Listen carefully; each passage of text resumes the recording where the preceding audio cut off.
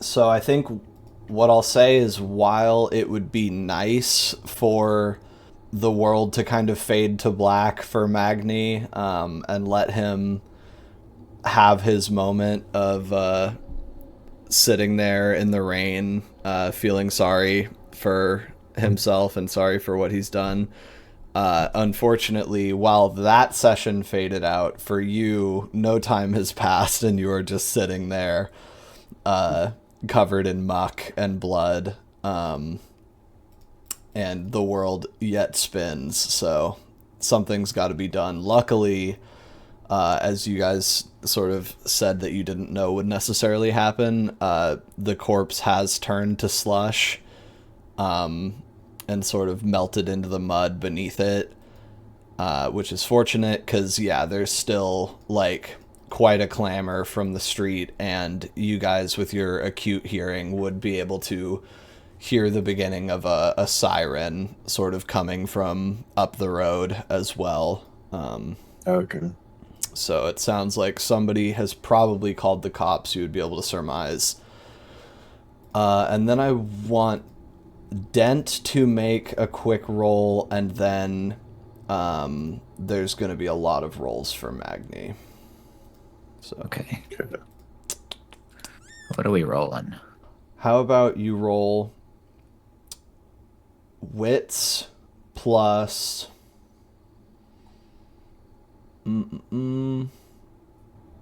composure. It's 5. Yeah, sounds good. I got 2 successes. Okay. You look up. Your eyes are sort of pulled upward by instinct, I would say. And you're not super sure exactly what compels you, but, you know, maybe your beast, it sort of directs you to look up in the alleyway, where I kind of keep saying alleyway to describe the back of this place, but really it's just that, like, 3 backlots, the backlots of 2 apartment buildings and this bar, are all kind of shoved up next to each other, so it's more like a just sort of little wasteland in between a couple of buildings that the fence has kind of like partially cordoned off some of for the bar. And so in this little back lot, you turn your eyes to one of the apartments and look up and see a dude sort of poking his head up through the curtains of his apartment and looking down at you guys.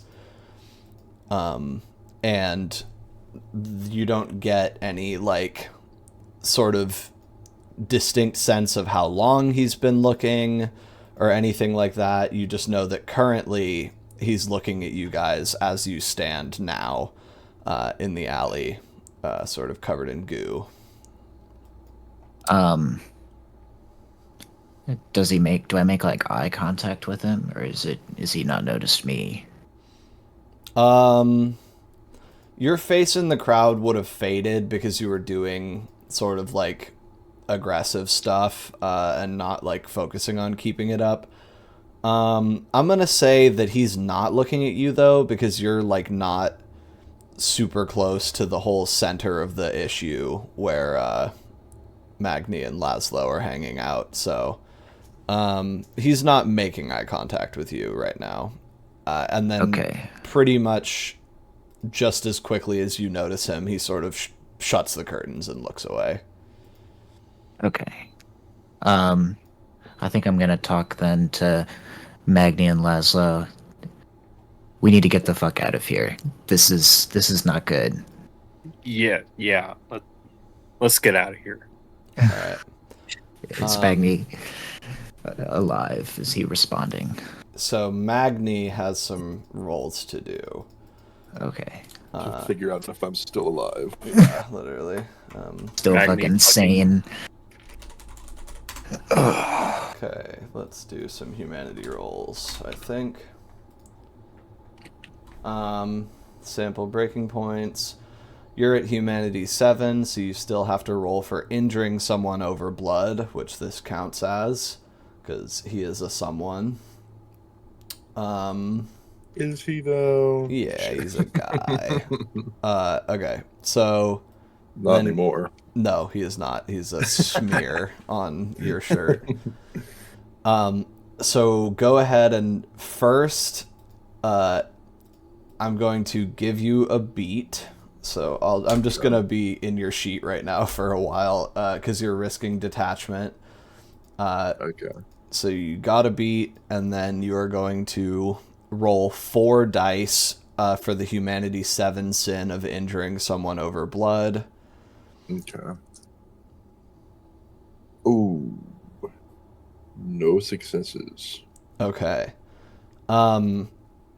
So for the second time, Dent sees someone's skin sort of go pallid and cold and a little bit gray, as your humanity breaks down to humanity 6.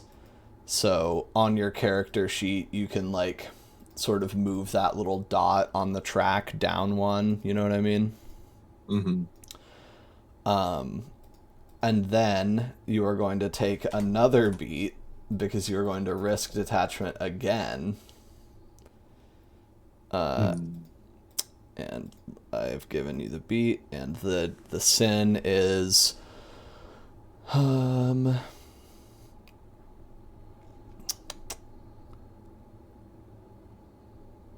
gonna call this impassioned killing. Humanity 3 sin.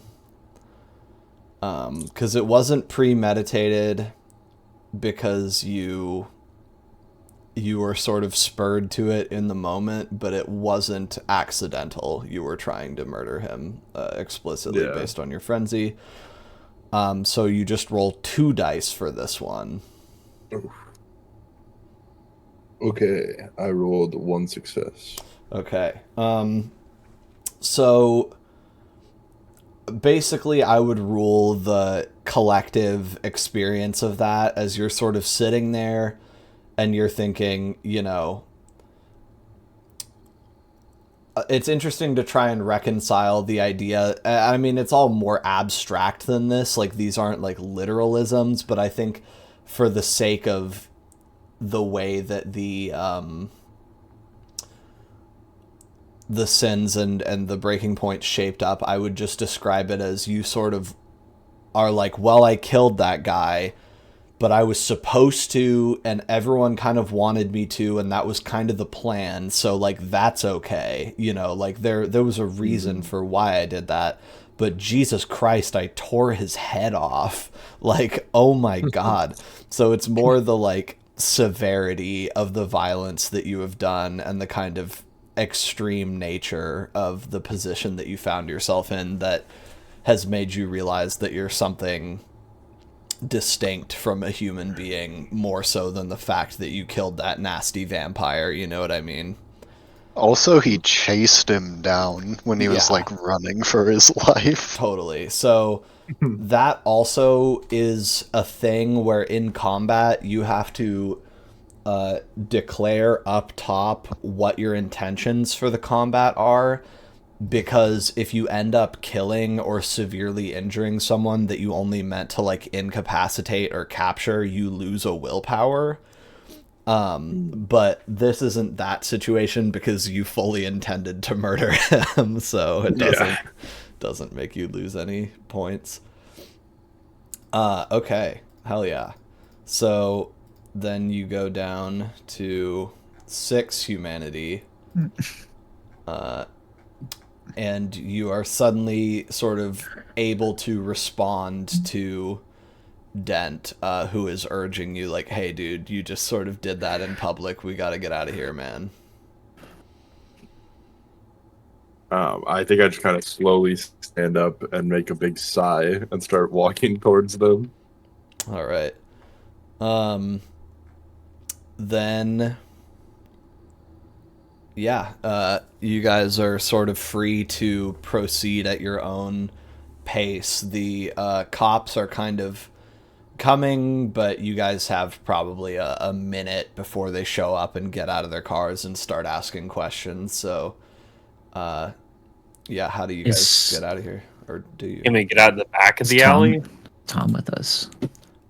You can sort of yell for Tom. He took the bartender and the other female bartender back to the front. Okay. I'm definitely going to try to refocus on facing the crowd as well. Okay. No witnesses are gonna be able to tag you. Hopefully you watch Magni lose a little humanity, and still clinging to your 7, you disassociate a little bit and let yourself fade out. And then Laszlo asked if you guys could get out through the back. Two things. One, you guys look at Laszlo as he sort of indicates like we could get out this way maybe, and you can see so this is last session. I had to sort of just I agreed to let you take a dramatic failure for falling into the thing, but then nothing really happened from Right. that, and it was kind of a in the moment I was like, shit, that was a terrible dramatic failure. I don't know, like that didn't do anything, that wasn't worth it or whatever, but I gave him the beat. And then I was thinking about it and I thought of a way that we could actually make that interesting. And so as a result of that dramatic failure, that bashing damage you took, I'm sort of flavoring as more important than the bashing damage is the fact that you got a bruise on your face. Sort of like from your nose to like your lower jaw, there's sort of a large bruise on the right side of your cheek from where Magni elbowed the ever-loving shit out of you. And that is not something that happens to vampires unless they're in the blush of life. They don't have like lividity like that. So you have a large sort of burgeoning red sort of impact mark and purplish bruise, which people are sort of looking at a little bit funny. Maybe Dent is sort of clocking that at the moment, like, oh, that's interesting that he's got that going on. And yeah, so that's something that's happening to you. And then I also want you to roll how about wits plus survival to find a way out the back? Nice game. Hell yeah. What's that pool, by the way? That's 4. Okay. You have points in survival? Yeah, 1 point. Oh, nice. Awesome. Oh, all failures. Oh, shit. Okay. You want to just keep that a normal failure? Yeah. It looks like you guys would have a really hard time squeezing out through the sort of back of this back lot, that you would probably have to get between two buildings where there's like a big pile of like trash cans and just bins and random crap. And you might make more commotion than if you just left out the front, is what I'll say. That you sort of are looking for a convenient exit without going too far afield, and you're not seeing it. It looks like this place is kind of fenced off for a reason. Okay. I think I'm definitely gonna try to run back out the hole through the fence. See if I can meet up. I think Jean-Baptiste is out there. Still in the backyard of the bar, you mean? Yeah. Yeah, he is. He comes out to see J-Bat, who I imagine still has some blush of lifetime left, and I'm just gonna sip some Everclear and see what that does Some for me. previously flaming Everclear. Yeah. It's a little warm. Yeah, it's luckily raining out, which is I was like, damn, they kind of would have dumped the liquor out on the ground and then it would have been on fire and shit. But the ground's wet and it's raining, so it would have actually gone away almost instantly. And so you swig some, and your blush of lifing, which means you can keep it down, but it is insanely horrible, I would say. because it's like humans don't even like drinking almost pure ethanol. And so you're like, there's like a little bit of a alcoholic burn to it where you're like, oh, it's like if you took everything horrible about wine and separated it from everything good about wine and then you put it inside a bottle, the bad part. So it's I'm not gonna make pleasant. a face at Dent like he did this to me. Why would you give me the worst alcohol possible? Yeah. So you have I'm not gonna your understand that. fucking medicinal bottle and you're scowling at Dent. And what are you guys Takes my cooking up? skull back as well. I'm just With gonna the like, juggle. You give him the Everclear.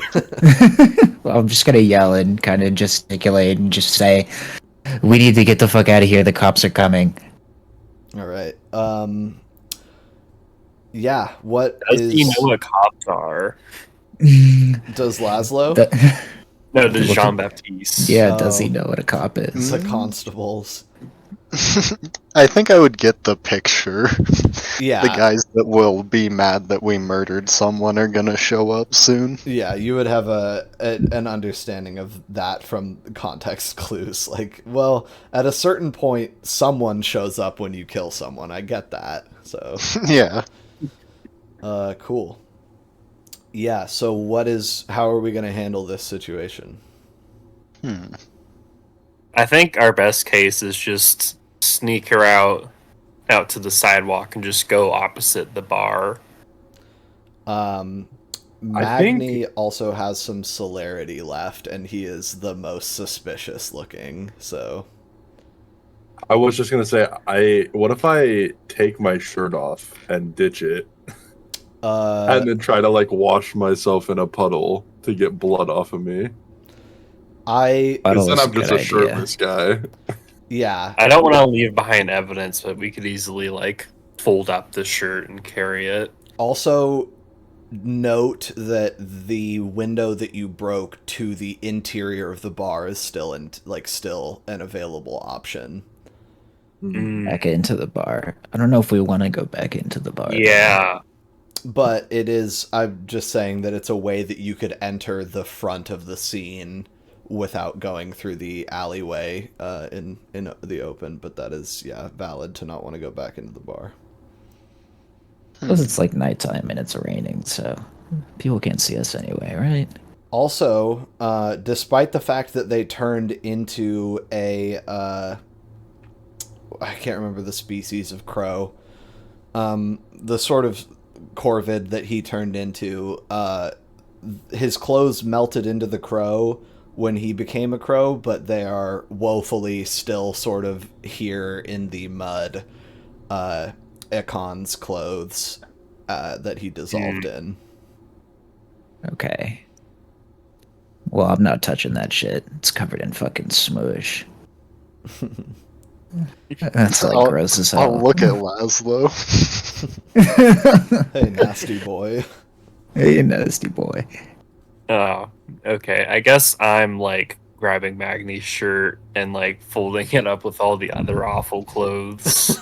Just bundling a pile of shitty clothes. Yeah, sounds good. Magni, sort of without mentioning it to anyone that he's going to do it, pops his kit off and is just in some soaking wet slacks. Luckily, it is raining, so you're able to kind of like scrub your face with a clean part of your shirt and the rainwater, because I'm going to say it's a pretty strong fall rain, actually not super drizzly at the moment. Okay. And so you're able to get it to a point using the clean bits of your clothing where you're not like streaked with blood down your face. Your hands are a little bit harder to clean, but you kind of just stick them in your pockets and swivel them around until they're more or less a little bit clean. And then, your clothes sort of go in a filthy bundle that Laszlo is carrying. And you guys are all just looking at Magni, who I think essentially is, since he's a deva, it's basically like my god, he is making the sort of shirtless, blood and rain streaked look work. Like, there's a essentially one of the core book things that it says about the Deva is that they kind of can't help but look hot, and that some Deva like will go to like thrift stores and buy just dog shit clothing and put it all on. And like mix and match things that don't work, and then it's like then they just kind of end up looking like Tyler Durden, like they're like a crazy cool person who like, you know, can't help but just look awesome. So you normally would look sort of really horrifying, and to a degree you probably do horrify the people around you, but you also are very physically impressive despite everything. And you guys sort of see all of his fucked up rippling abdominals, etc. But you still need to run away.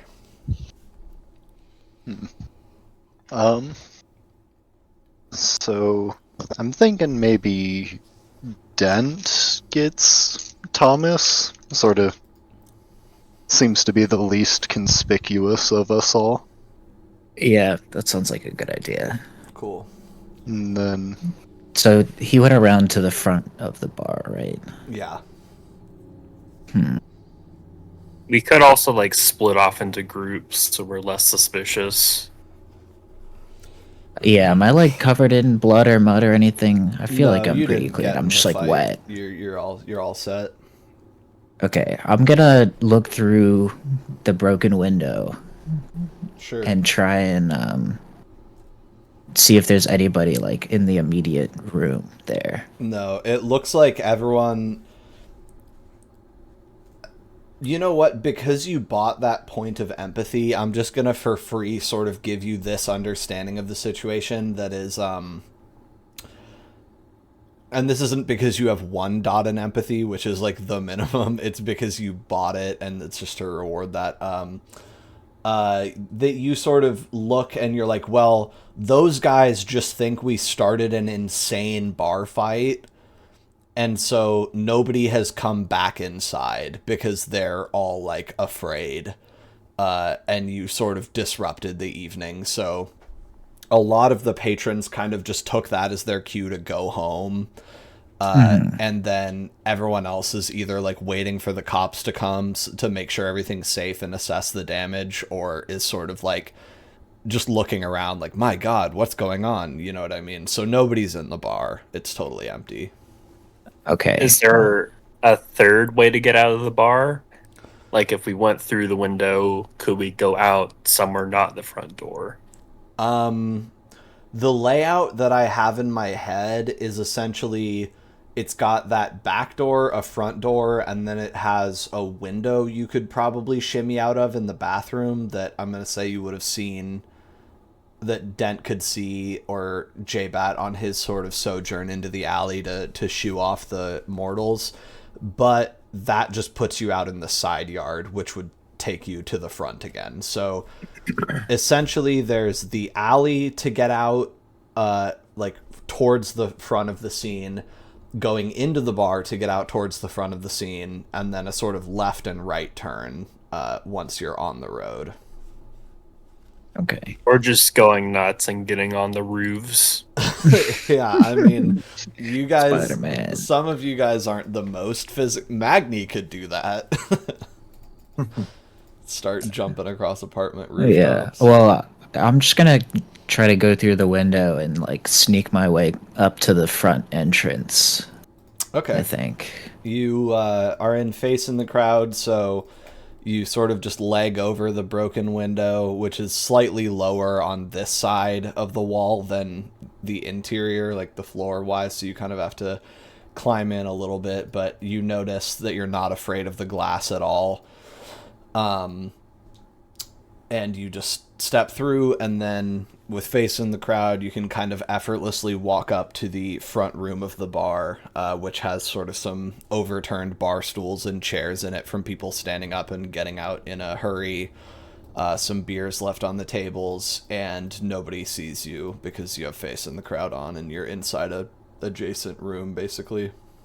Yeah. So is anybody in the main room? Like, is the owner back inside, or are they just out? Can I hear them like out in front of the entrance or something? I'll say that the owner he is leaving the front door as you enter that room. Like, he sort of looks like he went in and, like, poked his head in and surveyed, sort of as you were on your way out, like, after he got told to fuck off by Jean-Baptiste. Gotcha. Here, I'll be right back. Okay, sure. Be like 5 minutes. All right. We'll switch to another part of the scene. Magni, Jean-Baptiste, and Laszlo. All right, I'm thinking. Go ahead. Maybe we have Magni do the rooftop thing because he's the most suspicious. So he's just out of there. And then me and Jean-Baptiste go a different direction. Okay.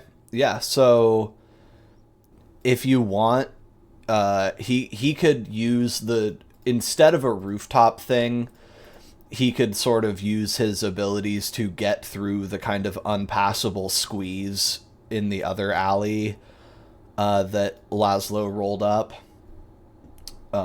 since he's, real strong and stuff. Other two of you, any ideas? Because if you want to just, like, confirm that course of action for him, you guys can just leave and leave him to fend for himself. Because that I'm is kind of trying to get back to the apartment. Yeah, that is the other thing, is that you guys are blood bonded, so you're, like, important to each other to a degree already, but there is a point where you're sort of like, hey, how about you figure this one out, dude? Big guy. So... Yeah, I think J-Bat's under the assumption that Magni just decided to do that way, so... Sure. He's kind of like, bro, you started this mess. I was gonna have a nice talk 'em up, go to their house sort of murder. Right, yeah. So given that you're sort of gonna get out of here, is there anything that you want to try and get from this bar people-wise? Because I'll say that the hunger is absolutely gnawing at you. It is pretty intense. You're sort of able to currently keep a lid on it out of necessity, but you're like, I should feed tonight, and I will need to feed tomorrow, like, as soon as possible. So you're getting hungry. Or, I mean, you're starving, but yeah, he would be keeping an eye out for anyone kind of in his wheelhouse, and I was thinking the other day that basically J-Bat's looking for the 1780s version of a rebound, so basically if they're drunk and a woman, he's probably interested. Yeah, so I would say that there was 3 women in the bar. There was so do you two want to just be going for the front entrance and letting Magni figure this shit out? Yeah, that sounds good. Yeah, I don't really care if anyone sees me, I'll just deny. Alright. You back, Dent? I am. Alright, cool. So these two are just going through the alley to the front. Laszlo's sort of tucking the bundle of clothes under his arm. The same with the skull. So you guys do need to get the fuck out. And do you guys want to just sort of start walking away from the source of the sirens, which would be sort of back towards your house? Did we get Tom yet? No, Tom's up front, so you guys are going to be, like, walking through his area. Because what I was going to say to J-Bat is once you reach the front of the scene, there was 3 women in the bar, the lady bartender, who is definitely probably in your vibe. I'll describe them all sort of later, depending on who you sort of end up talking to, if anyone. But on the younger side, standing near the proprietor of the bar of Mallory's, you would assume, looking kind of nervous, but like they're both sort of just resigned to the situation that has broken out now. One woman that is actively trying to get her like boyfriend out of there, like she's like, come on, we need to go, like this is ridiculous. Those two are both white ladies, and then there's a black woman that is hanging out with a black dude and a white dude sort of standing around to the side that are also ejected from the bar. I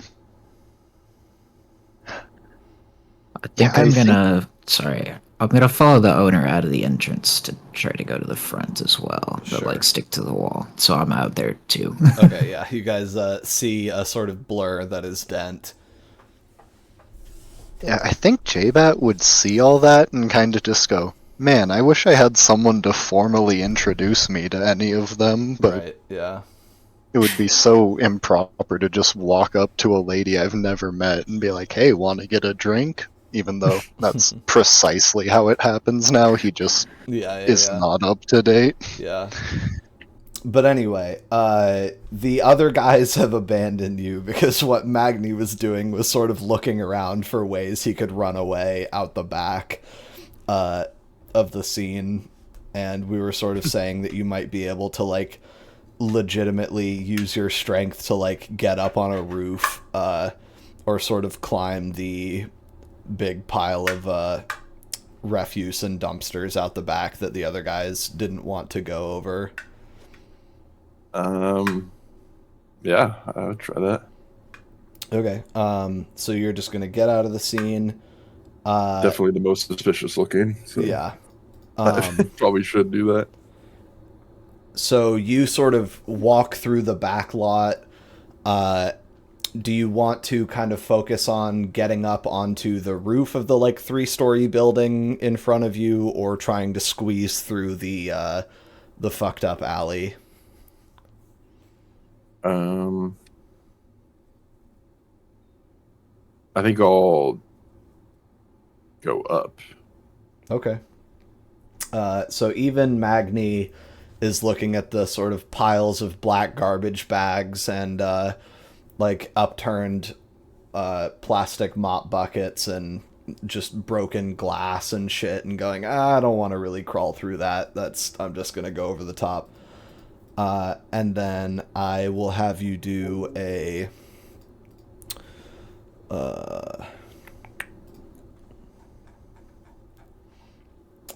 just strength and athletics. Actually, let's do, because are you climbing? Do you want to just sort of try and scale this wall? There's like a gutter you can try and hang on to, and like windowsills and shit if you want to scramble up. Yeah, we'll probably Okay. just do that. Then I think it's gonna actually Dex is gonna matter more because you're a big heavy guy, so this is more about like finding appropriate handholds. You're strong enough to climb this building. It's like, are you sort of lithe enough? So Dex plus athletics. Okay. I got 2 successes. Cool. So luckily the gutter is sturdier than it looks, and as you grip it with your enhanced senses, you can sort of feel water. I need to stop saying sort of. I need to stop it. I hate it. I say it all the time. That's sort of a tick you have. Yeah, it's fucked up. You can feel the water flowing through the gutter with your senses, and you go hand over hand and are able to reach out your arm and occasionally grab onto a windowsill or some flagstones that are that are definitively sticking out as a border on the edge of this apartment building. And you are able to hand over hand climb until you are on the roof of the apartment, which is flat and has a little oh hi mark stairwell pop up to the top. luckily, there's nobody up here. There's just one of those little spinny fan air intake things. You know, those round guys that spin. You guys know what I'm talking about? They're like little mushrooms made of metal. There's like two of those. And a skylight into an apartment. And other than that, you are up on top of the roof. And you're going to have to find a way to get down, which is easier done than said, because you can just kind of jump off of roofs and not get hurt very bad. Yeah, so what's... well, actually, now that you're sort of out of the scene, we can go for the other guys. Okay. So you were going to follow out the proprietor? Yeah. Oh, I see. All right, what's the plan there? Well, what am I gonna see when I like walk outside, I guess? I know there's like a small group of people out there, but like I don't know. Is anybody looking directly at me? You have face in the crowd on, so they like can't see you unless you try and interact with them or like are violent to someone. The thing about I'm just making sure. Yeah. The thing about the disciplines is that the first level is still insanely strong, as we've seen. And then the third level is insanely strong, and the fifth level is insanely strong. So, cool beans. You have functional invisibility off cooldown, essentially, but not literally. Yeah, as long as I don't do anything obvious. I'm gonna try to see Tom then, see if I can find him. Okay. He is hard at work talking to the guy he went into the bathroom with now. And they're sort of talking close to each other, kind of conspiratorially. And then as you're watching them, you see Tom mouth, wait. And then the other guy just takes the fuck off. And the sound of the sirens is telling you you've got like 30 seconds before there are cops on scene. Okay. Can I like use my like aura? Can I direct it at Tom?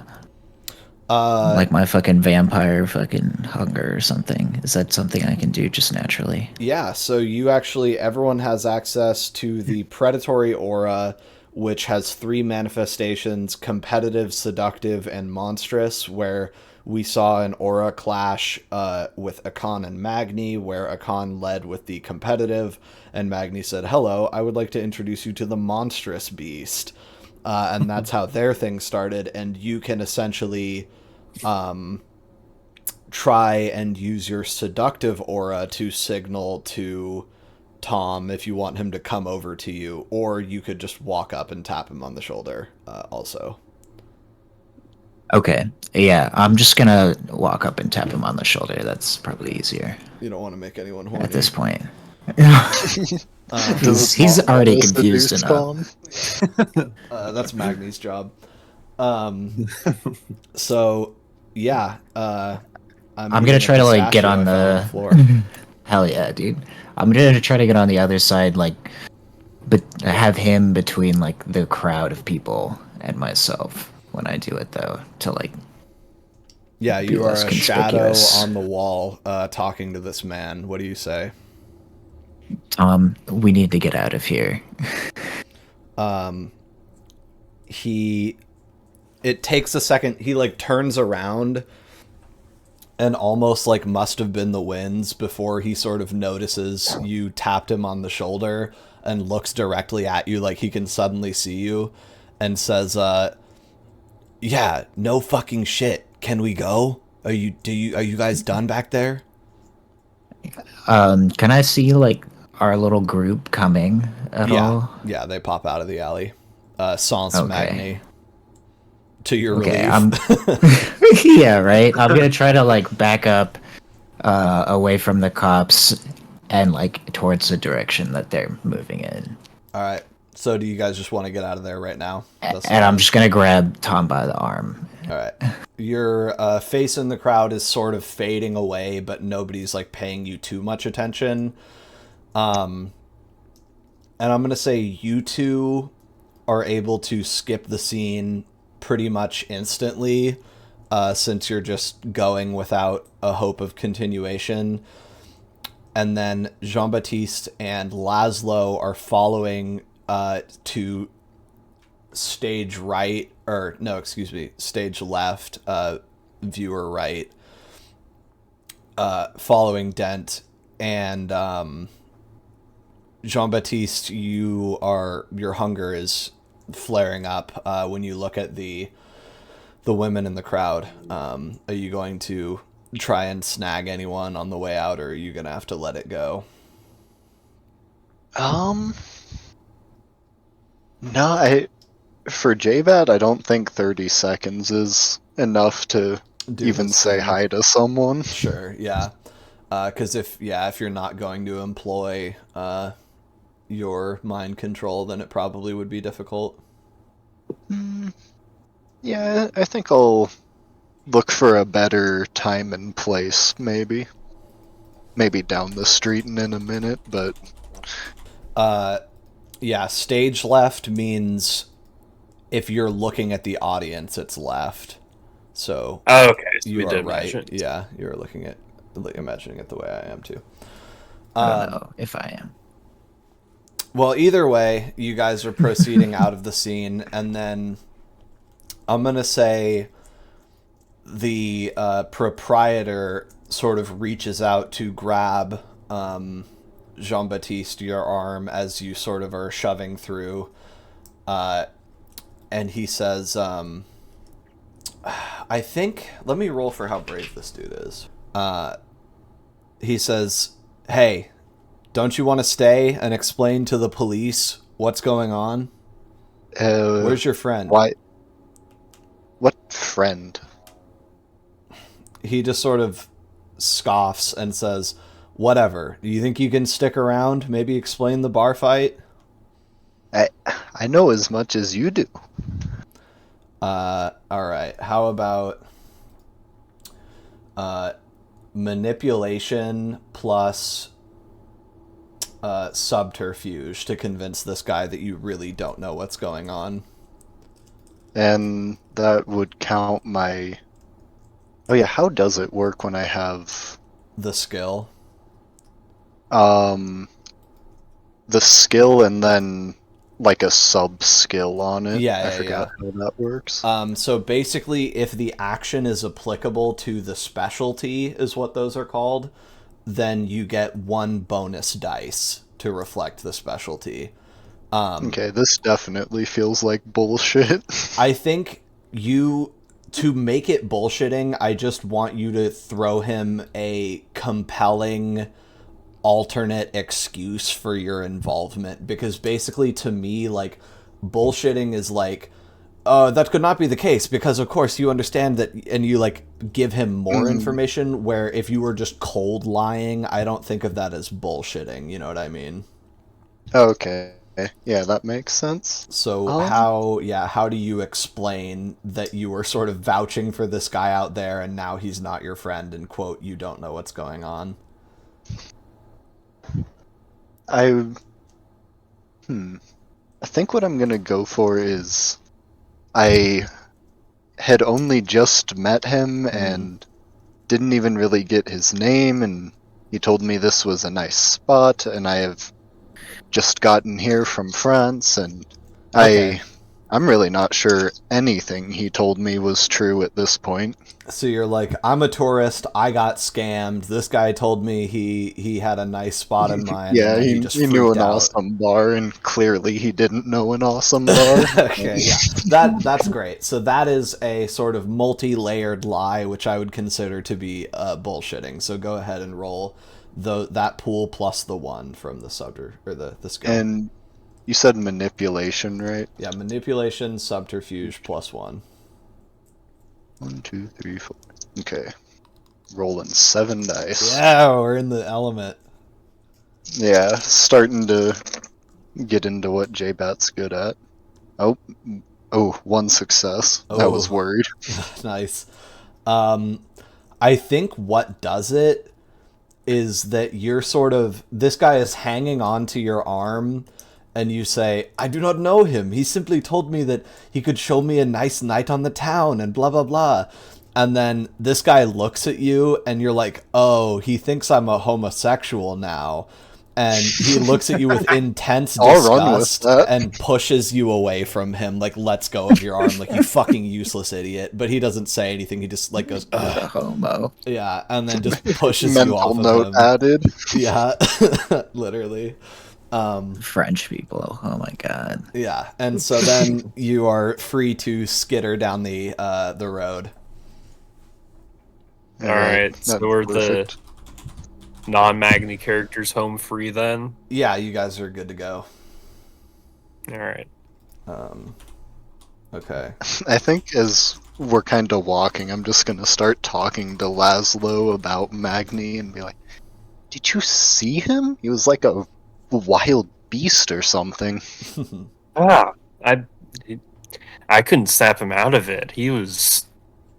And the feeding and the... I'm only just processing it now. Yeah. You look at Was Laszlo most J-Bat, concerning. and he's got a weird bruise spreading on his face. I think I'm gonna very nearly poke him on the face and go, now, what is this? What is what? This stuff on your face. I'll like find a glass. Does Laszlo know that to have a bruise as a vampire, you would need to have the blush of life active? No. Bro is Okay. clueless. So you see yourself in a window next to you guys, and you're like, oh, he hit me pretty good. I have a nasty bruise. But I'll say that Laszlo sort of just being like, well, ow, yikes, will make it so that the interaction kind of just is fizzled, and that's added to the backlog of weird Laszlo shit. Ouchies. Yeah, Laszlo's just, I don't know either. It's Yeah. like, oh my god, Yeah, I'm literally. surrounded by freaks. I think Laszlo's plan is to like eventually split off to act like he's going off feeding and find some nice electricity. Okay, and, like, so that he is wants to get to. he's holding on to that idea. Indeed. All right, then you guys are on your way, and Magni, you are on a rooftop, a rain-slick rooftop, and a wind sort of blows through. But luckily, you're not really feeling the cold. Your body is, one, sort of surging with undead adrenaline, and two, filled with fresh vitae. You have indulged your addiction. I need to actually look at that condition and see if you get anything from indulging it. Another humanity break. Yeah, literally. Yay. Addicted. Persistent condition. 301. Okay.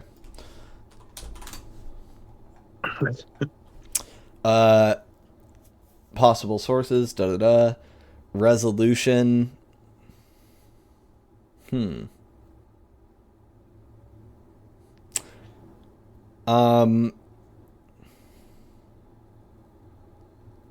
Okay.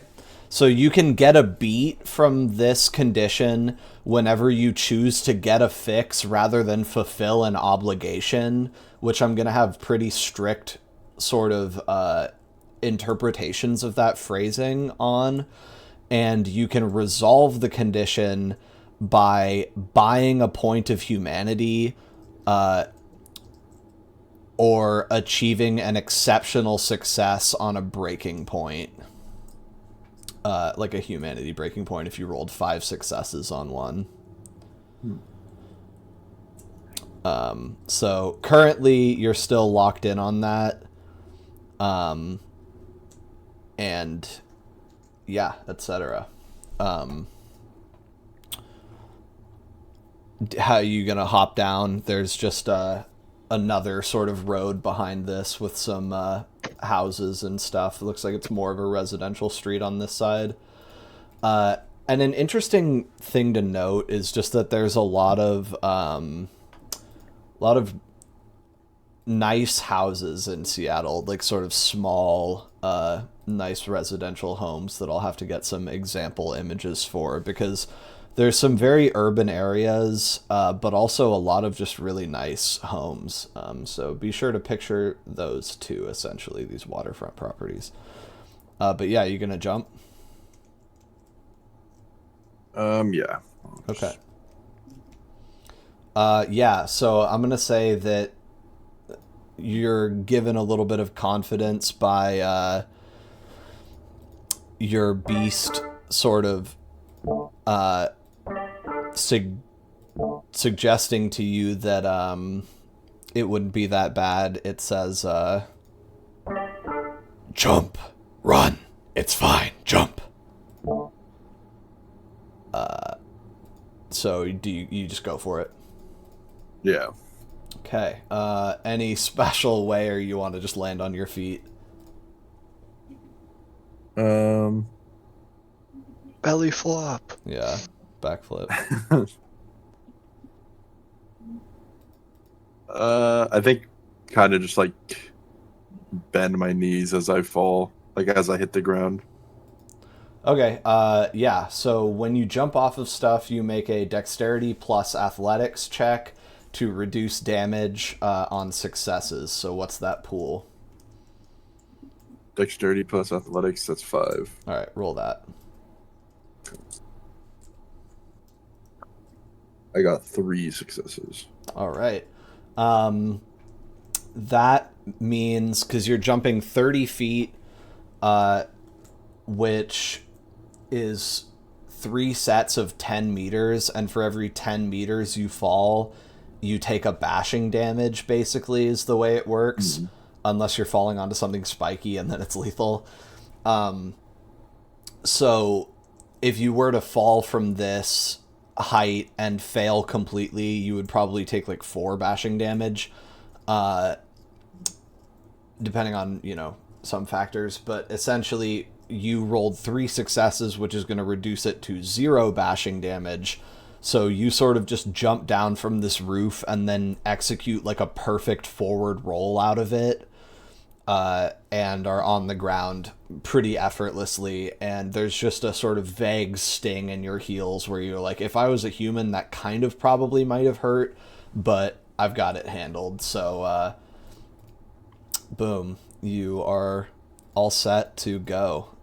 And you jumped off the roof. Congrats. Okay.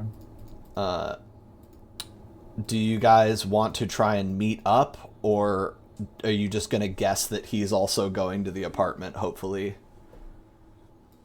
I think I would just guess that he's going to the apartment.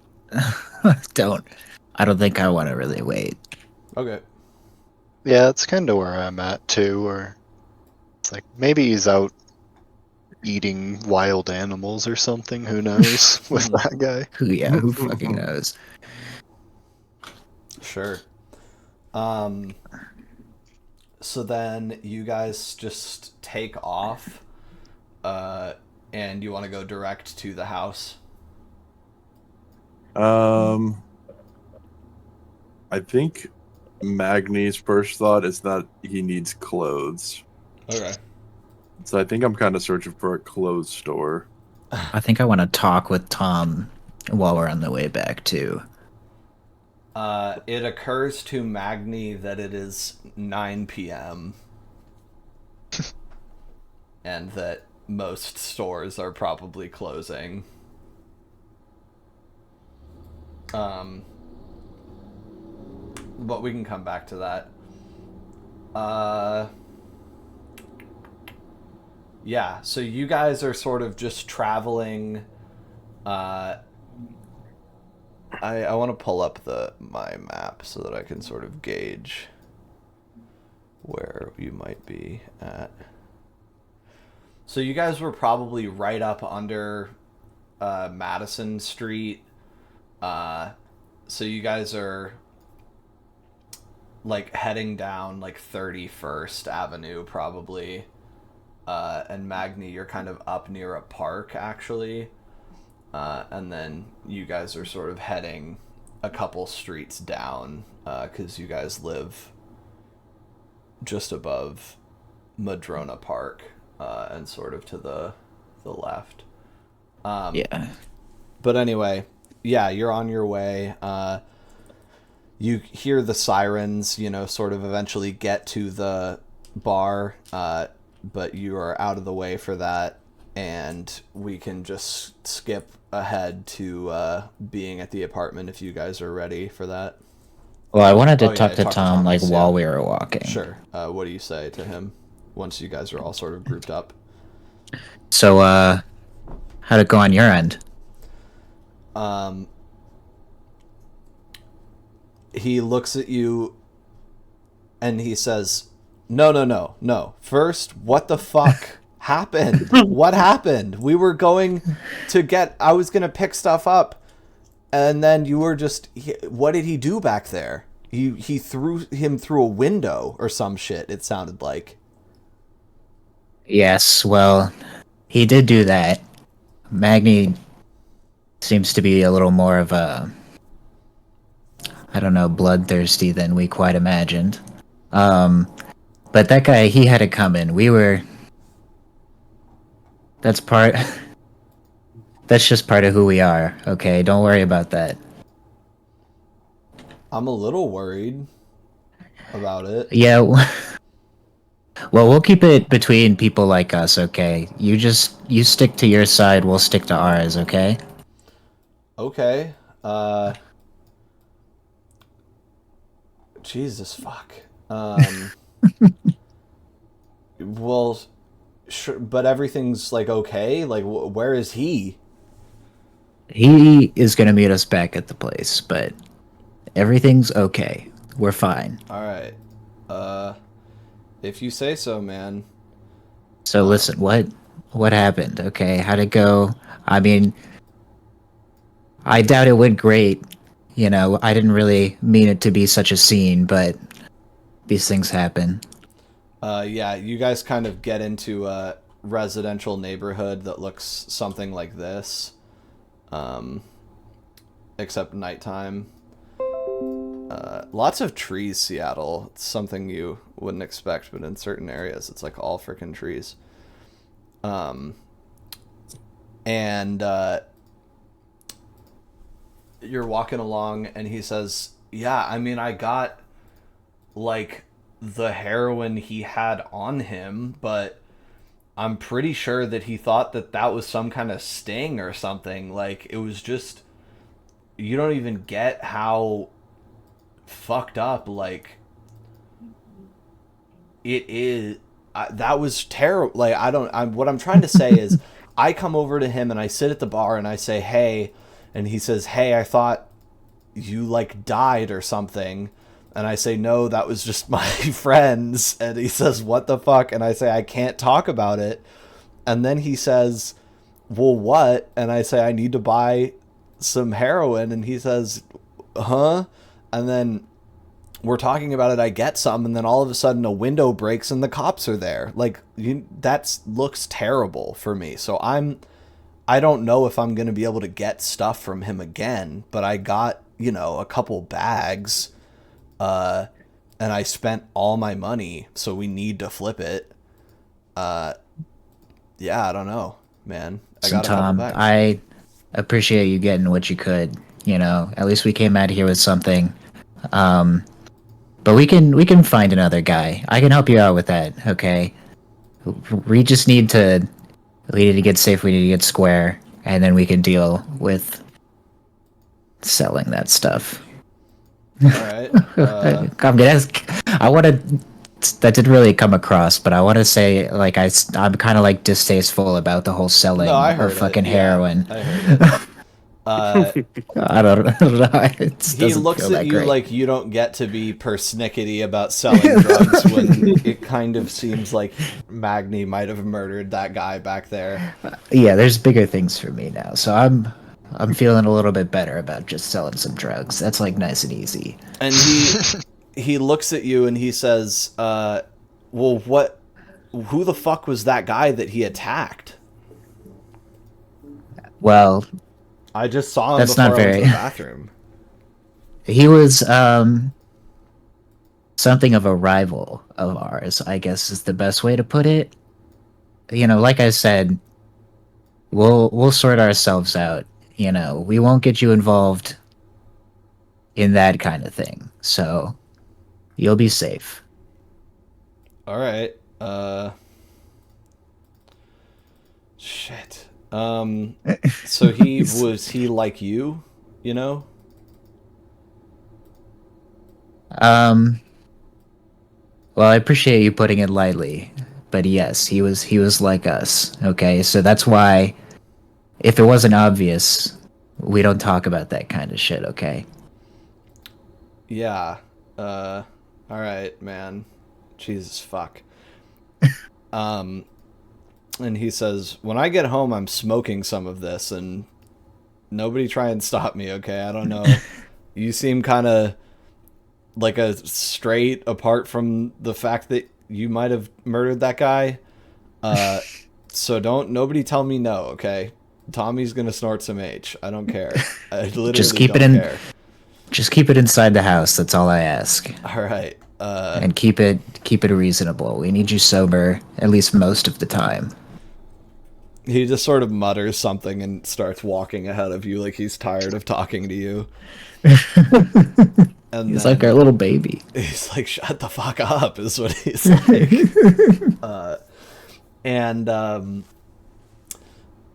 Magni, you're looking for clothes. You're sort of loping through the streets in your shoes, and you're not really seeing any clothing stores. For one, you sort of jumped into a residential neighborhood, and for two, it really seems like a lot of the places around you are shut down for the evening.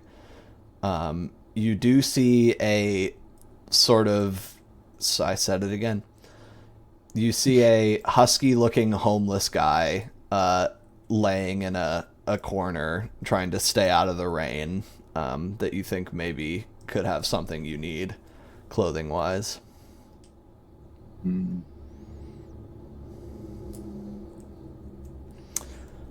Or if you really wanted to, you could roll something to maybe find a shop that's more relevant to you, but there's no guarantees it would be open. You might have to do some more crime. Yeah.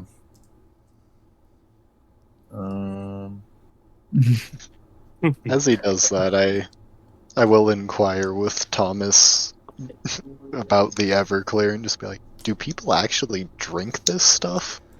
He says, what is that? And he like looks at the bottle and he says, I mean, not really. That's like for, I don't know, like you can like mix it into stuff, or I guess people like put like ingredients in it to soak to like get like infusions or something, and like teenagers like steal it and alcoholics put it in their coffee. So not really. What does this say? Teenagers. He looks at you like you're stupid, but sort of in a way that he's come to understand, where he's like, wow, this guy doesn't fucking know what anything is. And he says, ages 13 through 19. Huh. Like kids, I guess. I was one. But the kids I would was be one. younger, no? Well, I mean, you know, you're an adult when you're 18, but there's sort of a little bit of a between period where you might go out with your friends. Why don't you know this? I thought you were just from France. What are you talking about? We don't have such terms in France. Well, you know, kind of a recent category. When I was a little kid, wasn't really as much of a thing.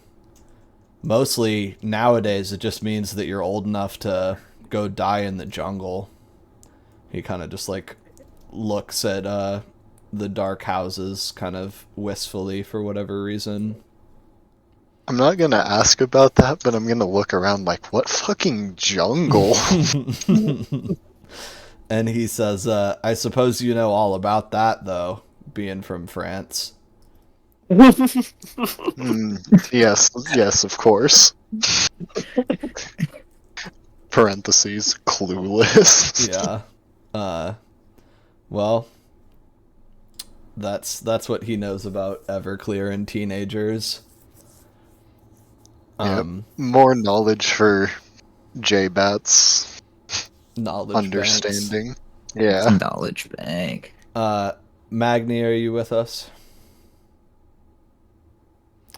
Nope. Okay. Then I'm He gonna fell off a roof and died. Yeah, no, he slipped. This is all a dying dream. He was never a vampire to begin with. He was just delusional and really strong. Yeah. You guys... Okay. Sorry, I'm back. Alright, cool. What is your plan? I'm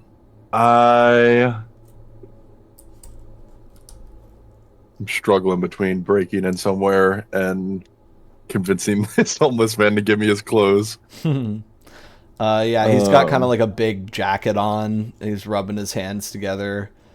He's also looking at you because now you're kind of like alerted on him. And he's like under an awning of like a cafe, trying to stay sort of, dry. Looks like he was headed to a side street and kind of got caught in the rain and is like staying put.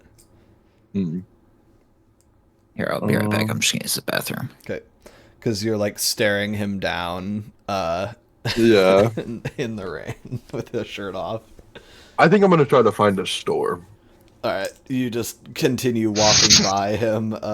Goodbye. Stops to stare at a homeless man for a minute. Yeah, that's very I'm going real. to nod my head a little bit. He Acknowledge him. He nods at you too, like, alright, crazy guy, please don't hurt me or do anything weird. I like the fact that I'm also shirtless. Yeah, exactly. And ripped as fuck. You're a giant, like, half-naked man running around. You're able to find a department store sort of cropped up at the edge of this neighborhood. You're getting dangerously close to Capitol Hill, which you wouldn't really know what that means, but just another larger, more sort of commercial boutique district. And I'm going to say you find a second-hand store. I need to see when Goodwill was established as a entity.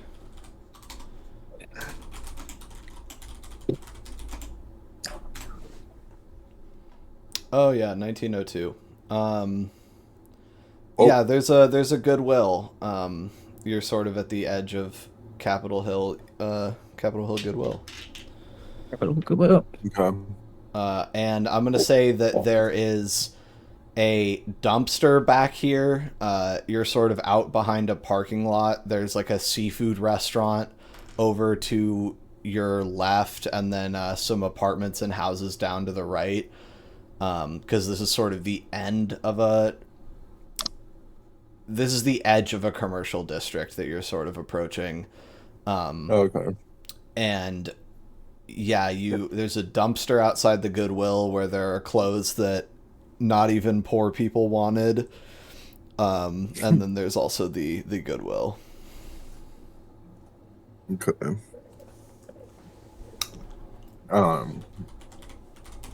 I think, and it's closed. It's looking like it's closed. Yeah, like definitely. Locked up. Okay. Yeah.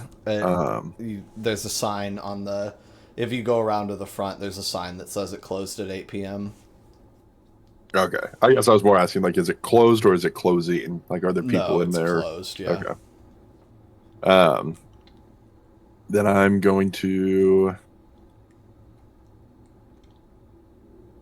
I think I'm just going to try to like kick the door open. Okay. It's a glass front door. It's double doors, so it looks like they're pull doors. Do you want to try and just pull it as hard as you can? Was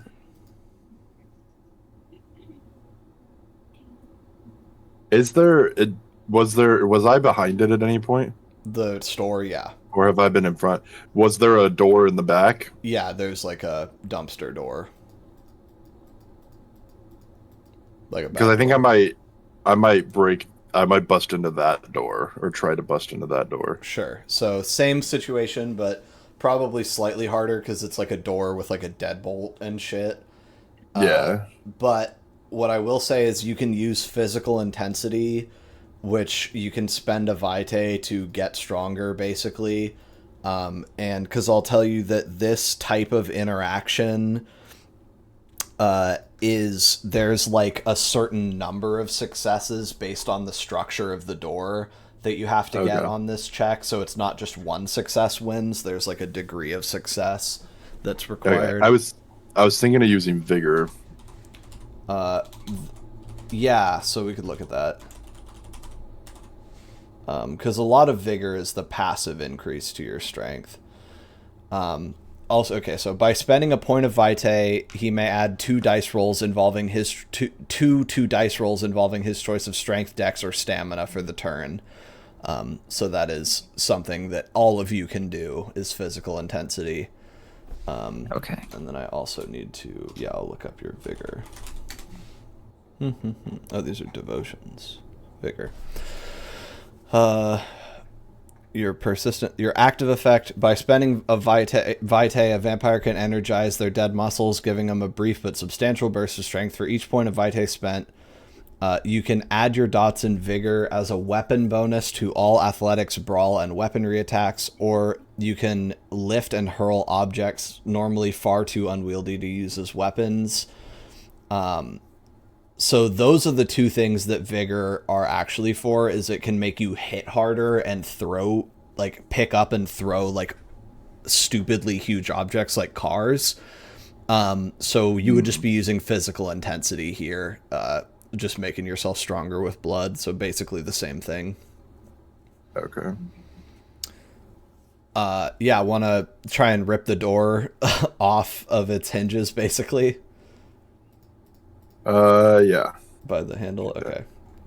Strength plus athletics, please.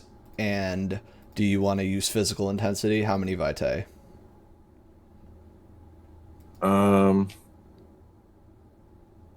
I'll just use one. All right, you go down to 5. You feel it soak into your undead muscles, and they get as tense and tight as steel rods. And then you grip the door handle and roll. What's the set? Am I rolling an extra dice, or is it just... It's 2 extra dice. It's strength plus athletics plus 2. Oh, okay. So then it's all 10 dice. I rolled 6 successes. All right, awesome. So the door had 3 structure, so you needed to roll at least 3 successes. And so what you do is first you sort of like tense your arm up, and then you reach for the door handle and you rip it completely off. And then inside you can see the sort of deadbolt going from the interior of the door to the, the catch or whatever. And then you just put your fingers in there and pull the deadbolt back, like force it to engage, breaking the pins with your fingers, and then just click and snap it off, and then there's nothing holding the door. So you just rip the fucking... you bent out and sort of twisted all of the little screws that were holding it in. And then, boom, snap the deadbolt and are able to swing the door open. Okay. And because you went in the back door, you can't hear any alarms going off, so that's good. Okay. Cool. back at the, or well, so okay. Do you think you're gonna have to head out at 4? Yeah. All right. Then we'll just continue with you here for a little bit. Okay. And I don't think it'll be too long, so I should be able to be back within Cool. like 10 or 15 minutes, hopefully. Then Magni will just sort of be raiding the fucking Goodwill for a little bit. That'll be fine. Okay. So while you're in here, you go back through. There's like a little hallway, and on the right there's a bathroom that says employees only, and then there's a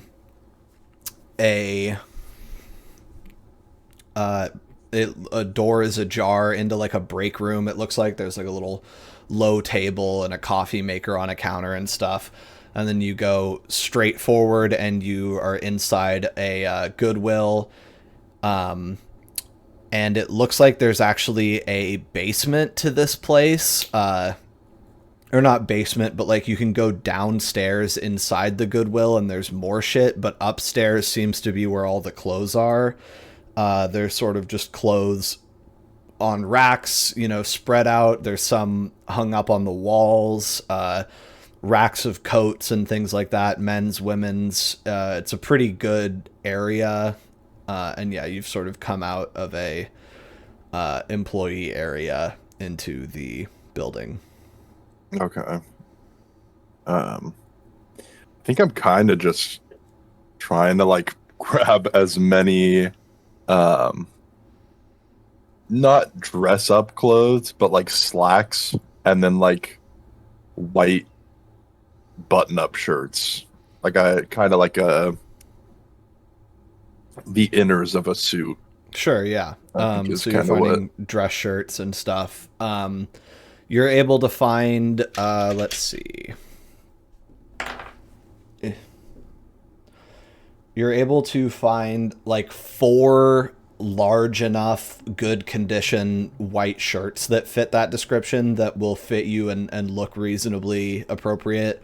And 5 pairs of slacks in roughly your size, and you sort of are looking at them and you're like, oh, these ones are going to be kind of baggy, these ones blah blah blah, but you know inherently that because you're Deva, you'll just be able to cinch them up and whatever you wear is going to look fashionable. It's funny that I brought up the core book says that Devas can dress like shit from a thrift store and still look awesome on the session where that happens.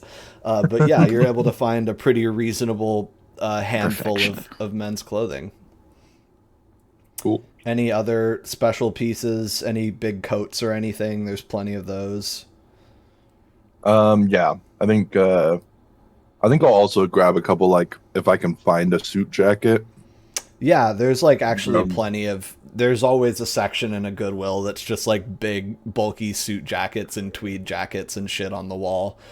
So I would say that you're not gonna look like you're wearing a tailored suit, but it's like with, as we've described, your aura, you're gonna look cool enough and impressive enough. So you're able to find another like 2 or 3 sort of heavy formal wear jackets to take with you.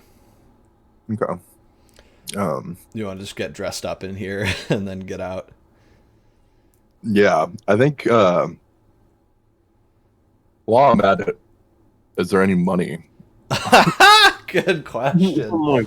Do you want to go over to the till? Bro, you're gonna set up the alarm. There's 2 cash registers. Would I know how to open them without? They appear to be locked with them? A key. Okay. So you could look around for a key, but other than that, it's going to be mostly ripping them apart. I'll look around for a key. All right. For the sake of time, I'll say that you sort of are like, oh, probably the break room. And then there's a locked cabinet in the break room that you sort of find. Do you want to try and rip that off its hinges? Yeah. All right. I will give you the physical intensity from the previous roll as well. So 10 dice again. Okay. You're just sort of carrying a huge pile of clothing on your shoulder. While ripping stuff Yeah, open. let me pull this shit open too. Okay, I got 4 successes that time. Okay. Yeah, you sort of just it's almost like to someone else it would look like the cabinet is just a little sticky because you sort of just grab it, get a feel for the sort of locked nature of it, and then just pull it and snap off the metal inside of the cabinet. And you kind of like break one of the hinges a little bit pulling on it that hard, but it swings open, and there is some like pay stubs and statements of people's, taxes and stuff, like a bunch of paperwork. And then in the back of the cabinet there's a little key ring as well. Okay. And normally I probably would have had you roll for like looking around here and stuff, but it's like it would be pretty obvious, I feel, if you were and Yeah. you didn't set off any alarms, so you have all the time you need to kind of just look around and find stuff. Yeah, and so you have a key ring. There's about 4 keys on it. I think I'll just go try the keys. Sweet. It is pretty easy to eventually find on your third key the one that opens up the registers. And yeah, there's some money in the tills. I will roll for it. Do you want to just clean them out, everything that's in the front of the tills? Yeah. All right. There is a total. It's mostly small bills. There's like couple of 20s sort of in one of the tills, but it seems like that they must take out the big bills because you were able to find $72, which is pretty good. So you just dig through, find $72, and I will add that to your 25 cash that you already have for $97. $72 and a bunch of clothes. Yeah, hell yeah. To add to our pile of clothes we already have. Yeah. Now that is a heist. Yeah. I'm gonna look up 1960s inflation calculator. Mission passed, respect plus. Ding ding ding ding dong. Wow. Okay, so you have looted the equivalent of $687 from this place. That does make it sound a lot better. Yeah, totally. Yeah. Because it's petty thief. Once you, if there is an amount of money in this game that you think sounds like a good amount of money, then you know it's a lot back then, where you're like, yeah, I'd like $70. I could do something with that, like not a lot, but like I could go out on the town, have a nice night. It's like, yeah, that's like half a month's rent or whatever, depending. So yeah, you've cleaned this place out. Magni's just sort of helping himself to the till. Yeah. This is a good way to make yourself feel better after murder. Larceny. Yeah. Wash it down. A lot of crimes tonight, okay. You know what? I think Magni's thought was like, I'm grabbing as much clothing as I can, and I will never have to rob any place again. Right. He's just, this is trying to last him Plus, a long time. I would say you notice that there is no stirring from your beast when you're stealing. So basically, like, stealing is a human ill. You know what I mean? Like, this is a social crime, and so it doesn't ping your humanity at all, because it's like, this doesn't get you closer to the beast, because the beast doesn't care about money. So Magni's just like, oh, I kind of feel a little bit bad maybe for breaking the social contract, but it doesn't do nothing. Like, this is fine. So you do this. Yep. And I think on my way out, I'm gonna leave now, but on my way out, I'm gonna look for any like athletic shoes. Okay, I'll do a luck roll. Yeah, like some Nike shoes or something like that. Yeah, so you find a pretty nice pair of Adidas running shoes, actually. Um, they didn't actually have a ton of like athletic shoes back then. Like you were just sort of getting to the start of it, but Adidas has been around since the Nazis. So yeah, they got some running shoes for you, and you're able to find. I'm actually gonna say that it's the fact that they are like size 13s that makes them stay at Goodwill. You know what I mean? Yeah. That's like where I always find my shoes in real life. Or Ross. But That's funny. Ross I and Goodwill. never considered that. So Oh yeah, I cannot get shoes at a normal store. I have to get them online or at a Goodwill or Ross. Some big fella has left these shoes for you, and they have stayed waiting for their master until just now. So you're like, oh fuck yeah. Do you want to change out of them, or are you just gonna sort of carry your booty all on your shoulders? I'm gonna tie the laces of the shoes together and toss them over the clothes on the shoulder. Cool. All right. Do you take any plastic bags to carry, or are you just going out in the rain? I'll take one bag and kind of try to shove everything into one. Yeah, you're able to Or mostly make that work. It's sort of like piling out, but... Do they have any... They had garbage bags in the back. Could I find like a big garbage bag? Totally. I'll just do that. It's also worth noting that everything on planet Earth, but especially in a Goodwill, smells like cigarettes. In 1967, nice. So you get your big bag of sick clothes, and you leave looking like the Grinch, with a big bag of shit over your shoulder. Nice. And yeah, you are on your way. Yeah, now I'm gonna head to the apartment. Cool. He just had to go for a walk to clear his head. Yeah, I needed to commit some more crime, and then I felt a little better. Cool. So now you guys are getting some money together. It's working out. Okay, I gotta go now, but all right, cool. I'll hopefully be back soon. Perfect timing. Nice. See you then. All right, other guys. Magni is AWOL. You guys are having an exasperating conversation with your friend Tom, and you are back at your apartment building. Lights still on. It's getting towards 10 p.m. now, a little bit earlier. What's the plan? Just headed up? Damn. Yeah. So we're... I don't know, actually. We're all back. Well, I'm hungry, personally. Yeah. Mm-hmm. Are you going to give us a talking to or not yet? Kind of want to give Magni a talking to as well. Okay. Very disappointed in everyone. I haven't fed weirdly in front of you. You're weird enough.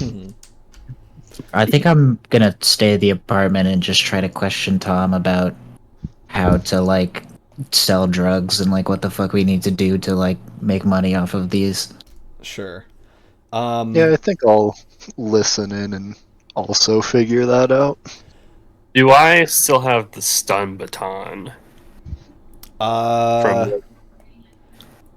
gonna say no, because you would have been carrying it like everywhere. Okay, that's fair. Like you would have had to. I think maybe Beatrice was like, "No, leave that." So, yeah, you guys get to the apartment and sort of get out of the rain, go back up inside, and then Laszlo's looking around nervously for sources of electricity. Dent, this guy has a bruise on his face. You haven't gotten a bruise in almost, 2 weeks and a couple of days. Do you want to call bullshit on this guy or wait till everyone's here? That's a good question. Tom goes I think to the bathroom. Yeah, I think I'm just gonna like come up to Laszlo and be like, "Hey, can I talk to you?" Right. What about? Well, like alone, like can we? Okay. And I'm gonna just like motion to the room where Magni and I are staying. Jean-Baptiste, I'll you're go being to this room excluded. then. I'll go politely throw up the Everclear. Yeah, I was gonna say it's about time. You go to the second bathroom, which is more like a closet, and then sort of feel a very familiar sensation of your blood running cold as the blush sort of runs its course, and then reverse peristalsis as you disgorge a large gout of non-vitinated blood, carrying a lot of grain alcohol with it, and sort of stain the edges of the sink and wash it down with the miraculous running water. Yeah, note to self, don't drink that crap again. Yeah. Find something from France. Okay. Time for the talk. Yeah. The talk. Dent So- and Laszlo. Yeah. So listen, Laszlo. I've got a lot of questions. I think over the past day, I think I've noticed some things about you, and it's really just not adding up. Like, I don't think you're one of us, and I want to know why that is. Can I trust you not to just kill me? Listen, we've got a bond, okay? I don't know how this is all working, but I know that I feel a connection to you.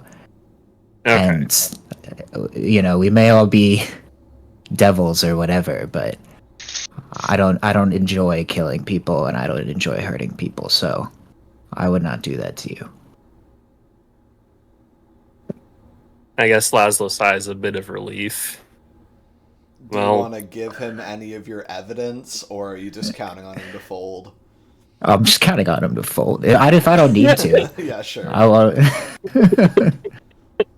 And then here's what I'll say is before Laszlo admits it, one, you can feel an incredible pressure to tell him everything because of your torment, which is honesty. Right. And then based on that, if you tell everyone, like if you admit it to everyone, you'll gain back all of your willpower and take a beat from your torment. But if you I think I'm just tell it to worried. him, you don't get anything. I'm most worried about Jean-Baptiste, because he's an established vampire. True. Do you think that Laszlo is then gonna just keep it a secret, or do you want to run that and get your will back and stuff? I want to give Dent some information and see how it goes. Okay, sure, cool. Okay, I'm not a vampire. You're right. I'm also not a human. Oh my god. I'm not a werewolf. Okay. The third thing. The third thing. Well, that certainly rules out everything I've ever even heard of. So I am a fucked up fourth yeah, thing. what the hell? What are you then? I'm not even sure what So Yeah. is it really true that you don't have any memories before what, like 2 weeks ago? 1 week ago, because I was born a week ago. You were born only a week ago, and you're like a fully grown thing. Not a fully a grown vampire person. made me in a lab.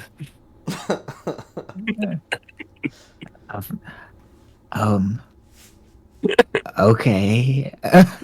Like, what do you mean by made you? Like, grew you? Like in a test tube? I think killed a few people and stitched their bodies together. That works? What? I think I was like in a mirror, and then like my mind went into the body. Okay, wait, just listen, Laszlo. This is a lot more than I thought it was going to be. Laszlo, for reconciling with specifically the fact that you're made of murder victims, you're going to lose a willpower and get a beat for basically having to, which I'll cover for you, brings you to 2 beats, 2 XP, and 3 willpower, because you're basically like I'm made of fucking killed people, not dead people, killed people. But that does sort of, internalizing that is bad for your mental health, but ultimately pushes you forward, so. Yeah, I think seeing Magni do what he did and knowing that his creator is a vampire, I don't think he can escape that conclusion. Yeah, so that'll, now you're settled up with that reality. Okay. Go ahead, sorry. That was all I needed to interrupt with.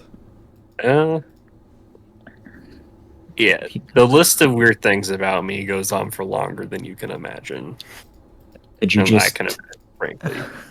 could you just start at the beginning, maybe? Oh, I did say the beginning that was in a mirror. I did start there. Well, then please, can you continue after the the birthing part? Oh yeah, he lifts up his shirt. Oh, Jesus got Christ. Yeah. Jesus fucking Christ.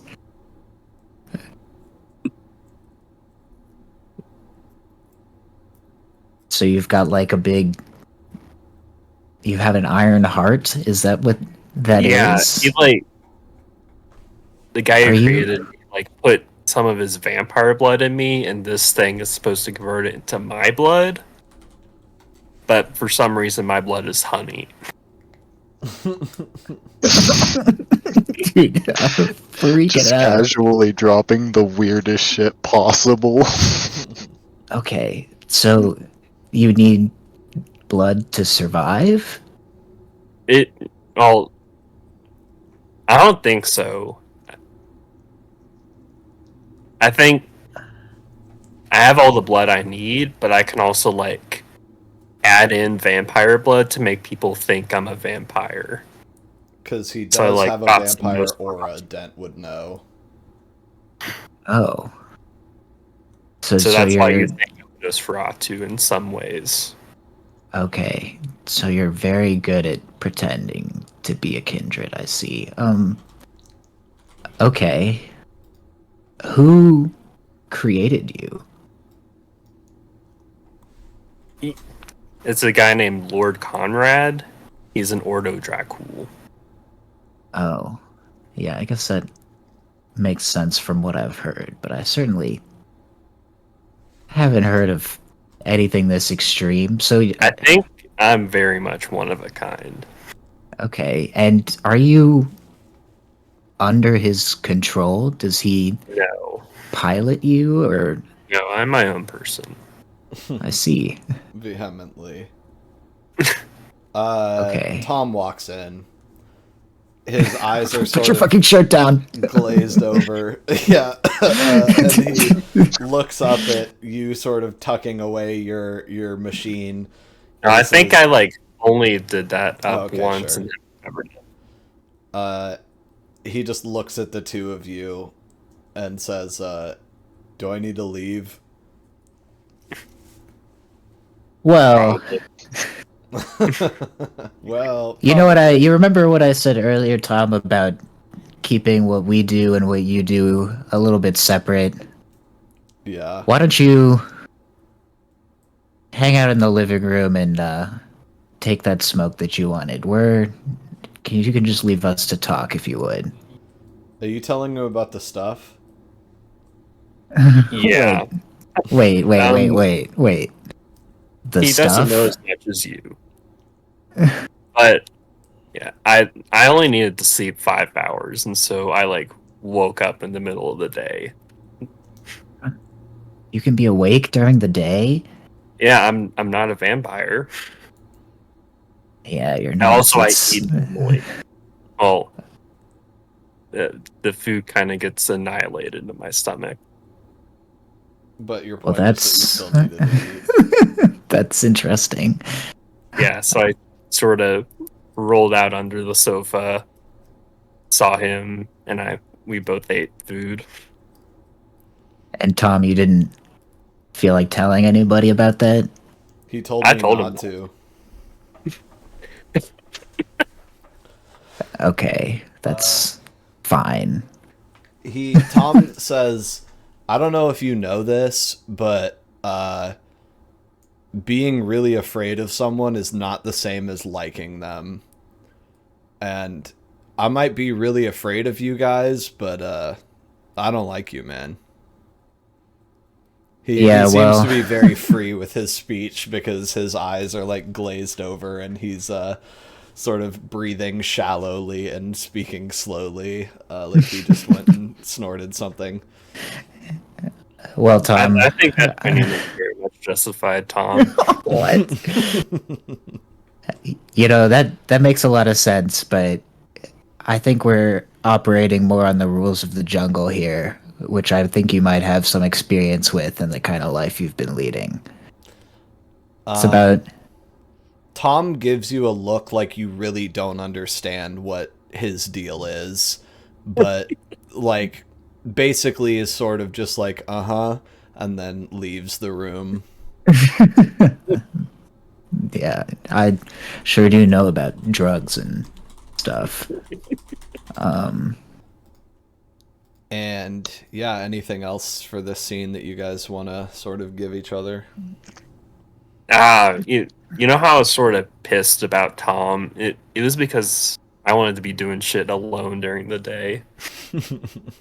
Yeah, I can imagine.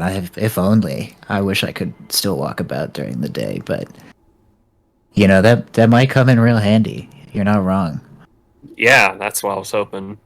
Well, listen. What do you want to... I want to keep this between us. I don't see why everybody has to know. I mean, they might have different reactions, I suppose. I would be worried about Jean-Baptiste in particular, and Yeah. Magni. I don't really even want to talk about that guy. Your honesty you give me a torment tears at you. Go ahead. Can you give me like a paperclip or something? I need to stick it in an electrical socket. A paperclip. A fork just would any, probably work better. Would a fork Listen. fit though? Just- Yeah, you get a tine in a thingy. Go grab one from the kitchen, and you can do it in here. Just try not I'll go to do that. make a lot of noise. I don't know how it works. You know what I did one time in real life by accident is basically a metal spatula fell out of our like spatula holder thing, and it landed with the blade of the spatula in between the surface of the toaster's plug and the electrical outlet's like heading. And so the blade of the spatula was touching the tines of the plug as they were plugged in, and it was conducting current through the spatula and melted the edge of it and fried the fucking toaster and like put black soot on the wall and like could have started a fire. Luckily, How I was insanely like, what the fuck? dangerous. Yeah, and I was like, it was like while It's like I was, Final Destination. yeah, I was like using the toaster and like knocked it in. I was like, fuck, and then like pulled the plug out. So it was bad. I heard in like other countries they coat the tops, like ends of the tines in rubber, so that can't happen. That's funny. Yeah. Americans But don't in care America, about we that. can't have that. You got America, we just take the electricity. Yeah, more Prometheans over here. All right, yeah. So you're gonna go get a fork. When you go out into the living room, Jean-Baptiste, you've just been sitting on the couch, maybe. Yeah, probably Next to him, sort of smoking looking meth. at Michelle Moreau. Yeah, there's also some magazines, I'll say, in the apartment if you want to peruse those, get an idea of the culture. You could talk to Tom, too. Yeah, I think I'll kind of be doing all of the above. Cool. Probably ask Tom if he happens to know any ladies of a much higher class than himself. He looks up from the magazine he's reading with glazed over eyes and flings it at you and says, yeah, take your pick, man. And do you grab at what he's reading? I'll be very offended for a second and then see what he's even talking about. The sheafs of paper that he's given you, reminiscent of sort of the propaganda leaflets that were going around, but sort of a lot bigger than just like a 4-page like fold over pamphlet. Many pages, but sort of still that floppy paper, but like glossy and much larger. And it seems to have, I don't know that you've ever seen a photograph. Oh, it's like the thing that that Spencer took of you guys. But they're really big in that leaflet book format, and they're all of naked women. And this Awesome. magazine is sort of wall-to-wall, mostly boobs and buttocks. And there's a word on the front, compound word, Playboy. I'm gonna just sort of flip through all the pages and make sure that I'm seeing what I think I'm seeing. Is this all? Yes. No, actually, so especially in this era, there is a mixture of these naked models, interviews with actors, advertisements for cars, advertisements for cologne, advertisements for cigarettes, for coffee brands. There's an interview with a what seems to be a director of something. You don't know what that word really means, but they seem to be fawning over him in the description. So lots of advertisements and lots of interviews with the rich and famous, and lots of naked pictures and pictures of women with very little clothes on, but technically aren't naked. I'm gonna almost like accusatorily, like a parent or something, be like, where did you get this? And he says, the drugstore, the gas station. They sell them. What, just to have? We'll kind of keep inspecting the magazine. He says, well, you gotta be 18 or look like it, you know.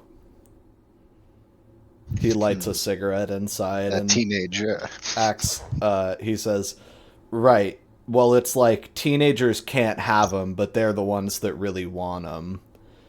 And he offers you a cigarette. I'll just kind of wave my hand at him. He shrugs and starts smoking it and says, well, yeah, it's for self-gratification, mostly.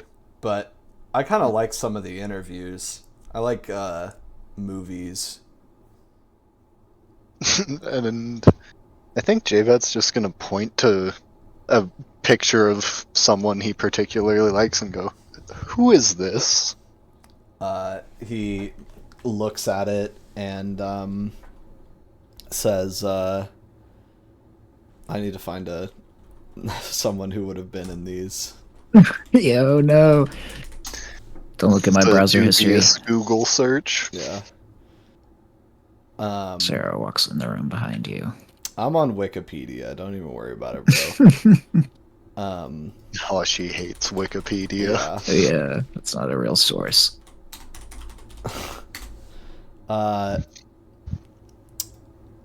This person is kind of French looking. He says, looks like her name is Kim Farber. And I'm just going to say this woman with like short hair. I'll send just a picture of her sort of face. Thank you. Yeah. Doing the Lord's work for us. Yeah. This is what you're looking at. Sort Okay. of tasteful photograph. And he says, I was joking earlier. I don't know these women. Well, that's disappointing. He says, yeah, you're telling me, brother.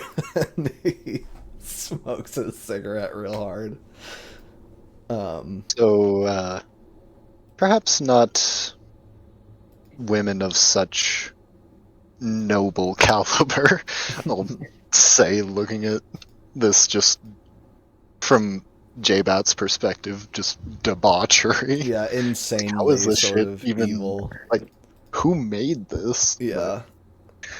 Not a question for Thomas. Yeah, I think my question now is, so, yeah, do you know any other women, like, not in a, what is this thing called? Magazine. Not in a magazine. Well, I knew one, but your friends brutally murdered her in that alley outside. And the one you guys called Frank, and then the thing we saw in the alley, they killed my friends, remember? Oh, I thought you meant us in the alley tonight. No. Of course not. Yeah, okay. I see. Well, look, dude, I know some women, but I don't want to, like, introduce you to them because you guys are sickos. A sicko? Being introduced to me would be such an honor for most, no? Yeah. No, you're right. Well, if you want to meet women, you should just go to a bar, like tonight, except not, Perhaps not with Magni? no, not with him. And I don't know if, like, again, I'm new to this, so I don't know if there's just, vampires absolutely everywhere, but maybe a bar with just no vampires in it. Would be nice. Yeah. And then what? Just... Well, I don't have anyone to introduce me, and things. do not know the etiquette, and What I don't year are even you know from? what dancing people are doing. Behind you guys, Laszlo is rummaging through the drawer for forks. Yeah, I'll just ignore him. All right. Laszlo, do you go and stick a fork in the socket in the room with Dent? Yeah, that was my plan. With the door Watch. The funniest role-playing question. Yeah. It is good shit. That is what we do. This is what we do here. This is what we be doing. And you know what I actually want to get for Sarah is I think she would really like a vintage deck of pornographic playing cards. I'm not joking either. I think she would love that shit. Would be a interesting novelty to have. Yeah. And so we're gonna go into the room where Laszlo has a fork and a bruise on his face and is gonna try and meet some needs. J-Bat will keep slowly figuring out the differences in social fabric. Yeah. All right, let's try this electrical socket. All right, you get down on the floor and do you just shove it right in? Yep. All right. You kind of have to angle it a little bit, but after a second, you're able to kind of bend the fork a little bit to where two of the tines are sticking directly into the contacts. And then a little sort of sound comes from the socket as the electricity begins to flow and spark. And pop, pop, pop, pop. And pretty much after like 2 seconds, enough electricity is generated for what would have dealt 1 bashing damage to a human instead is going to heal 1 bashing damage for you. Oh, yeah. I will fix your health. I'm on your page. And it flows up, and then you can feel the fork heating up, and the lights flicker in the room. And I'll take it out. yeah, you pull it out, and there is a sort of convulsion in your body as the electricity cycles through your central matrix and then shoots up into the rest of your body. And then Dent, you watch as this dude's eyes literally glow for a second, luminescently, and then his face sort of looks like the bruise is just moving in reverse and sort of returns to normal. J-Bat, the lights in the apartment sort of flicker for a second. And I think I'll ask Thomas what that is all about. He says, as long as they get turned back on. And then he continues explaining the thing he was talking about where he says, well, the thing is, like, bars, if you go to a bar and you see a woman sitting alone, it means she wants people to talk to her. If she's with other women, then it's like 50-50 that they either both want people to talk to them and they want to dance, or they don't want anyone to talk to them because they're hanging out with each other, you get me, and they're okay on their own. But if she's alone, one, you got to sit there for a little bit to make sure her fella isn't in the bathroom, because then if you're talking to her, one, she's going to be all cold, and two, then he's going to come out and he's going to try and hand your ass to you. But if she's just sitting there and nobody's talking to her for a while, that's as good as an invitation to at least come up and introduce yourself. And then from there, you know, I mean, you've talked to what year were you from? They had women back there, right? Yes, we had many women.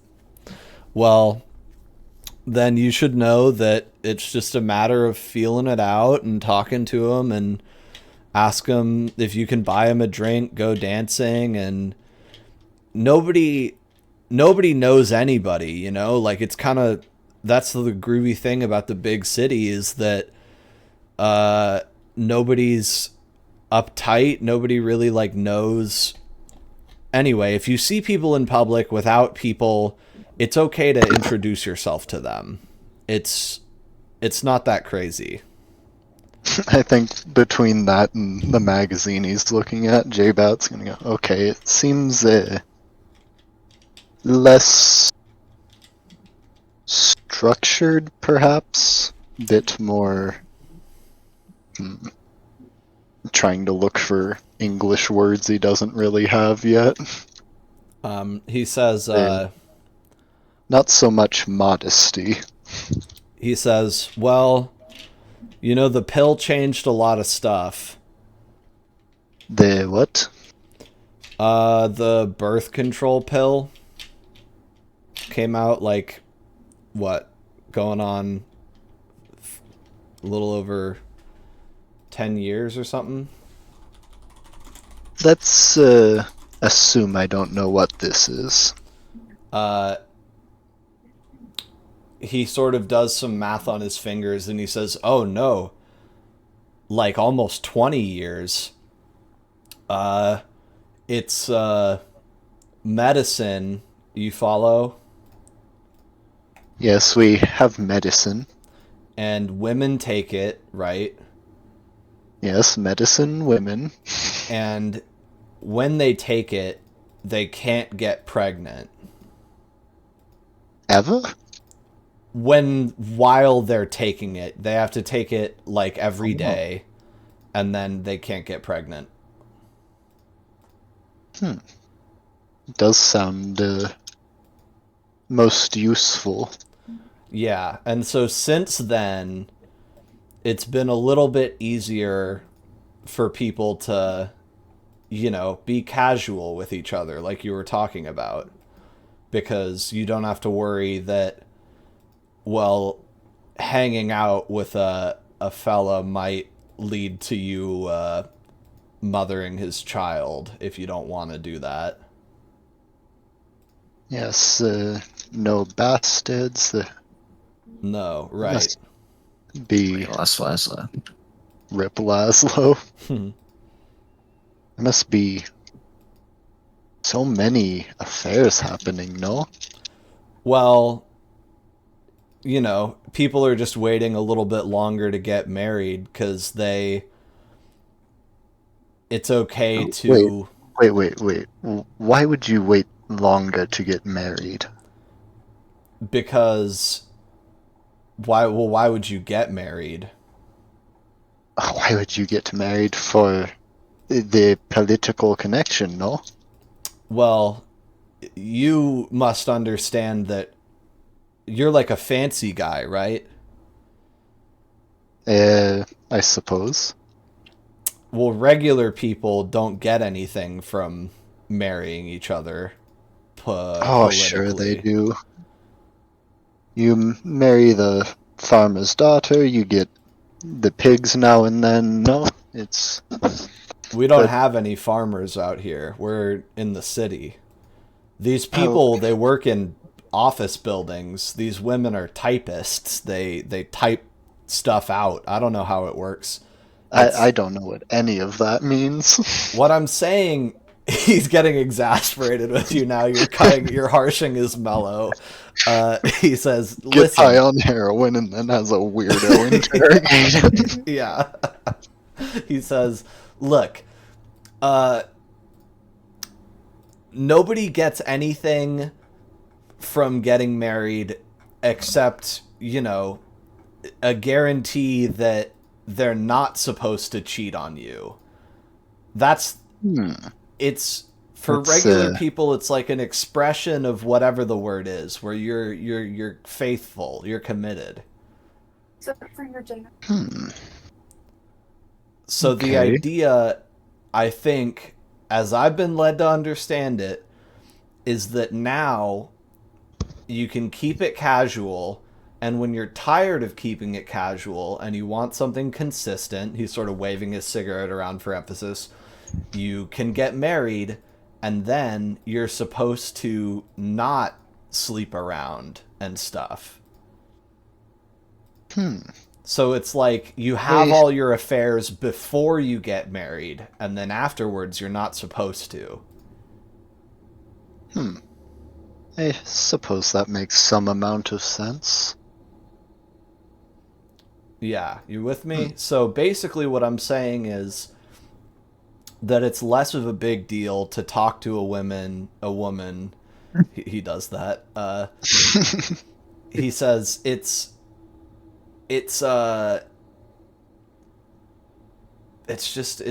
casual, man. It's okay. You just you can't be so intense either, or that you'll freak them out. It's I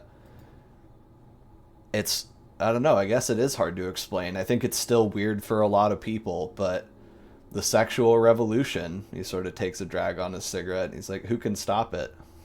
Revolution.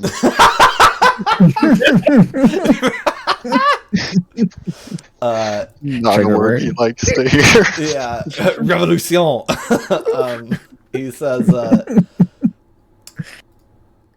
He says, oh, I guess maybe you wouldn't like that because you're fancy. No, everything sounds fine up until revolution. Well, I don't think it means what you think it means. It's not like a political thing. Or I guess some people think it is, but they're squares. Speaking of revolutions, the one in France. Have you heard about all that? He looks at you and he says, like recently, and then Jean-Baptiste, Laszlo and Dent hear the phone ring in the living room. Oh shoot, the phone's ringing. Oh fuck! I'll get it. All right, you guys come I out think of by the time Dent gets out, I'll already have it picked up. He loves that thing. Frank's voice is on the other end. Hello. Oh, bonjour, Frank. Hello, Jean-Baptiste. You guys be careful tonight. They got Yan. They killed one of our guys already tonight. Well, we killed that, what's his name? A A con. con. Akan That's fellow. what to say. The snake one.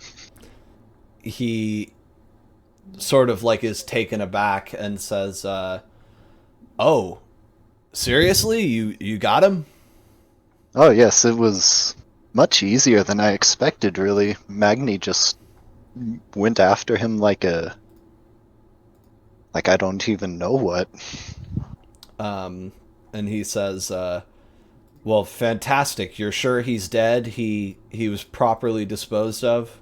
His head was off of his shoulders, and he's a pile of goop. We even took his clothes. I mean, It's funny because you probably can't pronounce the word goop, so he probably said something like,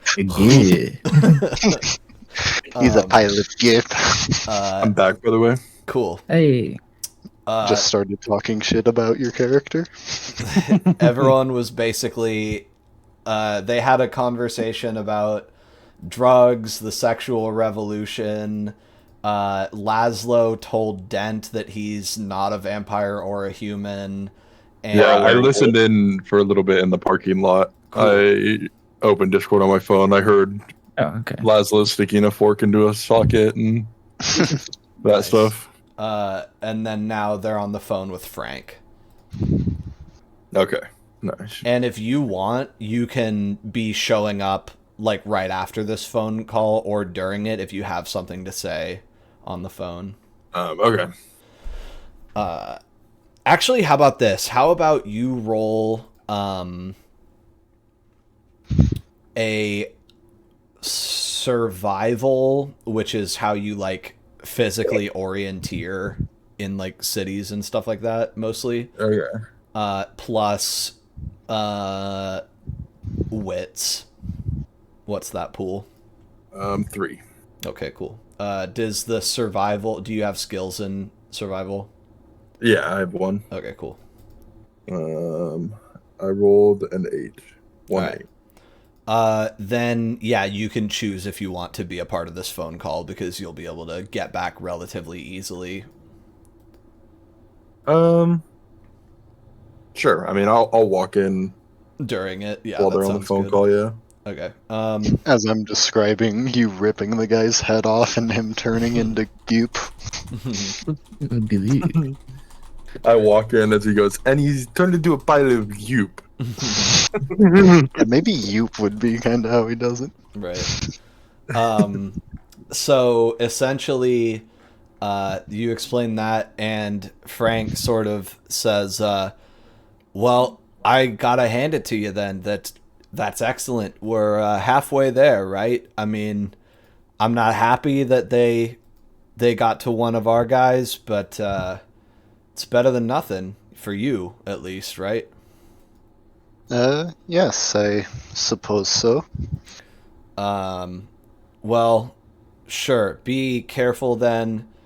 Also, you talked to Spencer, right? Yes. Well, That's good. Spencer wants you all to know, so tell everybody. And you guys with your enhanced hearing can actually hear most of the other side of this phone conversation. It's not that hard to like listen in when you're in the same room. Okay. He says Spencer wants to let everyone know that he is unable to speak on the phone. It's not like it doesn't physically work for him, phones. So if you ever hear Spencer on the phone, it's not him. They're lying. He says, this is what he sounds like on the phone. And then it gets handed over to someone, and it just goes... like, it's just intense feedback and, like, static, basically. Like... and then Frank takes the phone back and says... Do they even make the phones do that? He says, that's just how it transmits his voice. He said, hello. Would this be a Bane? Bonjour, Spencer. You don't know. And that is what he says. Yeah, Spencer can't talk on the phone. And then he says, it's interesting. I guess one last thing. I didn't expect you guys to have good news for us so soon. But I'll just say, I was going to maybe bring this up later, but I might as well say it now. We've been, doing a little bit of research, some analysis. You probably shouldn't have slept as long as you did. Do you know... It's hard to explain, but there's kind of like some rules of thumb that we've all worked out in the last however long. They might have been around when you were around. I don't know. Prince Ed was actually explaining it to me, but the idea, I think, is that you probably, knowing how you are now, you probably should have only been in torpor for like a couple months. When I was assaulted, trying to think of a way to not say Robespierre's name. The creature that attacked me used some sort of firearm I've not seen before or since. Okay. So you wouldn't say that you felt a lot closer to your beast or a lot significantly more powerful than you are now, or really both of those things? You feel like you were kind of close to how you are now? Yes, I feel most normal. Okay. Well, that's interesting. So he shot you with the gun and you went down pretty quick, huh? It was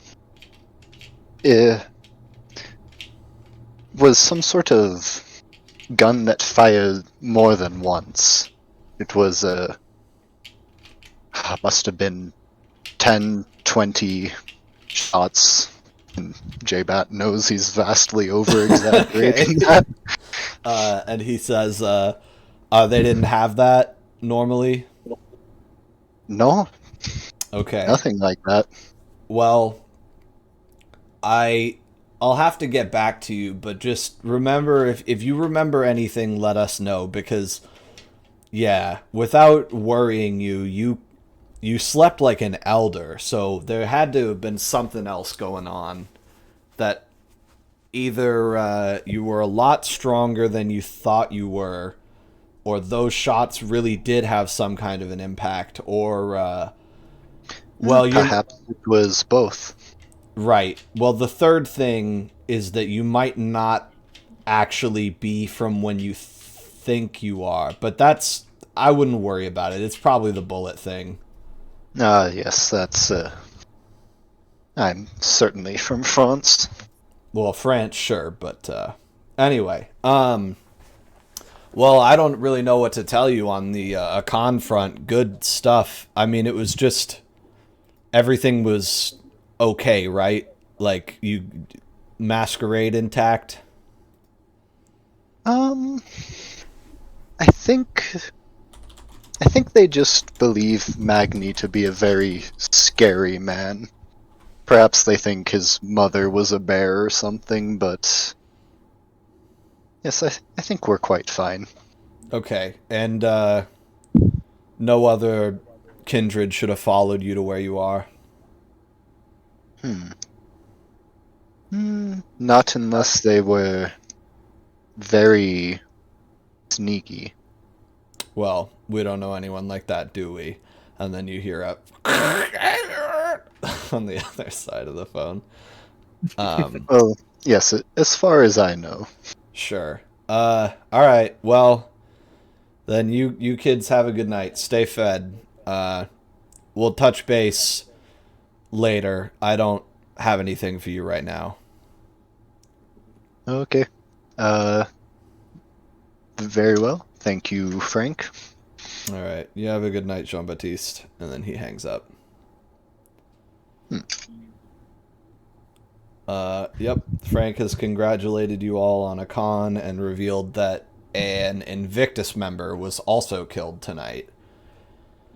So, yeah.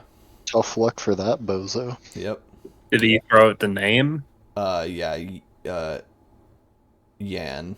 Jan. Now has Magni walked in, right? Yeah, he's here, yeah. Now everybody's here, and Magni has a big garbage bag full of something and is wearing new clothing.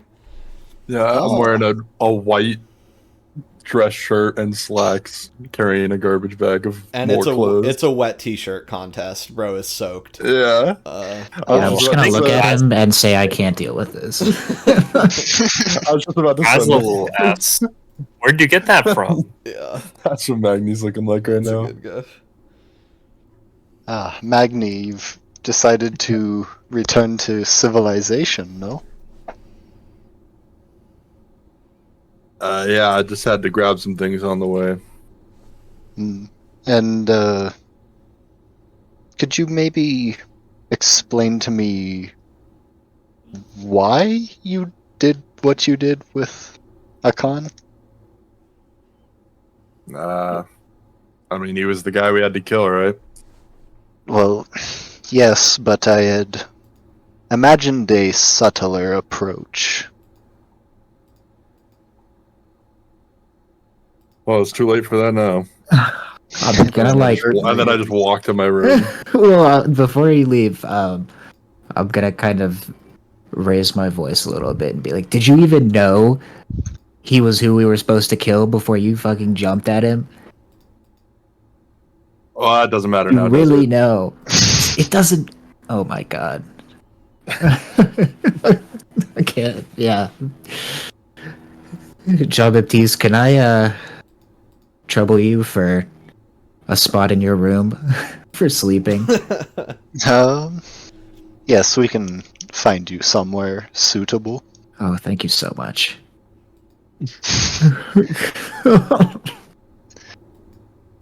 We'll kind of wait till Magni goes to his room and go,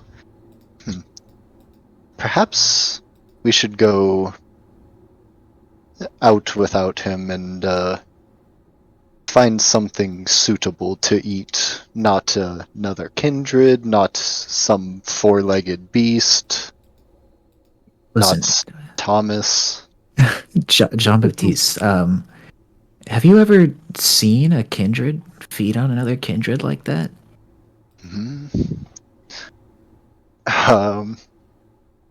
I can't remember anything like that, can I? Well, you can't remember it. I would say that you have first of all, you have the third tradition, which is do not devour the heart's blood of your fellow kindred. If you do, the beast calls to your own blood. So you know that you're not supposed to consume each other fully, which it did look like Magni was trying to do, but typically feeding from each other socially and fraternally is frowned upon because it leads to perversion. So you're not supposed to do it nice, and doing it mean is just like crazy person behavior. So it's like 50-50. It was, eating another kindred is a little bit like if a person at a bar were to just start chasing someone else and throw them out a window and then, rip their head off in the alleyway outside. It's, not normal, it's, rather barbarous, really. Do you think that we're safe? Like, is he gonna eat us? I think our coiterie should keep him from anything like that, but I do understand why you wouldn't want to sleep in the room with him. Yes, he was quite the demon tonight. Do you want to have your intervention? Do you think, Jean-Baptiste? While you're all here. I think now Magni is getting ready to take a shower. Yeah, I'm gonna give Magni a little more time to simmer down before I do anything. Actually, I think while he's in the shower, I'll get everyone else together. Okay, listen, you guys are strange, you're very new to this, I understand, but there are certain things we need to ensure that we do, and certain things we need to ensure we do not do as a group. And yes, I think perhaps the most important is not doing as Magni has done tonight. I think Laszlo will nod, finding it extremely easy not to suck the blood out of another vampire. Yeah, at least Laszlo's not going to disappoint me.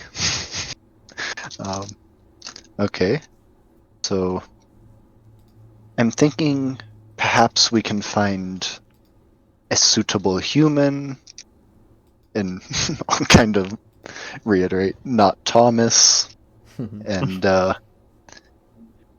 perhaps, I'm not sure how we should talk to him, but convince Magni to see not the, I wouldn't say the error of his ways, would see that folly. What he's doing is the folly of his actions. See what he's doing is ultimately going to get us into a very bad situation. Yeah, that sounds like a really good idea, actually. Okay. And if he does happen to attack us, I don't think we should run. I'm just going out a big sigh at that. Reasonable. Yeah. Thomas is just sort of sitting there, and every time he says don't feed on Thomas, he kind of has like a funny look on his face where he's like, yes, but what are you like? What are you implying? Yeah, like, Jesus Christ. Yes, but that should why? go without saying, you know what I mean? And I'm sorry. He sort of just looks at you all and says, you guys have some serious fucking problems. Like, I don't Oh, thank you, Thomas. I had not noticed. Yeah. I don't mean to be rude. It's just Jesus. And then he sort of sits for a second, and probably this honesty born by the whole situation and the fact that he's high on heroin, he says, I kind of feel like, I guess I never thought about it before, but I would have thought being a vampire was, like, easier than this. Like, you guys seem to have a lot of problems. Well, it was really rather easy until the barbarism of the revolution, and then I woke up here, and all kind of motion around the apartment. The lodgings of these days are most unappealing. We do have running water. Listen, Thomas. What do I need water for? Listen, Thomas. As far as I have seen, being a kindred every night just brings a new curse. Hater. Try to be Hater-ass dramatic. Motherfucker, yeah. Tom says, yeah, right. He's fucking off his ass right now. Yeah, literally. We're trying to freak him out. Okay, that is enough time that we'll say, with some stoppage, Magni is getting out of the shower and getting dressed. Okay.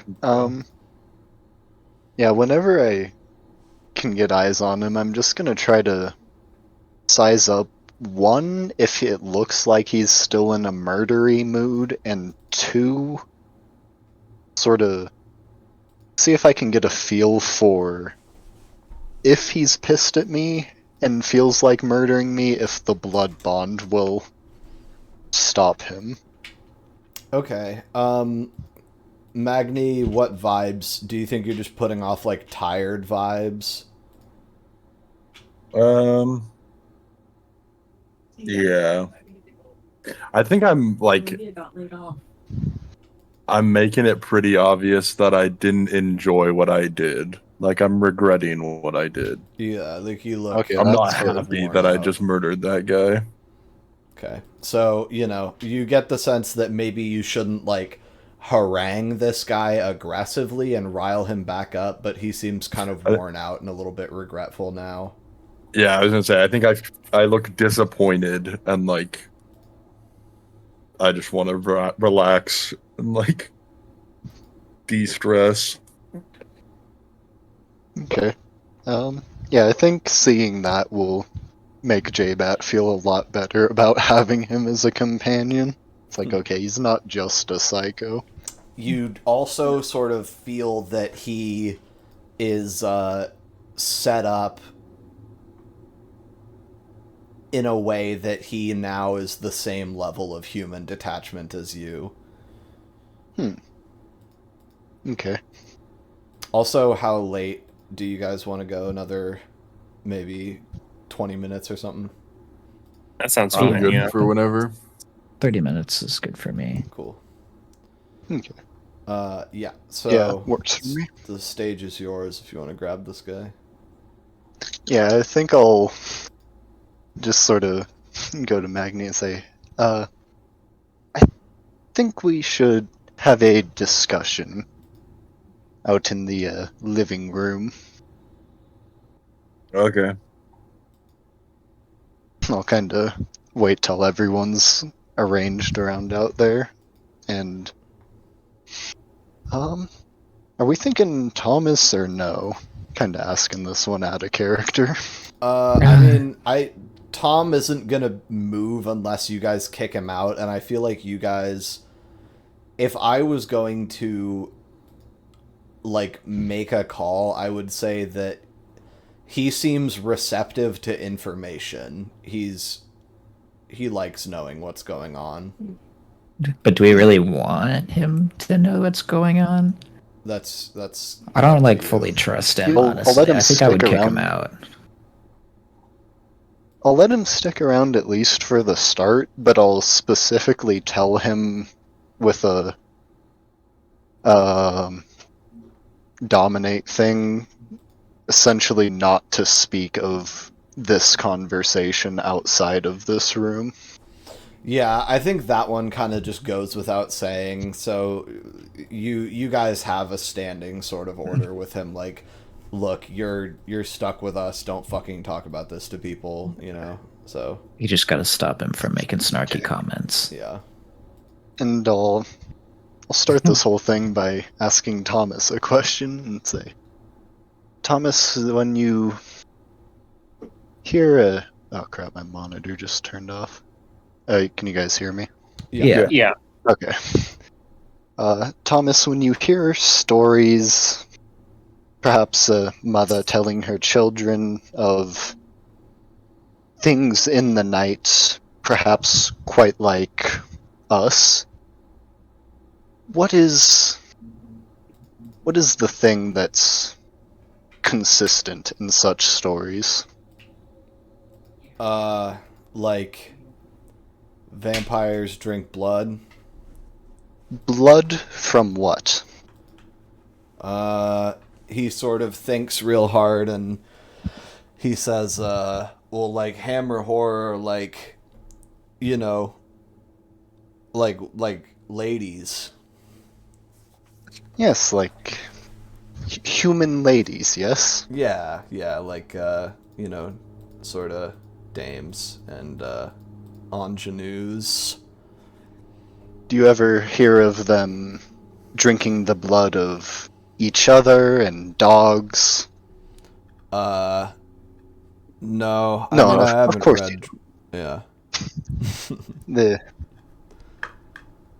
I think that's our issue here. We are supposed to drink blood from human beings. I'll kind of look at everyone in the room. I'm gonna like look at the ground like abashed. I'm embarrassed. Yeah, Magni's never drank human blood. Yeah. Never. Laszlo has never drunk blood from anything that's not a human. I think Magni will be like, we were told different stories when we were younger. Because I don't think Magni would have heard about vampires. Right. With his Scandinavian background, I think he would have been more like werewolves Witches. Well, and yeah, witches. definitely witches, yeah. Yeah. Okay, well, perhaps Magni and Laszlo and Dent have not heard such stories, but I can say, as someone who has done this for more than a week or two, that we are indeed supposed to drink the blood of human beings. Yes? And... Magni, I don't understand why you would do such a thing, but it's most concerning. Dent, it's an easy meal, I understand, but it is entirely undignified. And Laszlo, do you at least, eat people's blood? One thing before you answer. First of all, when he says that it's an easy meal, Dent, your beast, goes, plus all of those dogs died. And then Laszlo, if you tell everyone now, you get all of your willpower back and a beat. And I'm not comfortable telling them now of all times. All right. Then and if they find out on their own, you don't get anything. So then you are able to hold silent with the enduring message of Conrad in your brain of do not fucking tell them. Okay, go ahead then, Jean-Baptiste. So, yes. Dent the dogs, it's undignified. Magni, beyond even eating the man, you can't just behave like an animal. That certainly you didn't do such things as a man, no? Magni will go, look, man, I get that I went overboard, but as far as the feeding goes, we were gonna kill him anyways. Why not get some use out of him? Because the next kindred we shall maybe have to kill, you'll want to eat him, and then you'll perhaps get a craving when there's no kindred that we definitely need to kill around, and it's just not ideal for you or for us, really. So he's expressed concern about the fact that you could become addicted to Vitae, which is a thing that you are. Yeah. Yeah, J-Bat's a step behind on the Magni stuff. Perhaps... Oh, sorry, I'll let you talk. I'm trying to figure out how Magni would respond. I think I have no intent to feed on a vampire, but if it comes to a point where he's already gonna die, I don't see why I shouldn't.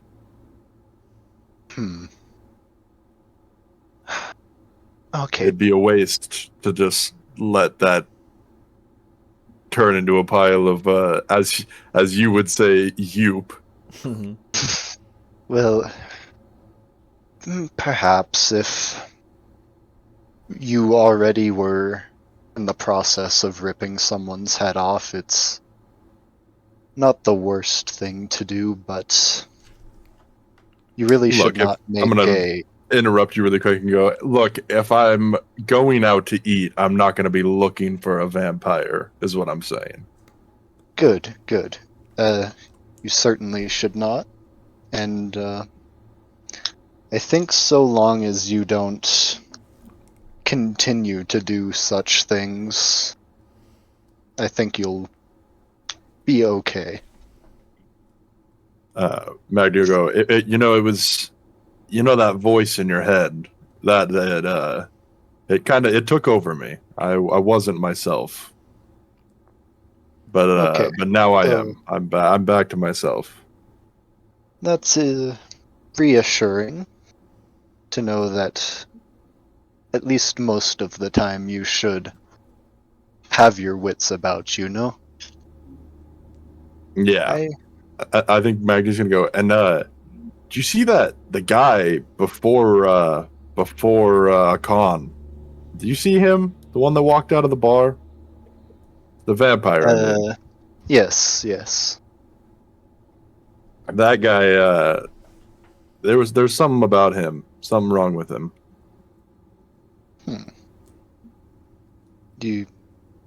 No, surely he was not responsible.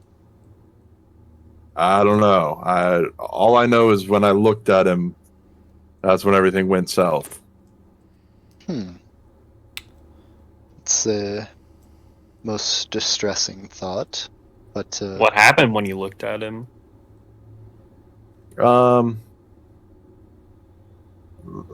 I got a vision, let's say, and it was just wasn't what I would want to see again. Well, in the future, if you have any such visions or cravings or urges, just perhaps tell us before things get so unruly. Yeah, I mean, that kind of what I'm getting at is it wasn't me. It was him. He caused me to feel that way. Okay. So if you can keep an eye out for him, I think It was that guy's I'll fault. have to avoid him. He tore that guy's head off. I think that's Yeah, what so- Magni's getting at right now. Is like he caused me to turn into that monster. Hey, I mean, you Because gotta distance I think yourself. that's how. Well, and I think that's how Magni would view it. Is like he caused me to get this like feral anger inside it's of a me. reasonable sort of leap to make after the fact, you know? Yeah, Yeah, I'm definitely. Magni's trying to believe that. justify it in his own head. Yeah. Yeah, yeah, J-Bat feeling distinctly less like Magni might murder him now, so... Okay. I think that we should go out to some bar, perhaps with wine instead of this Evaclia, and find ourselves something suitable to feed on. Someone suitable. Perhaps multiple people, we shall find out. If my understanding of what Thomas explained is correct, it should be a rather simple process. Magni's gonna go, okay, and he's gonna stand up and go to his room, and I'm gonna try to find the nicest clothes that I was able to find in Goodwill, Sure. kind of dressing myself up, make myself look even better. All right, you are set up, and the fresh shower has helped. Your hair is pretty wet, but you guys feel like with some umbrellas and some coats that you've procured, you guys will be ready to go back out into the rain and feed on people. Oh, one last hanging thread. I still have all of Akon's clothes plus the dirty shirt. Oh, true. You do have a bunch Yeah, of garbage shit. Did he have anything on him? Can we steal his money? Yeah, so you sort of go, oh, Magni's clothes, that reminds me, and you take out the dirty, sort of blood-soaked bundle, which, when it's pulled out, the vampires are like, wow, that smells like a bunch of different people's blood that Akon had in his system, you know? Like, you get a bunch of different traces of human blood and vitae sort of coming off of it. Everyone sort of narrows their eyes, and you dump out his clothes, which splatter sort of on the ground. Maybe you dump them out into the sink, and you were The able smell of that makes everyone hungry. yeah, literally. And you dig through his wallet, and you are able to find a couple of things tucked in there. There's no identification cards or anything. It just is like a very plain black leather wallet. Looks pretty new. It's like kind of stiff. And there is another $20, just a $20 bill. I'm going to say $21 tucked in there that I will add to, I guess, Laszlo's pool. Okay. And J-Bat sees the legal tender, sort of what looks like money come out of there. And then there's also a phone number in the wallet on a piece of scrap of paper. Do you want to give this phone number to Frank? You could. We could just call it. True. Or we could killed just one throw man it away. tonight. I don't want to do another big conflict. All right, so are you guys going to save that and head out, or do you want to make use of the phone while you have it? I don't think I want to. Perhaps Save it for this later. number can wait. Okay. I'm going to add mysterious phone number to the group inventory. Okay. Now, we need to get another scene kind of unfolding in the next 15 minutes because this is exactly where we left off 2 sessions ago, was leaving the apartment to go to a bar to hopefully drink blood. But it's the same Hey, but night. now we're one enemy down. Yes. And we're not exactly. going to a bar with fucking Kindred in it this time. That's another We thing. specifically said that. At the end of the tirade, I'm going to say Jean-Baptiste would also be like, also, you need to call vampires kindred when you're talking to vampires. Yeah, that's actually something I was gonna say before we go out, is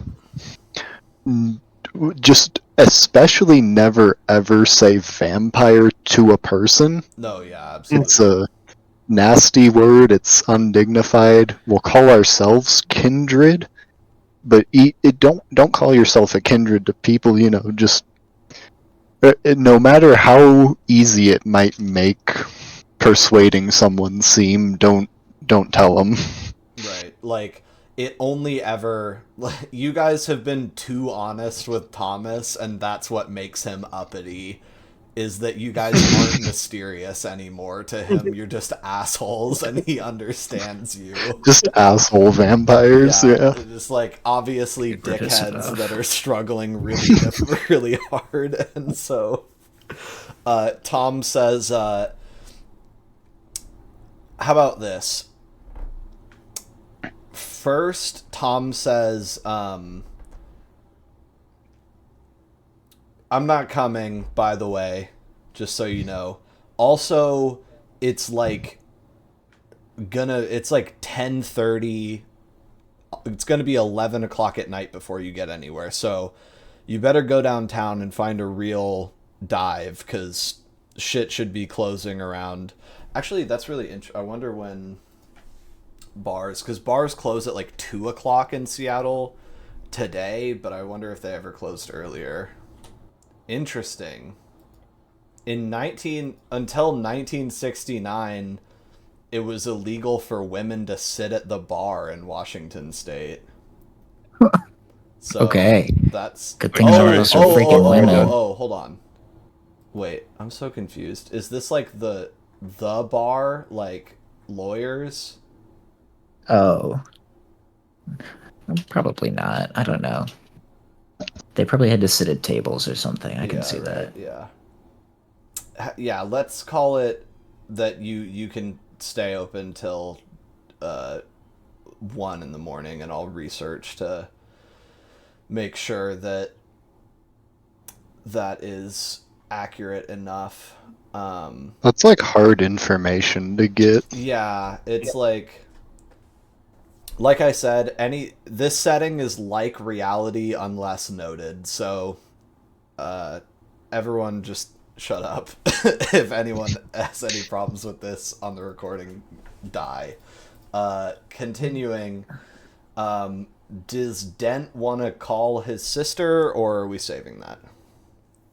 Yeah, we can save that. All right, cool. I don't feel like I would be very motivated to right now with all the shit Bro going is on. hungry. Yeah. What do you call I'm it? very hungry. I do want to mention to Jean-Baptiste though and be like, listen, I know we're all about being dignified, so I just wanted to mention, like, I'm sleeping under a bed, wrapped in a sheet. There's got to be a better way to do that, right? Yes, on top of the bed, but we have 2 beds here. But what about, like, the sunlight? Aren't we supposed to sleep in, like, coffins? Well, yes, but we have 0 of those. Okay. I don't know. I thought there would be some way to get them pretty easily. I guess not. I had assumed that our wonderful prince would have given them to us, but it appears that this destitution that we found is all he has to offer. Well, you got you a wig. I mean, we can always ask, right? Oh yes, 1 wig. The courts in France would have hundreds. Yeah, can we get that shit on Amazon? Well, so the matter of everyone's being kind of broke. has sort of been raised and will be something to follow up on. With our limited time left, I'm going to say that what's-his-face, Tom kind of looks at you, Magni, and says, hey, are you going out with them? The police, or I don't know, maybe people might be looking for you, man. Nah, it's fine. Okay, because I was gonna say you could have a little bit of my blood, maybe. This is Wink, kind wink. of a weird change of pace for him, but he is saying that to Dent, or not Dent, you know. Yeah. Magni will go, maybe later. All right. I'm gonna say, gotta let you, your blood, and he's gonna do like air quotes, and be like, charge back up. He says, all right, man, well then I'm gonna go to sleep. And he sort of gets up and wanders to the bedroom. All right, so you're all gonna go? Is anyone staying put? No, I'm going. I feel peckish. Laszlo, Is that, was that Thomas being addicted to me feeding on him, or was that just him not wanting me to be caught? It was mostly that he has just done heroin and is feeling sort of wound up and is like, you know what? It really did feel kind of amazing when he was biting me. Now imagine feeling that on heroin Exactly. too. And he's like, he's sort of in a pleasure-seeking mode is effectively the deal there. Okay. Yeah, so he's like, all right, fine. You don't want to suck my blood, whatever, dude. Fuck you. He goes to his room. And then there's nothing left to do but go out. How's this? Do you guys want to drive this time? Drive downtown? J-Bat was actually going to I'm down. request we take the car. Yeah, sounds good. All right, Or this then. walking nonsense. Sweet. He's had hundreds of years to walk around places. He's had hundreds of years to take carriages. And sit on his ass in a palace 90% of the time. Yeah. Okay. Or in a state, I guess. Yeah, sounds good. I'm trying to lead into, like, anything else we could possibly do. I don't know what song I'm gonna do. You guys start driving west towards downtown Seattle, sort of southwest. Anything you guys are keeping an eye out for in particular in your bar? Lack of vampires. Sure, right. Yeah, lack of vampires. And J-Bat's looking out for any drunk ladies from the ages of like 25 to 30. Maybe pretty, ideally. Sure. Also, ideally, looking slightly down on their luck. Sort of like someone that's not a bum, but isn't at a low point. Sure. If anyone didn't know by now, J-Bat's not a great person. Looking for some vulnerable women, as one must do. And yeah, I'm gonna say, for the sake of moving things along, you guys drive there uninterrupted, not too challenging to get where you need to go. And then you find a sort of suitable looking bar. I'll just say now that I was just thinking very much later into time, and I think J-Bat might have just instantly gone insane. Oh, Like, yeah. If people started talking to him about dating apps and stuff, he would just explode. Yeah. Just too much. Okay. You are, I think, maybe going... This is an old one. It's the Diller room. It looks like it's sort of used to be a hotel, and the bottom floor has been converted into a bar. And it's sort of on a corner downtown.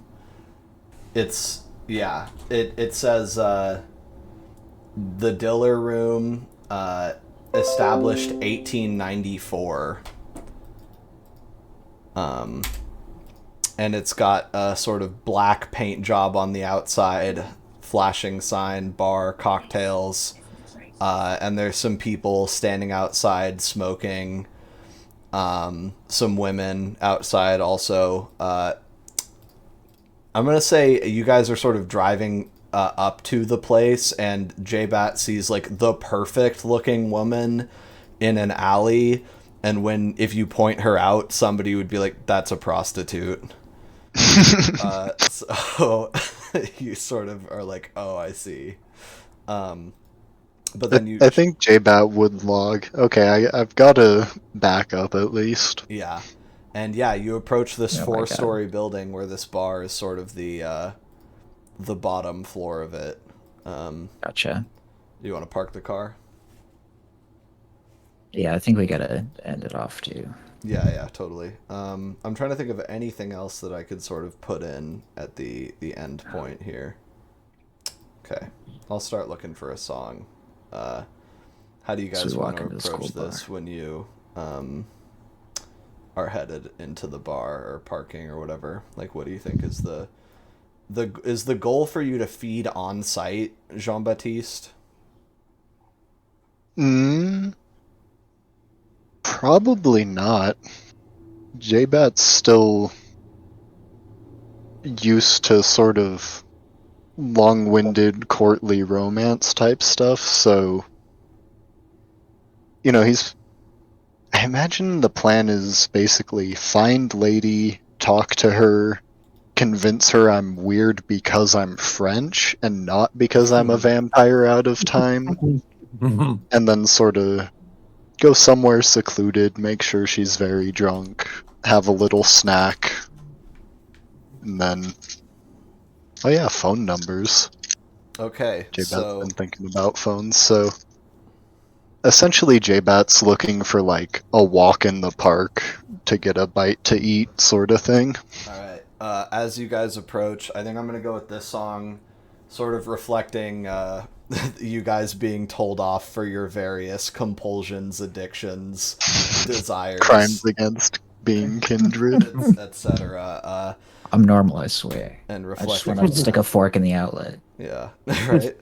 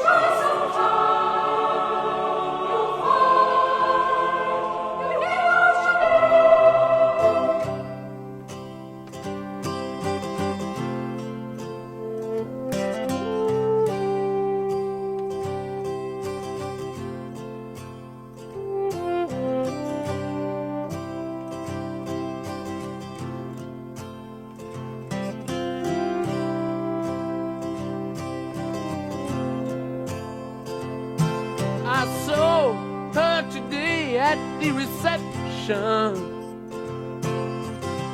a glass of wine in her hand.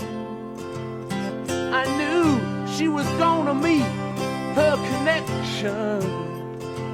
At her feet was a footloose man. You can't always get what you want. So, last time you guys were carrying on. The party never stops, and you drove Grendel to the Diller Room, I believe the bar is called. Yeah, and you left Tom, who was coming up on heroin use at home. He just sort of snorted some and then was talking to Jean-Baptiste about pornography. And then he decided to stay home instead of going out to the bar because... Wonder what he's doing at home right now. He's probably laying on the floor, as one does when they do heroin. Yeah, Diller Room. And you guys have parked, and it looks like a pretty decent crowd, even though the night is no longer young. Definitely drawing closer to like 11 p.m. 11 p.m. solid, I would say. You guys have a couple more hours to sort of be out in bars and stuff before people start kind of closing up shop, and you end up having to... I've said before that, like, early in the night is actually the more dangerous time to be out as a mortal, I think. Like something like 10 p.m. to midnight, because that's when vampires are looking to interact with mortals, because that's when mortals are up. But if you're like out there at 4 in the morning as a mortal, vampires don't expect you to be, so they're not looking for you. The small hours of the morning are when vampires are going to be talking to other vampires. You know what I mean? So you guys basically have like 2 more hours of peak time, I would say, before things just start to slow up in the mortal world. And last time you guys found a mysterious phone number in a con's pocket and a couple more bucks. That was sort of the last thing that you might not remember. And now... as you guys sort of all step into the bar past some people drinking under the awning, the rain has let up a little bit, so there's some people that are sort of looking up at the sky and things like that.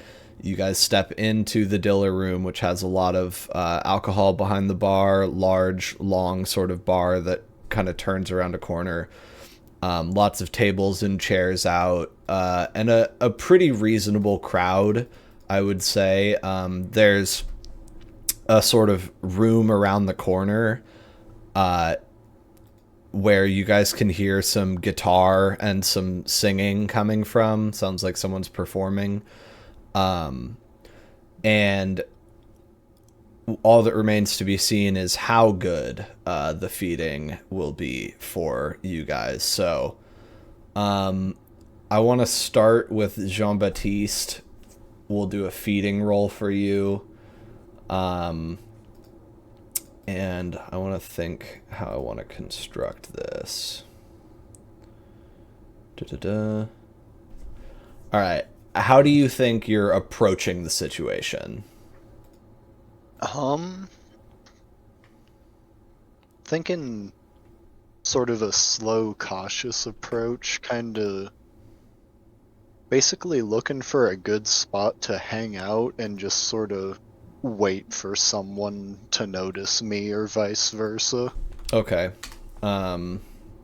Sounds good. So do you want to approach the bar and kind of survey, or do you want to maybe sit at a like table and just watch? Kind of near the music, maybe. Okay. How about I'm going to start actually with saying that you guys see once you guys are kind of trying to get your scent up and figure out exactly where you're headed, you quickly notice that there is one vampire in the room with you, one kindred. This time it is not any kind of horrible Nosferatu or Gangrel, but in fact a Deva woman, not quite sitting at the bar, but kind of leaning at it and talking to a couple of guys. And she is extremely beautiful, as Deva often are, kind of spilling out of her dress, and clearly has these two dudes like wrapped around her finger. She's got long dark hair, kind of reminds you of Miss Wendy, but a little bit taller even. And Miss Wendy is kind of like fancy. I don't know if you sort of got that vibe, you know what I mean? But this lady is a little bit less fancy, a little bit kind of more down to earth and accessible almost. So there's a Deva hunting here as well. But she doesn't like whip her head around when you guys come in or anything. So it doesn't really seem like the atmosphere is super tense in here, especially because I will say you guys are in the downtown zone, which is not considered anyone's territory. So this is free game. So Jean-Baptiste, you pass by that lady on your way to the music. Are you headed there? Yeah. Okay. There is a couple more tables and chairs. You pass by like a bathroom and a sort of nook that it looks like food might be prepared in during the day. Things like that. To a larger sort of section of like rectangular tables. If the tables in the main room are circular, these ones are kind of larger, seat more people, and there's sort of a scattering of people around them, among which you see basically at the front of the room playing the guitar is another Deva, male vampire actually this time. So you can't go 2 feet without fucking bumping into a kindred in this city, and that's how it is. We're in vampire world, man. Is anyone going with Jean-Baptiste, or are you all sort of splitting off your own ways before I give more information about his scene? I think splitting off. All right, Laszlo's got something to do, something in mind, got a cover for himself. Dent or Magni, are you with Jean-Baptiste, or are you letting him fly solo? Sorry, I was muted. I Okay, did not yeah, realize I was thought you talking. might have been. But yes, I'm following Jean-Baptiste. All right. Yeah, and I'm gonna try to kind thought of I learn was the gonna be ropes of. lonely for a second. No, I was almost certain you were muted. Sorry. No, you're good. All right, so yeah, you sort of trail behind him. Which are you like, dude, get this guy off of me, or are you okay with having a wingman right now, J-Bat? I think J-Bat actually kind of likes it. He's like, This sort might of help. finally going, yeah, Dent might help a little bit, and I might be able to show off a little bit to Dent. Like, Sure. Hey, I don't know much modern stuff, but I can lie to and charm people. Yeah. So you guys go back there, and Dent, you are able to instantly identify that the man playing the guitar is none other than Jack, the kindred that first pointed you towards Prince Ed's gallery. Oh my god. So he's up there on stage, and he's doing a Velvet Underground song. I will say he's doing Pale Blue Eyes. Can you give me a genre, please? I don't know that band. It's Lou Reed and Nico and people, and it's like 60s singer-songwriter-y, like group music. It's acoustic guitar stuff. Okay. Yeah, I don't know any of those people either, so Yeah. appreciate it. Well, I've played them for you, I think, things like that. It's just recognizing the name. I think actually Who Loves the Sun was your first session ender, and that's... Oh, okay. I remember that Velvet song. Underground. Okay, Yeah. thank you. So he's doing something like that up there, and as you might expect from a Deva, there is quite a few young women sort of eating from the palm of his hand up there. Go ahead. Does he have like a tip jar or hat or anything like that? Yeah, he's got a ball cap sort of upturned on the stage that seems to kind of clash with his outfit. You're not sure that he's necessarily wearing it, but it's up there for him. Yeah, no, I'm gonna go up there and put like, I don't know, $5 in it. That's a lot of money. Do you want to go? I got like $50 on me. What? So maybe we'll lower it a little, $2. Okay. Thank you. Just because I was gonna say that's like giving him $50, but okay. Yeah, not that you I did don't not owe him. I don't want to give him $50. I don't know him that much. Okay, thank you. Yeah, fair enough. He's like cool, but he's not that cool. All right. So you drop a $2 bill in there, and he doesn't stop singing, but he looks up, and you can sort of see his eyes shine with recognition, like, "Hey, you're that guy." Do you guys take a seat or just sort of stay puttering around? I think I'll try to find a nice sort of corner seat. All right. And Be from able your to see the perch, whole room. yeah, I'm going to have you do some rolling, I think. Really quick, can you guys hear me? Yep. Yeah. Yep. Okay, my computer like switched my mic all around as soon as we started doing the interaction in this bar. I love when that Every time happens you to me. unplug something and plug it back in, I love that. Yeah, it's awesome. All right. How about I want wits plus socialize from Jean-Baptiste +2 because you are hunting in the rack, which is what the kind of like most plentiful hunting grounds are called in Kindred cities. Okay, so wits socialize +2. Yeah, what's that gonna come out to for you? 6 dice. Nice. You have points in socialize? Yeah, just 1. Cool. 3 9s. No Nice. other successes. Cool. All right. You have got basically a gaggle of fairly looking inebriated women to choose from.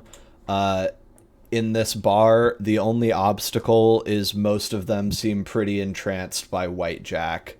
So I think that basically you feel like you kind of have your pick of the place as long as you can clear things with this Deva that you have encountered, and make it clear that you intend to get one of these people, but not maybe indebt yourself to him or things like that. Okay. And I can sort of go into more detail, but other than that, how do you think you're sort of approaching this? You have successfully kind of found people to ingratiate yourself with, you think? Yeah, I think at this point, J-Bat's strategy is just to kind of wait for, even just like eye contact or whatever sort of small indication that, someone's not transfixed on just White Jack, Yeah. Okay. So we'll have you waiting there, and then I want to see what Magni might be doing in this bar. I tried to say when my mic wasn't working that I was going to follow them, but like a couple steps back and be like scanning the bar to see if there's any better pickings, I guess, for like, so I'm not having to compete with another Deva. Right. Like I'm just kind of scanning the bar while walking with them. Okay. Yeah, how about you do streetwise, just to keep it fresh, and I'm gonna have your wits also come into play here. Okay. +2. I rolled 1-9. Okay. It kind of seems like White Jack is mostly stealing a lot of the non-coupled females, but there seems to be kind of an interesting situation developing at the bar, because you kind of hear a voice get raised as you're walking by. So there might be something for you over there. because you kind of hear a, "No, you back up, man," and gets you to turn your head. Do you want to watch that unfold? Yeah, I'll get a little distracted. All right. So the Magni loves watching a fight. Yeah, the female Deva is sort of standing at the end of the bar lazily, and watching as the two dudes that she was talking to, one of them stands up and is beginning to kind of make a fool of himself, and is kind of trying to grab the other guy by the collar and like knocking the drink over, sort of back into the bar area, and the bartender's like, "Hey, what the fuck, man?" And things are sort of escalating as these two dudes seem to maybe be fighting over the female Deva. Do you think this is a situation that you would want to step in and maybe try and harvest from, or do you want to let this one go?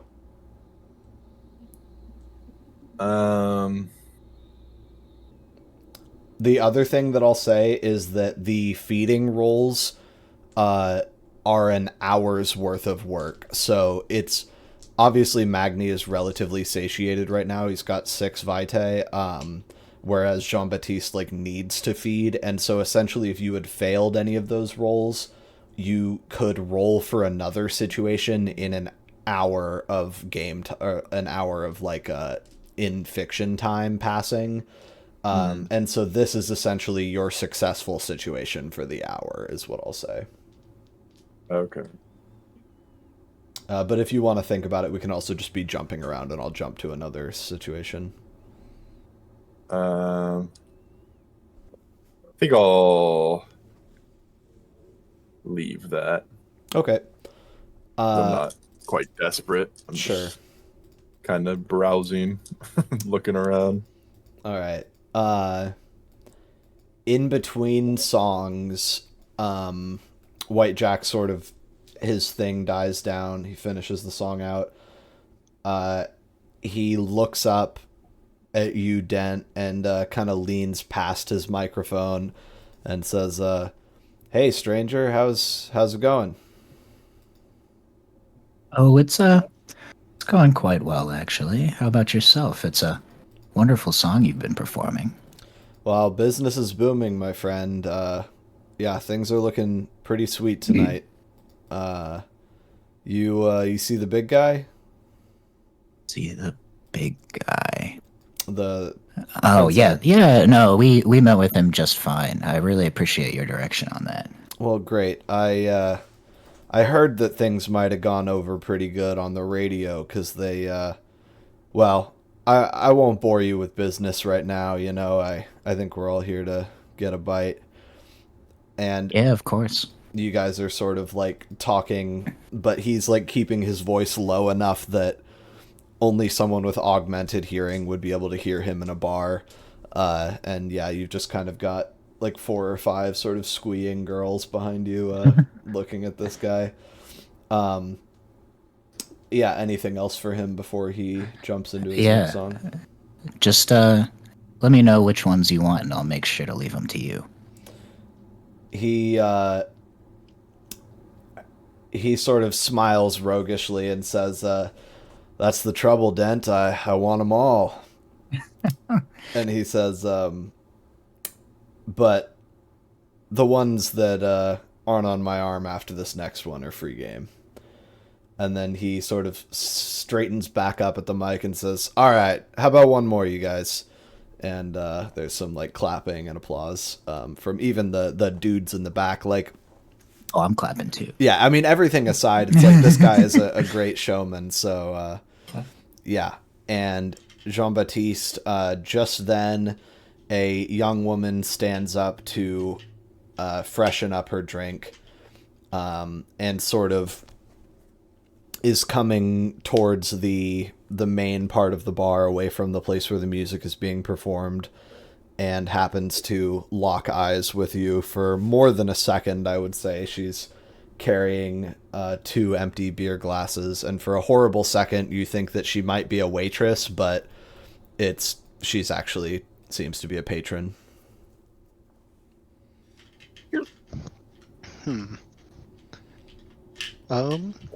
Yeah, sounds about like time for J-Bat to at least try to lock in. All right. We're dealing with a sort of light brunette, light-haired brunette, white, probably a in her early 20s, 21 or so. And yeah, seems a little bit tipsy for sure. You're not sure if both of those drinks are hers or whatever, but yeah, seems like an opportunity you could jump on. Okay. Yeah, I'm thinking it would be something along the lines of, I don't mean to be rude or impose myself, but I couldn't help but notice you across the bar and decided I would like to introduce myself. I am Jean-Baptiste, and I think from there he'll sort of see what reaction he gets. She says, hi.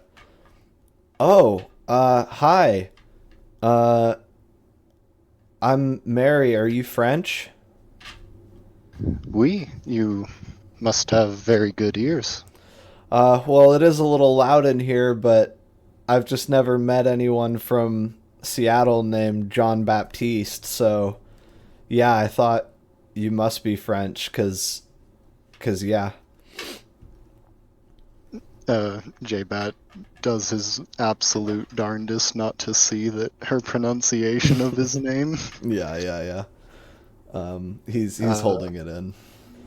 Yes, I've only recently arrived here, and I must say it is a most impressive city. Well, I'm sure you're just saying that because you've probably been to Paris and stuff, but we did get a tower recently, so I guess that is nice. Yes, it's most impressive, as I've said. I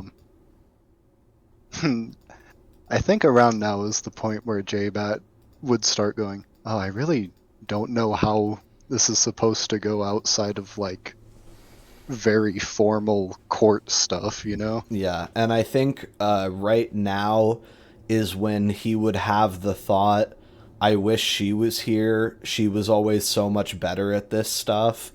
And then you suddenly realize you don't know who she is. You just have kind of a very, very potent and intense feeling of longing. And then it kind of washes over you and is gone. Disconcerting. Indeed. And she kind of looks at you awkwardly at this lull and says, well, what are you drinking? Oh, nothing yet. I was not really sure exactly what this establishment had to offer. She says, I was gonna have a beer. Were you gonna listen to the music? I could introduce you to some of my friends if you're new in town. She seems pretty, like, free-spirited. She's sort of taken to you somewhat, you would say. And this is all based on your successful feeding roll still. It gets you through, like, several phases of this interaction. Okay, cool. Yeah, that sounds wonderful. I actually have a few friends here with me. I'm not sure exactly where they've gone. Oh. I'll sort of act like I can't see Dent. Yeah, as many such cases. Another thing that I will say is I feel bad that I didn't properly explain the utility of the Blush of Life, which I think had you doing it really frequently. And so what I'll say is that at the humanity level you guys are at, it would be very difficult for an untrained observer to pick up on the fact that you are not human. They would just sort of think you were, like, a little bit crazy looking or whatever. And in, like, a bar a smoky, sort of dimly lit room, it would be basically impossible to distinguish you from a human.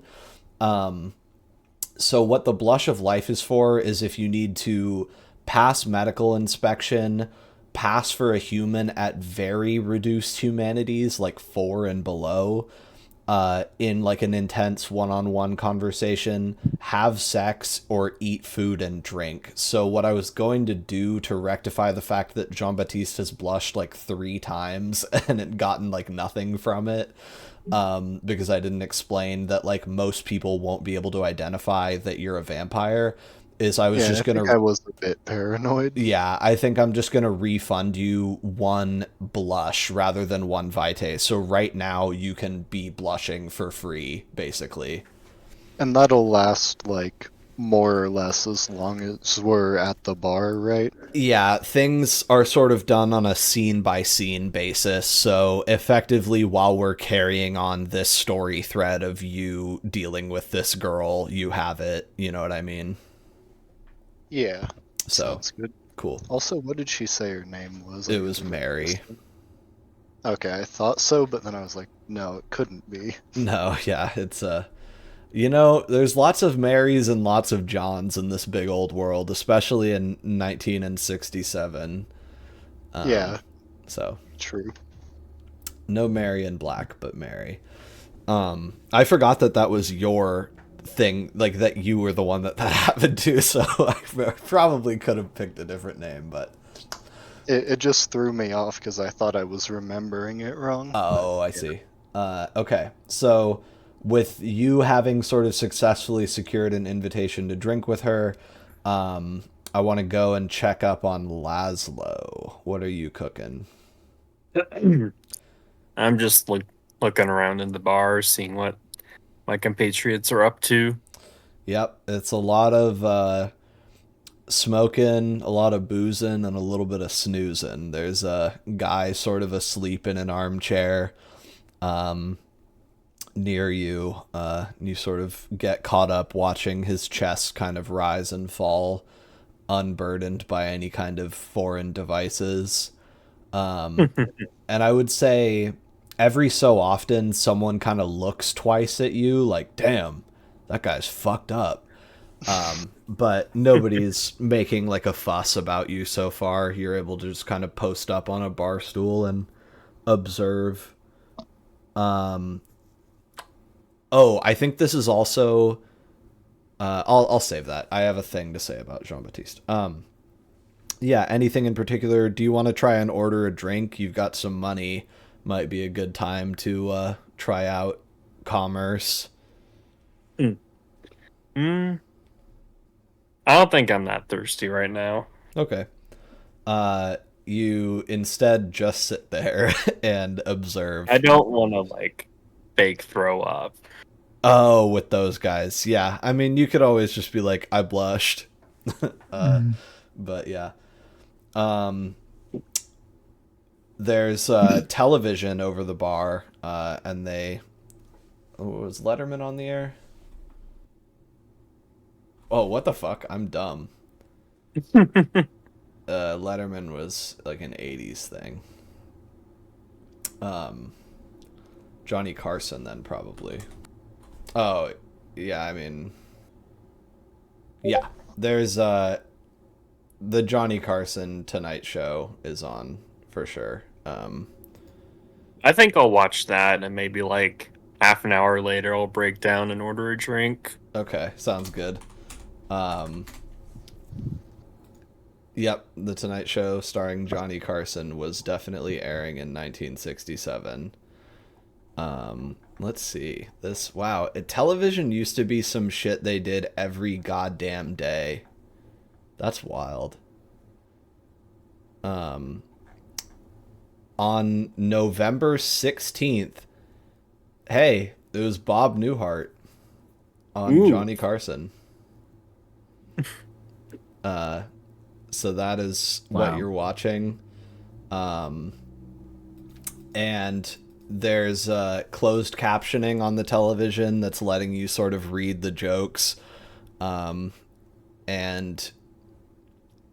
I like Johnny Carson. I like the way his face looks. There's someone at work that has a picture of him like taped up next to their desk, and it's like a picture of him like holding a finger gun to his head like he's gonna blow his brains out, and it makes me smile every time I see it. We'll get to you ordering a drink in a second probably.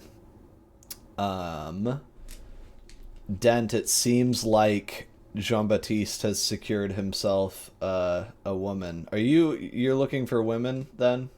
Or how about you do your role as well? I thought you were going to say, how about you look for a dude? How about you look for a man, please? We gotta have some fucking diversity, okay? Your role is going to be... I mean, you're kind of trying to draft off of dude, right? Jack. Like you're pulling from his squad. Yeah, kind of. I think I'm gonna definitely wait until the song ends, to see which ones he gets, and then I think the leftovers I'll just like try and introduce myself as like his friend, Yeah, okay. So his next song fades out. He does The Times They're A-Changing, and it totally brings down the house, and then he says, anyway, it's been fantastic to be here. Come here pretty often, but it's always a good time, and I'll be taking my leave now. Thanks to my good pal Dent here. It's all friends and family, right? That's why we do this. Anyway, don't be shy. Buy me a drink. I'll see you all in a second. And then he starts kind of unhooking the microphone and swaggering around the stage, pulls out a cigarette, tucks it behind his ear.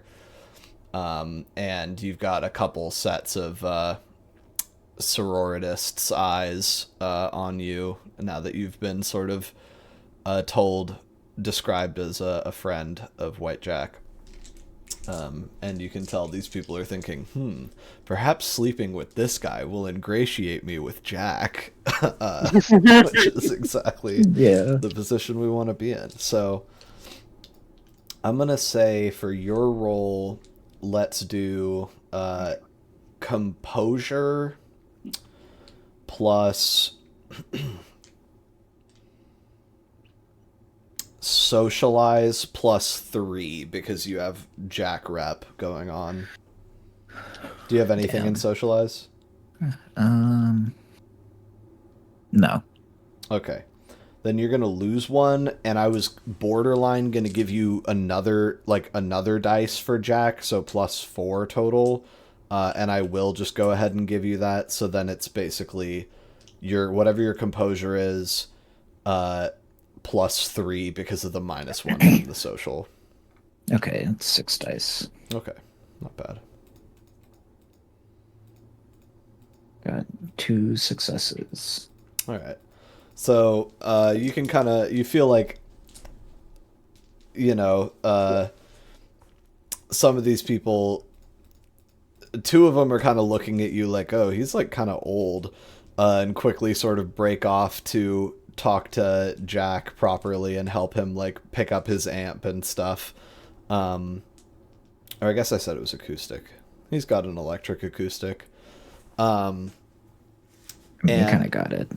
Then Jean-Baptiste, it seems like Dent is sitting down with 2 women. Do you want to join him at the table and kind of make it a group thing? Am I just with Mary right now, or? Yeah, I think she probably walked you over to the bar to get a drink. Yeah, I think I'll suggest it. I'll say, oh, there's my friend Dent. Do you want to go sit over there? Seems like he's found some friends as well. She says, yeah, I know one of them. I came here with her. She's my roommate at the university, but I don't know the other girls, but she knows some of them. Yeah, that should be fine. And then she goes up to the bartender who is talking to Laszlo. What are you ordering, Laszlo?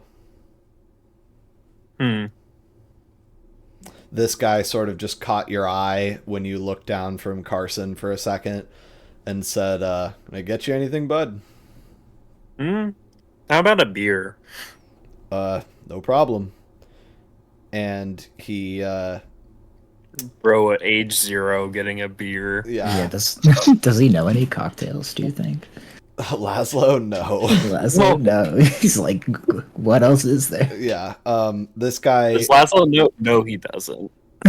Yeah, exactly.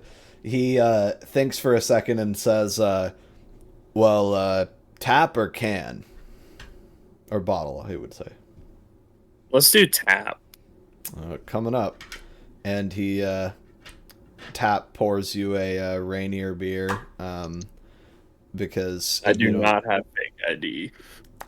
This is the 1960s. You are not getting any kind of carded, bro. You are good. Hell yeah. And plus, you look like you're like in your late 20s. And I was about to ask how old he looks. yeah, I think we decided on facially something like 26. And he's quite tall and seems, I don't know. So basically, unless you are like a child walking into a bar, they're going to serve you, and even then they might still do it. So As long as you're not baby. yeah, if you are a literal baby, they might be like, hey baby, can I get you a milk instead? But I'm not going to kick you out of my bar.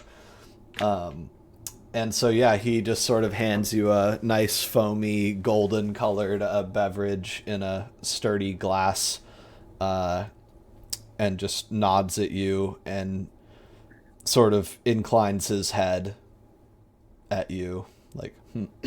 I'll do I have like ones on me? Yeah. Or okay, yeah, I'll get out like a couple ones and prefer them to him. He says, "Geez, kid. Well, I'll start you off with just one." And he takes the $1 bill and tucks it away and nods at you like, I'll keep them coming. I'll tuck away the other one. I think that's sort of what Laszlo expected. Yeah, trying to figure out how much money is worth. And now you know that one beer is worth less than $1, which is nice. Take me back. I think he hopes it's like root beer float, but he knows it's not. He knows it's beer. Damn, Okay. dude. 26 cents for a fucking beer in God damn. 1967. Yeah, so you just bought a fucking pitcher with $1. And then this guy pours up for Laszlo, who you are genuinely impressed was able to order a beer by himself, Jean-Baptiste. And then you sort of sidle up to the bar as you watch Magni watch this woman sort of grab the victor of her fight around the waist and walk him out of the bar. And the other guy is sort of just has been punched in the head and is leaning against the wall and is probably going to be sort of pushed out of the bar in a second. And then this female Deva looks at you, Magni, and says, you should come to church sometime. Oh.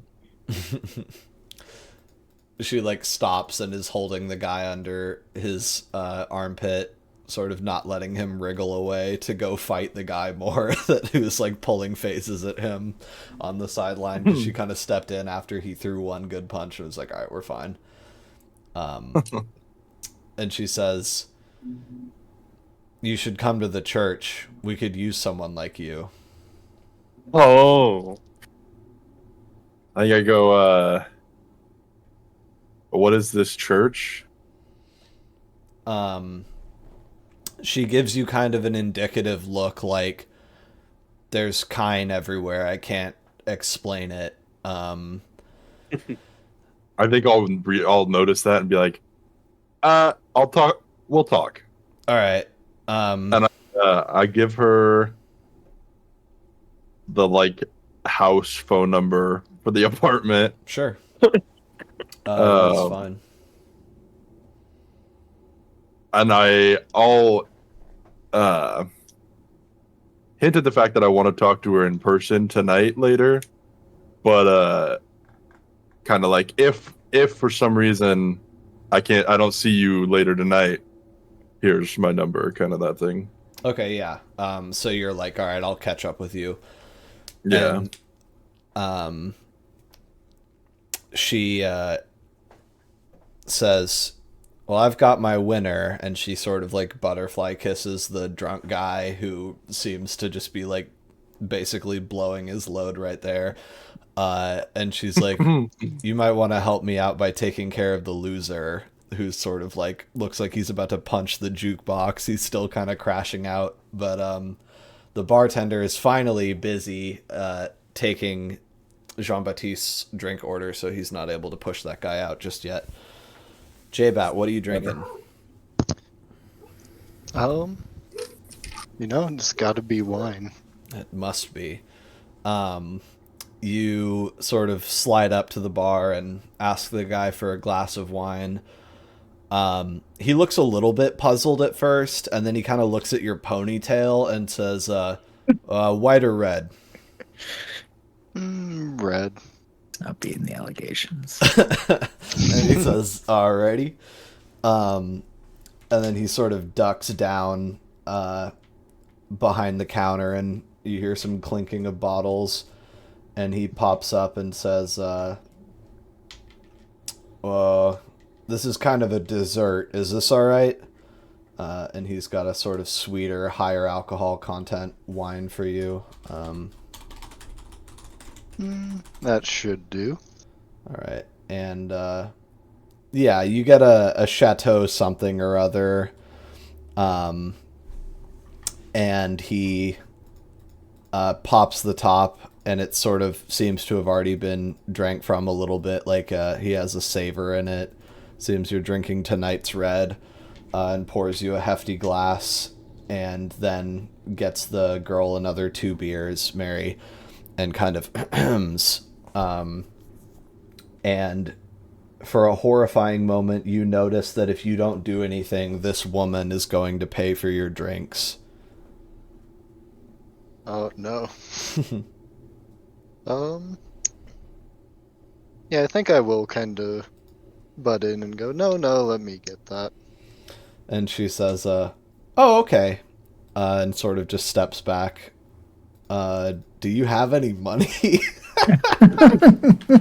I imagine by this point, J-Bat would have been at least given a few bucks. So yeah, before you go into the bar, you're like, somebody give me money now. I was gonna say, I'm near him, and if Magni were to hear this out of the corner of his, or out of his peripheral, I would slide some money into your hand or something. Yeah, well, just because that's funny, you can just put your hand behind your back, J-Bat, and then you get a $5 bill pressed into it by Magni. Let me just find my money.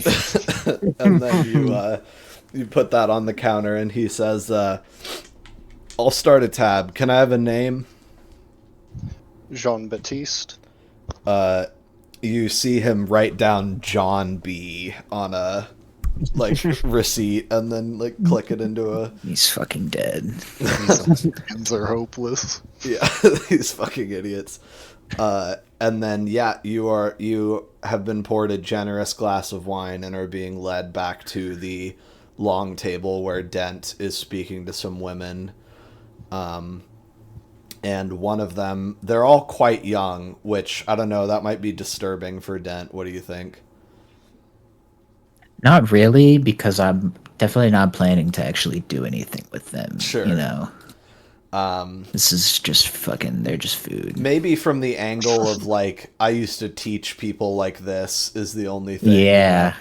Because they're clearly all college students. And the one says, so what do you do? Oh, well, right now I'm sort of in between jobs, just doing some tutoring. The classic. I'm a professor. I teach music history. Like at the University of Washington. You fucking bitch! I'm gonna kill you. I'm gonna fucking kill you now.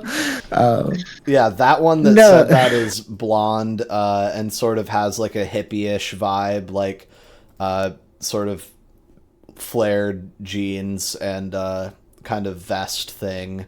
And you're like, her jacket must be somewhere because otherwise she's probably cold as fuck Yeah. out there. No.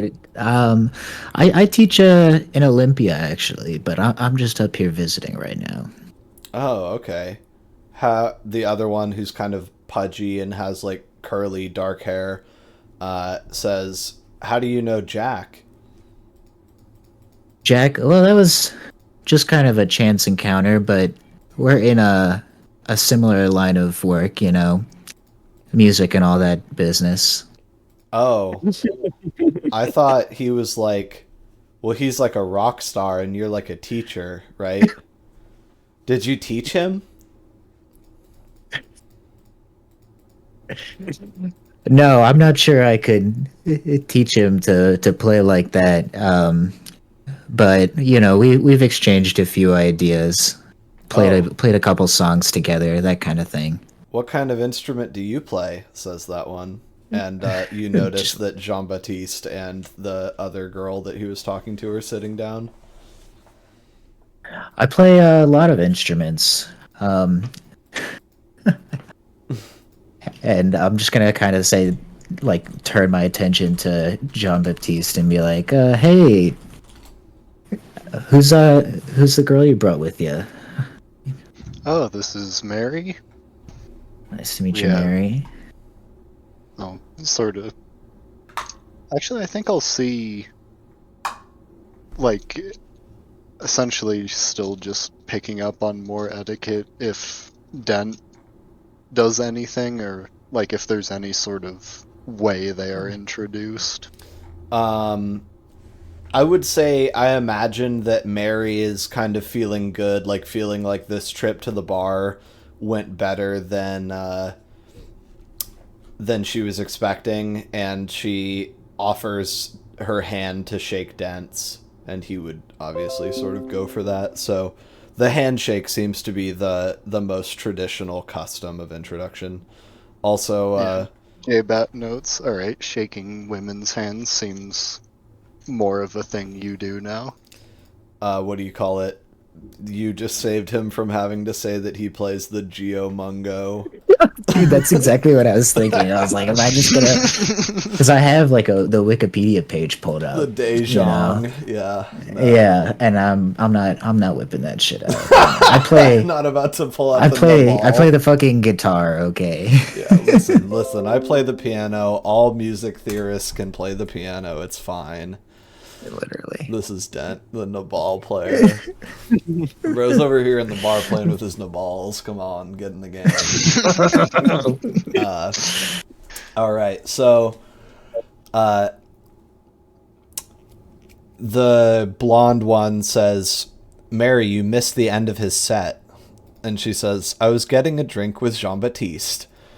And she says, "He's from France." And the other two kind of look over. I'll look at him like, yeah, I'm from France.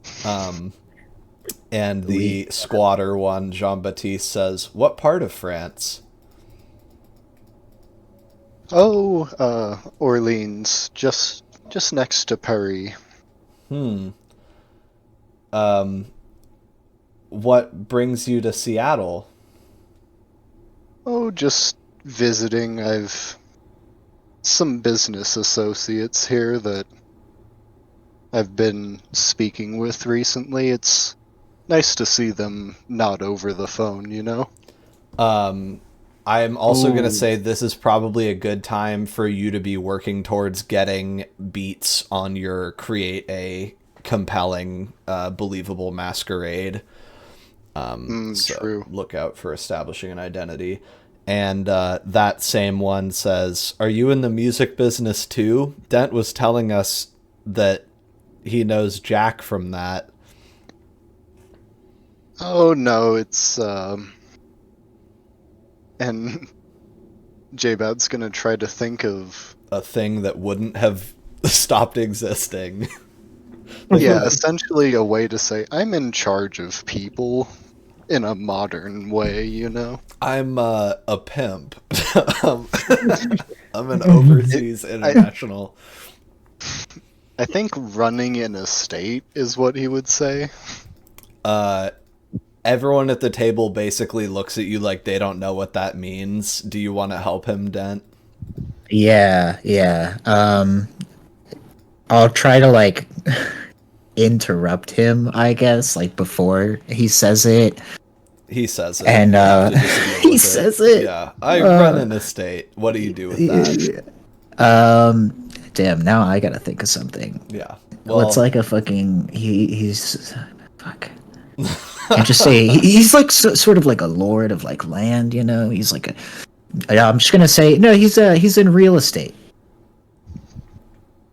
Oh, and I'll sort of pick up and go, oh yes, my English is still not so great. Yes, real estate.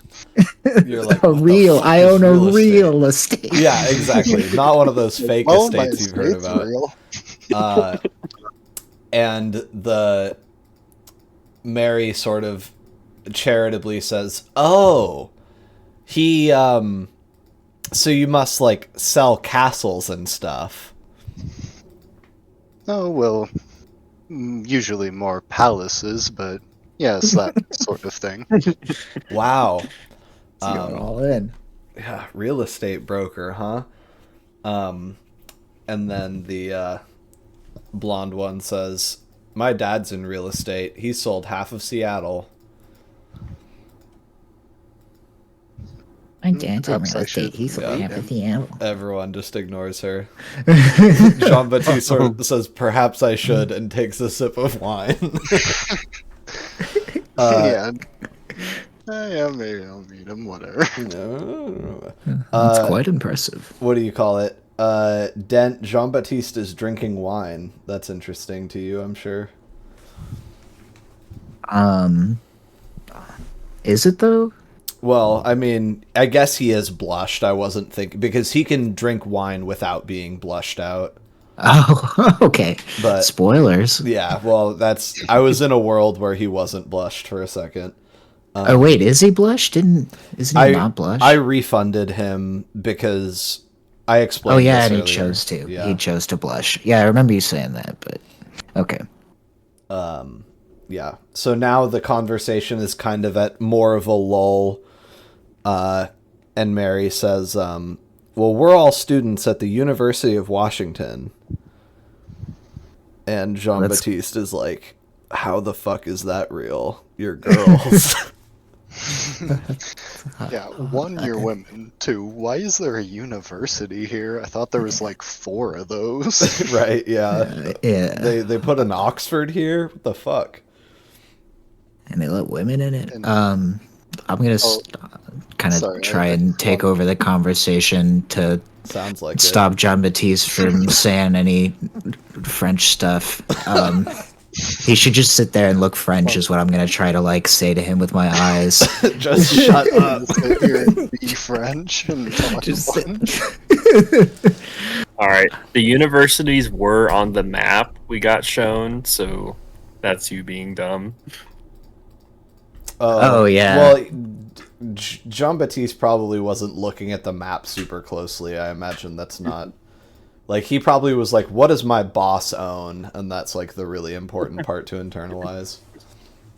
Yeah, more or less. And another thing I'll just mention now is J-Bat's kind of been under the assumption that this is like I mean, Seattle's a major city, but he's imagining it's like, this is the city in America. you Right, know? yeah.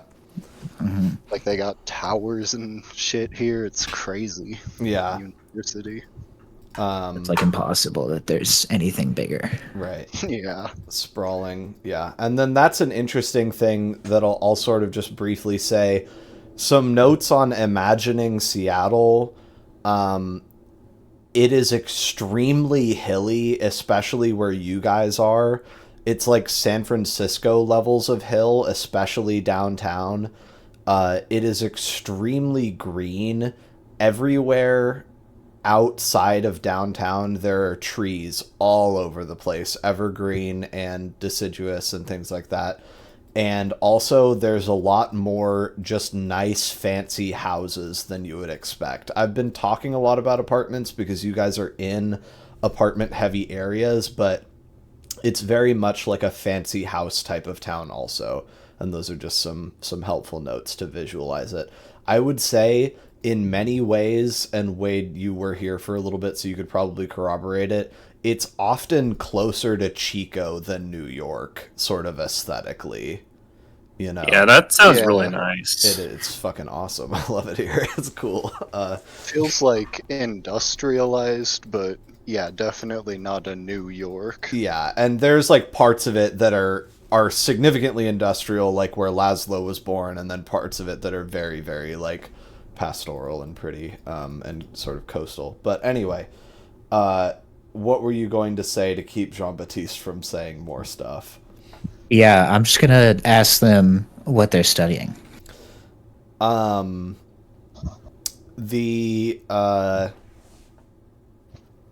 blonde one is sort of getting up while this old man asks everyone what they're studying, and she says, "I'm gonna go find Jack," and sort of has essentially culled herself from the conversation.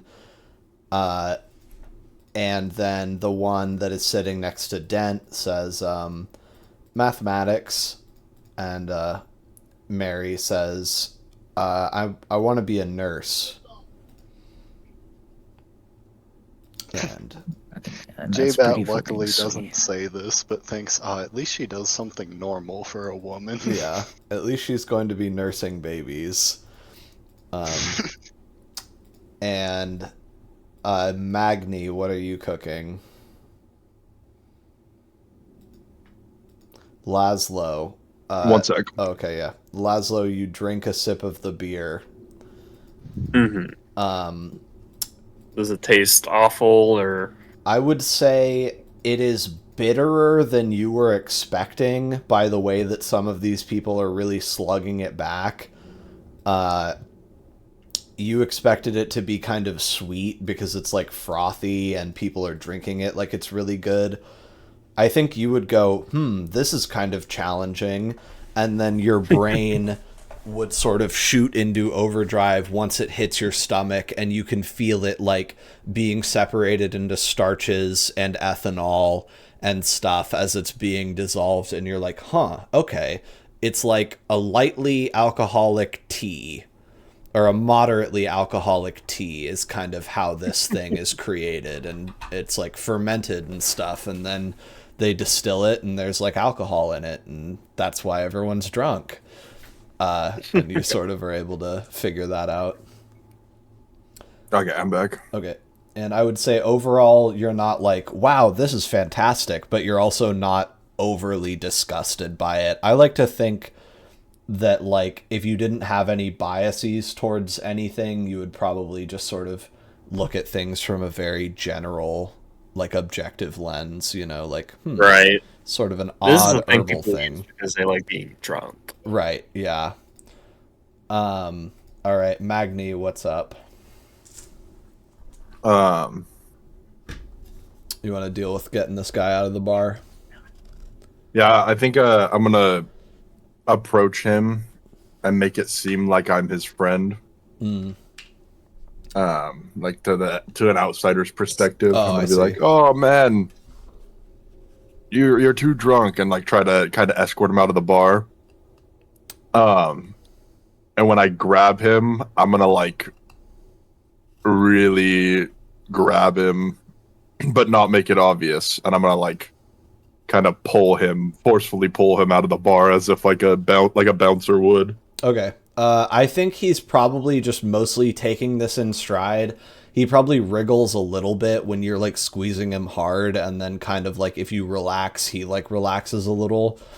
And he really does seem to be pretty wasted, and he like looks up at you like do I know this guy? He's talking to me like he knows me. And I'm gonna be like leaning on him and being like, "Oh, come on, man!" Yeah, like almost kind of playing up like I'm also a little drunk. Yeah. For the moment, he seems to just kind of be letting it happen, and then you guys are close to the door, so you kind of quickly are able to like push him outside into like drizzling rain, and he, instead of saying like, "Do I know you?" he just says, "Are you talking to Delilah?"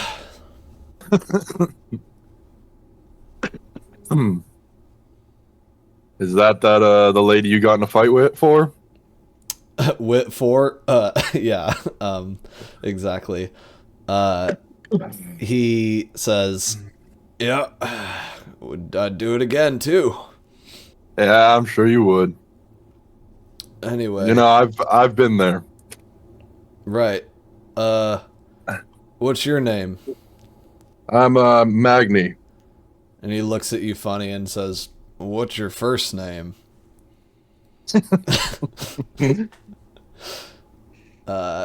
Dent, how are you transitioning this to getting blood? How are both of you doing that? I'm gonna try to use my like fast talking merit to try and like sort of.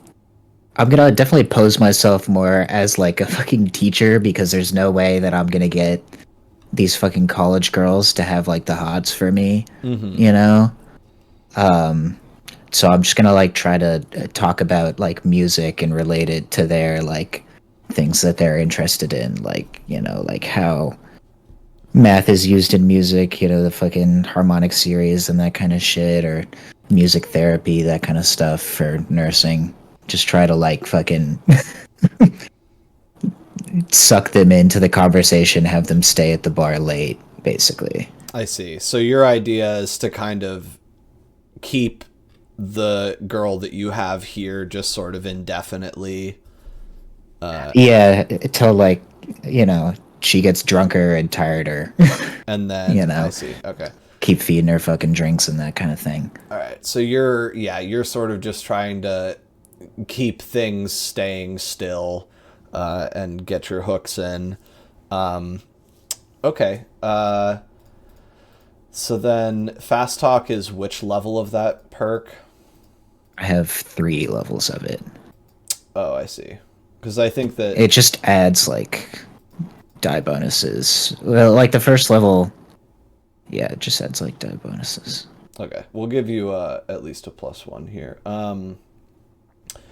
How about this is definitely you using your intelligence to try and ensorcel this person, and then I also want expression, so intelligence plus expression, because you're like kind of giving a lecture here, basically.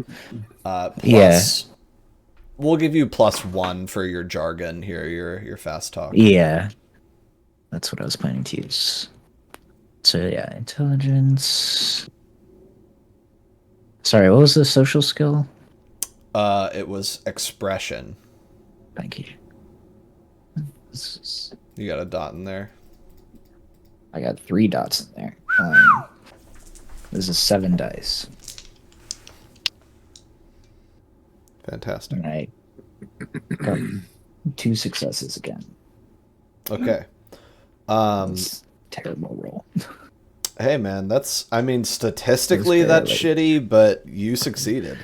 Yeah. So basically it looks like even though you guys are sitting with each other, Dent's strategy seems to kind of be to isolate this girl and wow her with his knowledge of, like, you know, there's a lot of ways. Have you ever heard of the Circle of Fifths? In many ways, the things that we're into are not so different, and kind of really drill down on this girl and get her to sit with him, and periodically goes and gets her more drinks. So Jean-Baptiste, basically you guys are together, but he has isolated his target. So what's your strat? I think just being sort of generally friendly and just sort of, I imagine, like, sort of trying a taste of her beer and stuff and sort of going, oh, do you want to try my wine? And Sure, yeah. a rather similar strategy to Dent, where it's sort of just BS until more drinks arrive. Okay, yeah. I feel like that's probably pretty standard operating procedure in this environment, so yeah. And then she sort of keeps asking you questions about, like, France and seems very interested in, like, the way that you grew up and, like, the fanciest house you've ever been in and stuff. And how often do you think you ask her questions? Do you think you're trying to kind of get any information broadly about things in the present day from her? I think it would be a lot of just sort of BSing about, oh yeah, France this, Palace is that, been, to Mont Saint Michel or whatever, and Mont Saint Michel Moreau. I think J-Bat would be curious how old she is. Probably just more about university life in general. I think he would kind of give some BS about having not gone to university himself, but being curious about it and sort of wanting to know what it would have been like. Yeah, I think she would probably give you a, but you're so well spoken kind of thing for that. And then, yeah, you're able to kind of pretty easily engage her in conversation for a while. She gives you, like, some pointers on your English, maybe at points where you, like, make a grammatical mistake, and then explains how she lives in the dorms with she would say, that bitchy blonde girl that was here. I'll give her a look like, yeah, I know what you mean. And so, yeah, you guys are kind of bonding over that. And I'm going to say you don't need to roll for this because you had a good feeding roll and you've done a lot of the legwork socially with this person. So she's into it. And it was more Dent sort of having to cold call this person that made him have to roll there. And so, yeah, you guys are able to kind of just keep them there at the table for quite some time. And at a certain point, that blonde girl shows up with her coat on and says, Mary, I'm leaving. Are you taking a different bus? And she kind of looks at you for a second. Because, again, Jean-Baptiste looks like 24, I think. Oh. So you're like... I'd say give or take. You're like, it's pretty impressive that you've claimed to be a real him. estate agent. Yeah. And whatever. So she's like, yeah, don't wait up for me. And sort of chugs the rest of her drink and kind of puts her hand on your knee. And from there, I think all that remains, I'm going to sort of wrap up the other character scenes, and then we will just sort of have to discuss exactly the situations in which you guys attempt to draw blood here, and then we'll close it out and move on. Now, Laszlo, do you just kind of put this beer down, see if you can analyze it more? I'll probably drink more of it. Yeah. I would say that you basically do not feel like you are getting any effects of the alcohol the way that the other patrons seem to, even once you kind of are getting towards finishing the glass. And Laszlo doesn't really know that one glass of beer doesn't make you drunk, but even if it did, he's still metabolizing it incredibly quickly. So you're sort of able to chug that, and then towards the end of it, the bartender would sort of ask you if you needed another, because he knows you're good. I'm for good. It. All right. And he says, you watch much television? Because you've just sort of been staring at Johnny Carson all night. Yeah, I like the stuff. Right. Right. And he just sort of, I like the stuff being such an insane phrase that the wind has kind of been taken out of his sails. And he just goes back to kind of polishing glasses. That's Laszlo for you. Yeah. And then he will sort of come back after a minute and say, how do you know all those guys, that big guy? What's up with you guys? We're associates. Like at the circus? You can't tell if he's joking.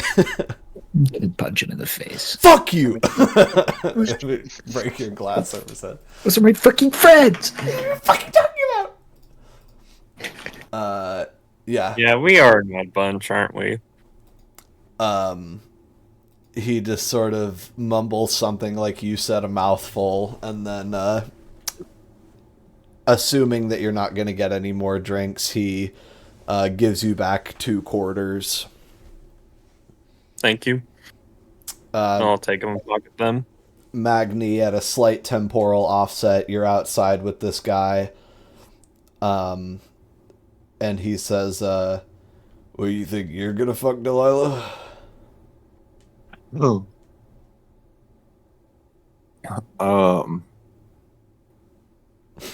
He was Like, the man was too stunned to speak. No, I'm trying to figure out how I would go about this. I think Magni, I would just laugh. Right. Like Hardy, be like, haha, and go, let's get you home. All right. And I'm gonna start escorting him, but not home. Okay. But like, hope he doesn't realize. I'm trying to take him to a discreet location. He just sort of says, I'm telling him I'm taking him home. Yeah. He seems pretty pasted, and I would say you get him like around the corner, sort of in an alleyway, and he starts saying, hey, my car's back that way. It's like slurring his words. I think I'll go, oh yeah, of course. And I'll take him to his car. Okay. Do you let him get in the driver's seat? Yeah. All right. Are you getting in with him? Yes. I'm gonna get in the back seat, like right behind him, and I'm gonna be like, hey, so you ever indulge in anything besides alcohol? He says, he's like trying to get the keys in the ignition, and he's struggling. He's really plastered. And he says, why are you sitting behind me? What are you talking about? Like smack? That's heroin. Yeah. Oh, what, are you trying to tie off, buddy? Is that why you're here? No, I'm offering. You ever you wanna try some? I have some right here. I'm gonna put my hand in my pocket and like pretend I have something in my pocket. All right, let's go for roll here. Okay. Manipulation plus subterfuge. What's that pool? 4. I'm gonna give you an easy +2 for this guy being really drunk. Okay. I rolled an 8 and a 9. Okay. 2 successes. So he believes you, and then I'm gonna roll for where he's at, kind of, with his stance.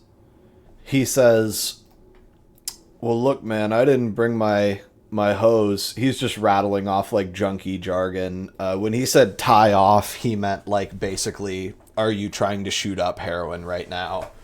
Yeah. And then he says, I didn't bring my hose, but if you got a kit, I wouldn't say no to a hit. I'm gonna look around, make sure no one's like around us, and I'm gonna go, oh, don't worry, I got you. And I'm gonna just bite him. I'm Yeah. just gonna hold him down really quickly and bite him. On the neck or like the arm? Because are you trying to pass this off as he's doing heroin, or are you just trying to fucking bite this guy? Yeah, I'm hoping like when he wakes up, he's like, what the fuck? Oh, it so felt like you're the gonna guy try bit and me, make him and then pass be out. like, yeah. Okay. With this bite, I'm trying to make him pass out and wake up and be like disoriented and like Sure. think that maybe me biting him was actually giving him heroin and he like can't remember.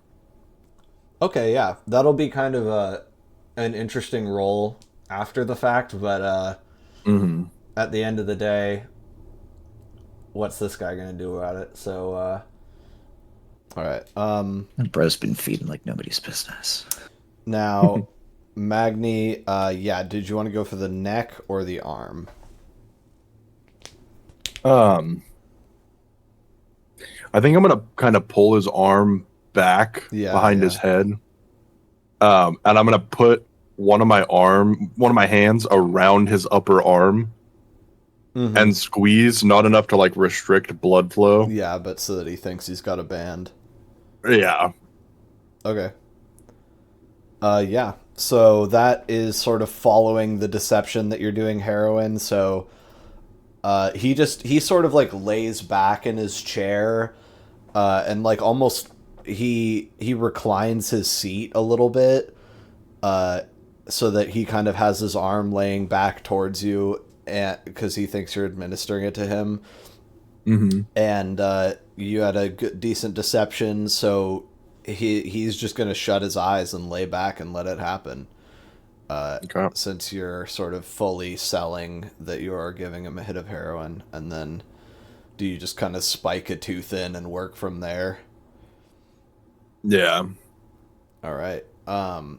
Your beast sort of writhes with excitement at the prospect of feeding a second time in one day, and then when your teeth slide in, this guy kind of shudders with an initial burst of pain, and then quickly pleasure as the hypnotic effects of the kiss kick in.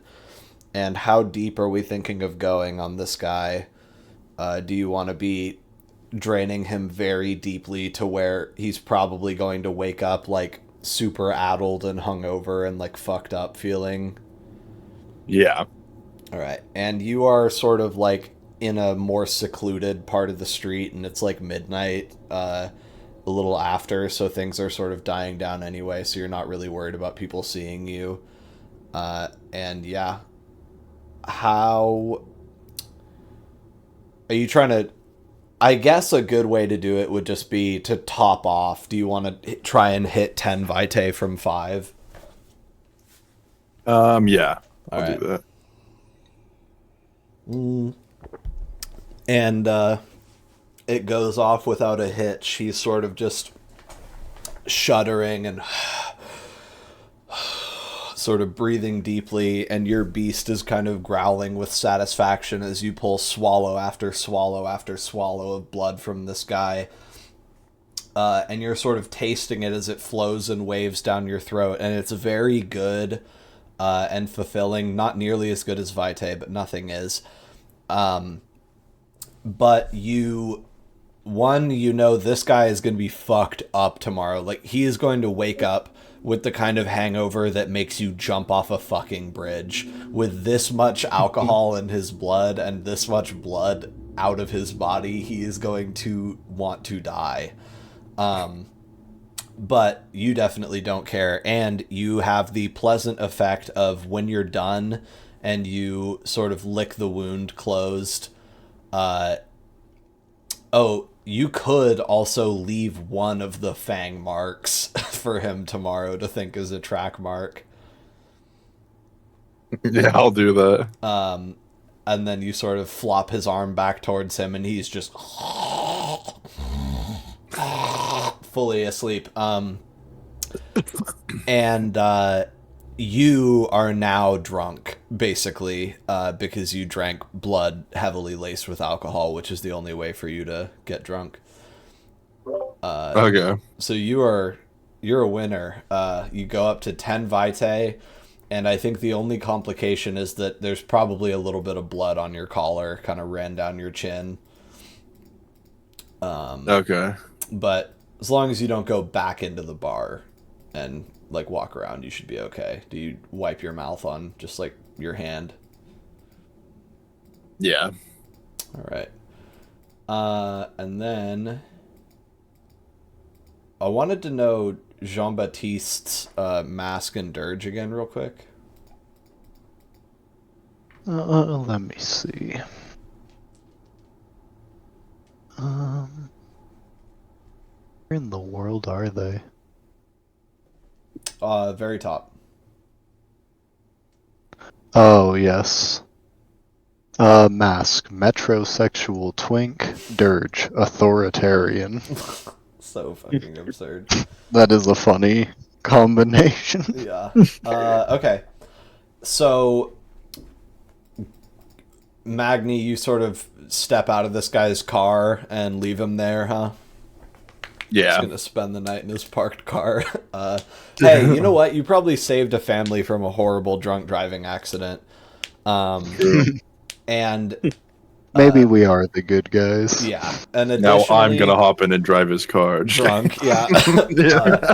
Additionally, you did not risk any humanity. That was very humane feeding.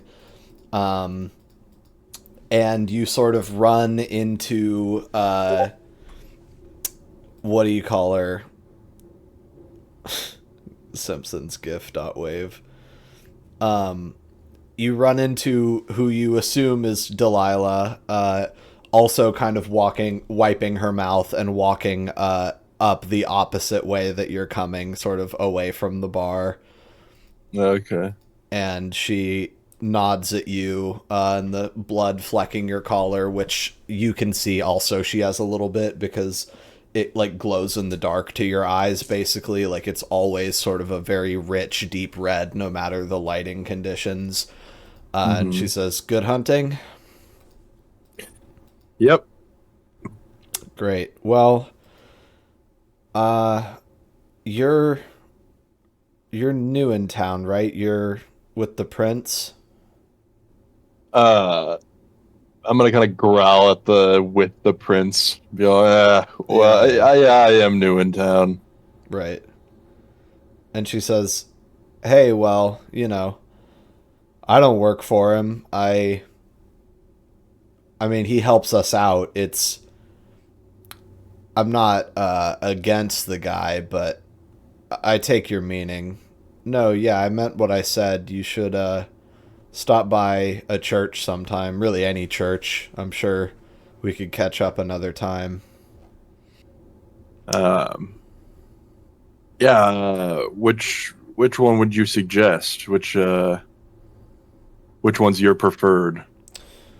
Well, there's one that's pretty solidly in Firebrand territory, but St. Mark's is historically a big deal for all of us. St. Mark's Cathedral. Okay. I don't know. You'll know it when you see it if you're in the neighborhood. It's north of here, northeast a little ways. I hate to run out, but I gotta go see about a cab. Okay, yeah. I'll hopefully see you there. Sure thing. What's your name again? Me Bjornson. It sounded like you said me Bjornson. Me Bjornson. Magni Bjornson. She says, "I'm Delilah. Take it easy, Magni." And she actually does a celerity burst and is sort of up the road and around the corner in an eye blink. Back in the bar.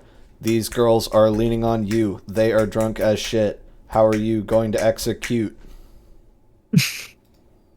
Yeah, I'll freestyle at a fucking moment's notice. Never test me. Hell yeah. Don't put him in a situation. Do not. He will bust down. Yeah, I think J-Bat's just gonna kind of look for a good time to pull a classic. Hey, do you want to, like, get out of this dingy, loud fucking bar we're in? Okay, so he's looking for a second location.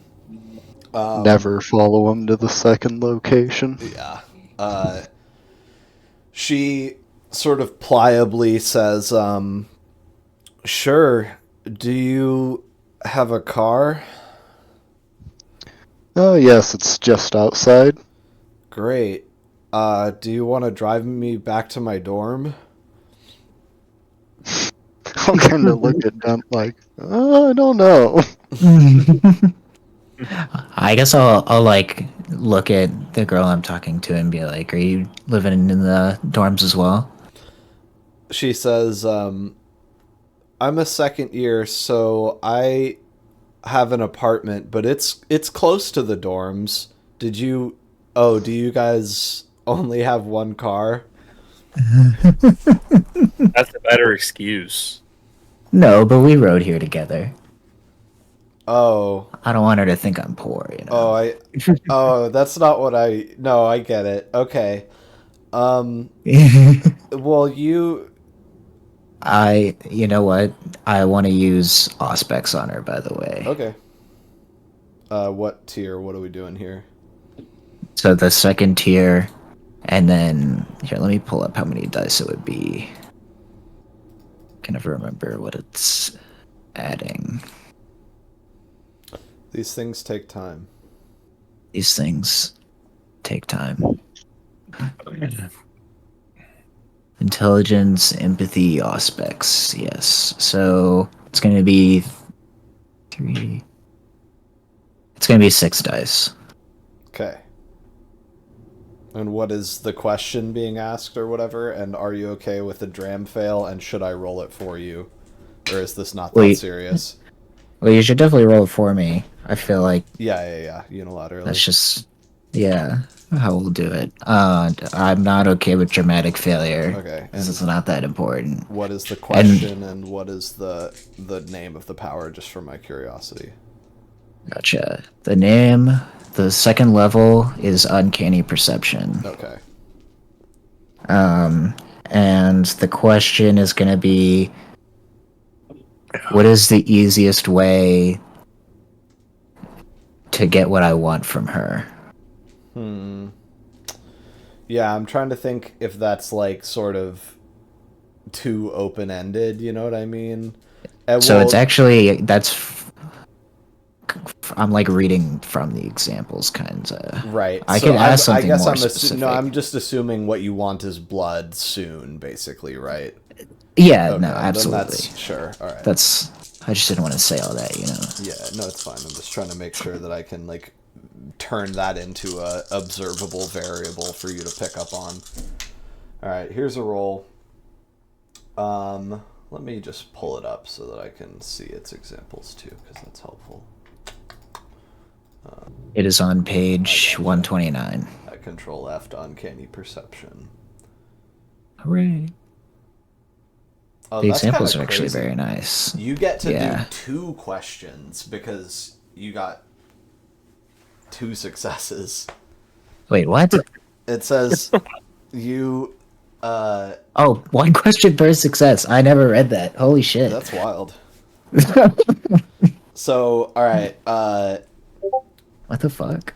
Your first question was that, and the answer is that the beast can kind of smell desire on her, actually, surprisingly. And alcohol. You're smelling a lot of alcohol.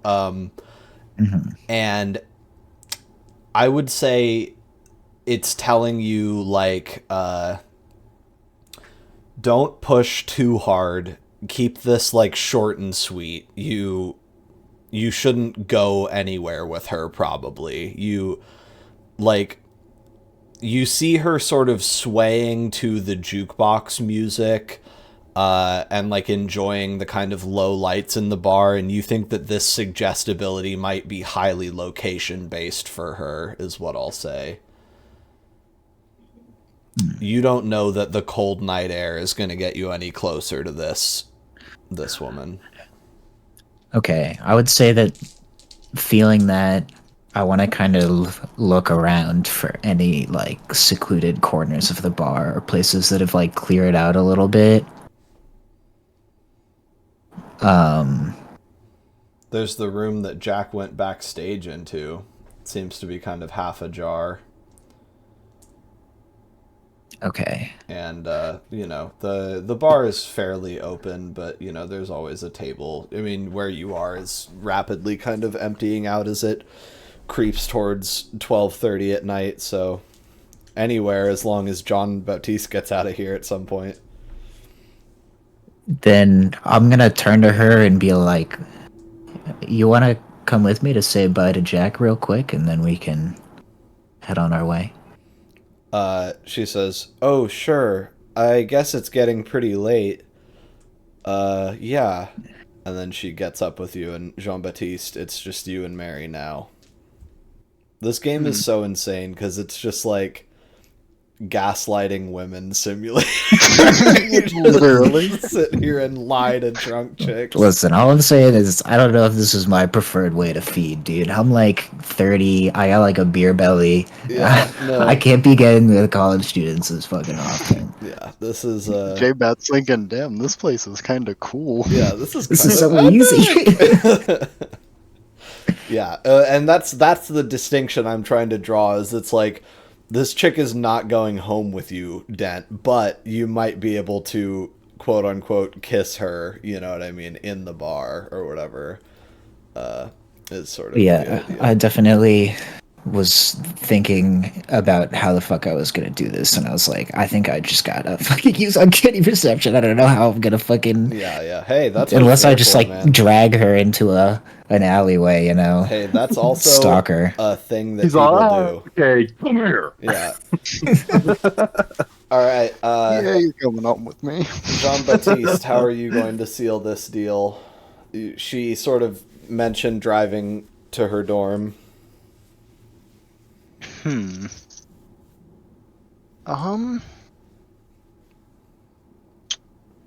thinking right now J-Bat's trying to kind of like set up a potential other meeting, and then essentially after that is when he's going to look to actually feed. Okay. I'm thinking I'm gonna ask like about the Space Needle, just sort of generally, and lead into like, oh, maybe we should go check that out. I've wanted to visit it since I've been here, type of thing. She says, "Oh, I thought you were just visiting. Are you gonna be in town for a while?" Oh yes, at least a while longer. I have quite a lot of business to attend to here. Oh, well, that sounds good. I'm busy with classes until this weekend, but I think that sounds nice. We could maybe go up in it even. Is that something you would want to do? Like, we could do like lunch. Yes, some sort of lunch in the tower sounds excellent to me. Some sort of night lunch. She says, "Hey, the details can be ironed out later." True enough. So agreeing to her first proposition is always good. And she says, "Well, great. Do you have a phone number? Also, yeah. am I still getting a ride?" She's starting to get nervous about being downtown at 1 o'clock in the morning. I'll kind of wave dismissively. "Oh yes, Dent will be back in just a moment, then we'll drive you to the university." And Don't worry. Okay. And then do you give her the phone number of the house? Yeah. House phone number given out 1,001 times. What the hell, guys? Think of a fake number. Everybody calling the damn house. Well, he wants to talk to her, bro. Yeah. Not everyone's a one-night stand guy like you. Okay. Listen, I just want somebody my own age. Yeah. I think also her number. Okay, yeah, she would give that to you. And speaking of their age, J-Mat's 200. Yeah. So it's creepy no matter what. Or does it reach a point where you're kind of like a babe in the woods right now? Like, are you actually 0 as well? Yeah, it's a good question. Anyway, okay, and so, yep, then you kind of are shuffling her towards the exit and waiting for Dent to return. Because were you going to try and feed in the car? Is that the gambit? Yeah, I think that's where it's looking like it's headed now. Okay. Dent, you push... So you sort of push this girl whose name you don't even know into the room that what's-his-face disappeared into with the girls, Jack. I don't know why I can't. It's 'cause his name is too normal. And because I don't always want to say White Jack, you know what I mean? But anyway, and it appears to be a sort of dry goods supply closet. And you can see with your uncanny perception and smell, actually, that... well, there's two things. One, there's a little sliver of moonlight coming in from the back door, which is ajar, because it's kind of like low lights in here. You could turn the light on or whatever, but that's probably not advisable. And you can smell traces of blood in a condom on the ground sort of nearby. Blood in a condom. Well, you guys have like blood in everything you do, so there's some blood jizz on the floor. Bloody jizz. And you can smell that, but she can't, because that's all just your senses letting you know that White Jack went to work back here a little while ago. And in general, there's kind of a piquant of aerosolized blood. It doesn't smell like he butchered those girls in here at all. Quite the opposite. But you can smell that there was feeding that went on. And she says, "Oh, it's kind of dark in here. Where's Jack?" This is a tough one. Yeah, I think I'm gonna like let her walk into the room a little bit more, maybe, and then no, because I don't know if I want to like assault her. Fuck, this is a tough one, dude. Kill, bite, drink blood, please. I'm gonna grab her hand and try to like turn her around and be like, oh, I guess he left already. And then I'll look into her eyes, try to be kind of like fucking seductive, and then dart in for her neck. All right. Well, you've got the situation all set up to where this is viable. I'm not gonna make you roll. Well, there's gonna be a roll that happens, but it's gonna be on her end here, I think.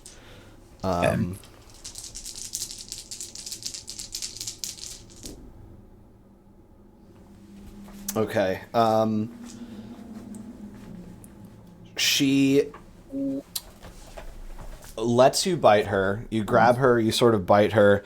She shudders, leans into you, and how much do you think you're trying to take here? Probably not a lot. I would say sips.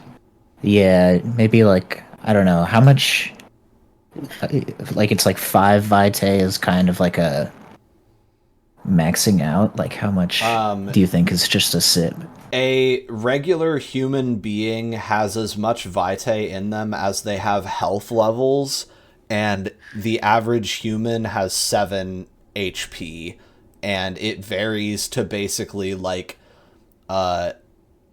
6 minimum and sort of like 9 relative maximum. Or it's possible to have 10 HP as a base level human, but most have 7 or 8, or 6, 7, or 8. I'll just take like 3 Vitae then. Okay, so you're sort of holding it for a little bit, and she succeeded on a composure roll, so after 2, she's gonna start pulling away, and you'll have to like lick her neck closed and leave it there. Okay. So 2 in total. 2 in total, yeah. And then I'll just kind of like apologize and say like, sorry, was that too forward of me? Okay, is that how you want to handle the fallout of that? Yeah. She says, suddenly kind of self-conscious of your situation, I think it's okay. I guess I just don't really know you. Can we go back out now? Of course. Let's all go home. Do you sort of wipe your mouth? Yeah. Do I sort of wipe my mouth? Yeah, I'm gonna wipe my mouth. That's lick my. Oh yeah. You're sort of. Yeah. No. I'll like wipe my mouth. I'll like take a glance at her like neck and collar, make sure there's no like blood there. Here, let me lick you real quick again. You got something there. No, you're okay. You were subtle. You barely got any blood down anyway. So then you kind of step out into the light, and you see Jean-Baptiste sort of supporting Mary, and behind him Laszlo kind of tapping his foot like, we getting out of this fucking joint or what? It's late. And I am gonna look at her, and I want to like suggest like, do you want to ride with us or do you want to take the bus? Like, it doesn't really matter to me. She just kind of looks up at you and says, I think I'll call a cab. Thanks again. Cab? All right. Cab? Yeah. I go, cab? A cab? I know a cab. I knew a guy named Cab. And she goes insane with how fucking insane you are, and runs screaming out of the building. No, and then she's going to sort of mumble some excuse about going and getting her coat, and then wander into the bathroom and be exited. No, yeah. Get out of here. So now you guys have obtained Mary, and she is being frog marched towards Mary 3 dudes. inventory. Yeah, literally. She doesn't even like. Well, actually, I was gonna say she doesn't look at Laszlo, but that's like impossible. So she says, "Oh, are you with them too?" To you, Laszlo. Yeah, I think I have other business, so I might go off on my own. Professional fucker offer. Laszlo Darnock. Hell yeah. Yes, I'm with them, but I'm not here.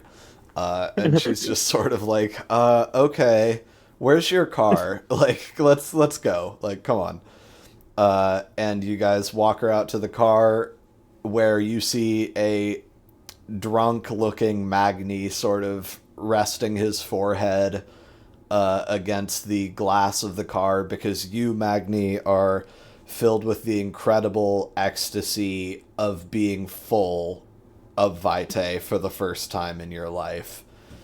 And it is beautiful. Like, the stars are shining so bright, and Dent, you feel highly euphoric because you just fed too. J-Bat's starting to get pissed. J-Bat is gonna fucking kill something. Like, you are mad. You are really, really dying for Getting it. cooked. Looking at Laszlo and Magni like, you don't fuck this up. Yeah, oh my god, you better not. You nerds. I think Laszlo's doing a good job of not fucking this up. Yeah, Laszlo, are you just Yeah, gonna like? Laszlo gets a gold star. Are you getting in the car? No, I think I'm just fucking off. Okay. Just wandering the street. Okay, sounds good. So Laszlo just says, "Bye, guys. I'm gonna go walk around." And And then that leaves you 3. Magni, are you gonna get into like the shotgun? Like who's driving? Dent? Yeah, I'll drive. That's fine. All right. And then, I'll get shotgun. Okay, cool. Yeah, and you're happy couple happy on the as a back. clam. You got 5 vitae, and it's also like the more you feed at once, the more satisfying it sort of is. If you were able to sit, Jean-Baptiste would know, draining someone to death is a fucking incredible feeling. It's like the difference between sort of like getting to 10 vitae, or getting 7 vitae from 3 sort of slugs, like 3 swallows, and getting to 7 vitae by completely exsanguinating one person from start to finish is like the difference between like having some pretzels and like a couple glasses of water and like over the course of 2 hours and getting to like eat a burrito in one sitting, all messy style. It's like unfathomably better. And so you're closer to the burrito end as you pile in and let Jean-Baptiste and the girl he picked up get in the back. That is what Cab experienced before he turned Dent. Yeah, he got to exsanguinate Dent. Lucky guy. And just as Jean-Baptiste exsanguinated Mark, the security guard. Oh yeah, forgot I did that after I bashed his head in. Yeah, Poor guy. That's why I was like, how in God's fucking name do you only have 2 vitae? And I was like, oh, he's been blushing like every scene. I need to like do something about that. But anyway, you guys sort of pile in the back, and I guess you're headed for where the college is on the map, huh, Dent? Oh no. Yeah, we are. I'm heading to the university. I know where it is. I've been there before. Yeah, you probably surveyed the campus when you were trying to get a job there. I got friends. Cool. So Colleagues. you take off, and are you going to try and enthrall her at all, Jean-Baptiste, or are you just going to go for some necking? Yeah, I think J-Bat's gonna just look for a moment where a kiss would be appropriate and then just go straight for the neck. Okay. Then that is all fine. You've set up a good situation here. And how much are you trying to get?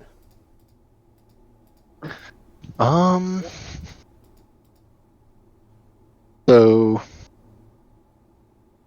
I'm kind of thinking 4 or 5 vitae worth. Okay. There is... Maybe I'll go 4, because she doesn't strike me as an especially high health person. Yeah, so even 4 is... The 5 is acceptable, do what you want, but those are both, I will say, probably going to give her the drained condition, where she will just sort of be functionally anemic for like a week. And she's probably not going to have like a ton of blood to give you on your lunch date if you end up sort of getting at her again. But you do kind of need blood. So yeah, you want to go 4 or 5? I think 4 is good. Okay. Enough to last me a day or 2. So you kind of tuck in, and she is highly suggestible at this point, and Mark's blood was barely passable. It was tinged with fear, which isn't always negative, but when it's combined with man stink and sobriety and ugliness, it becomes borderline unpalatable.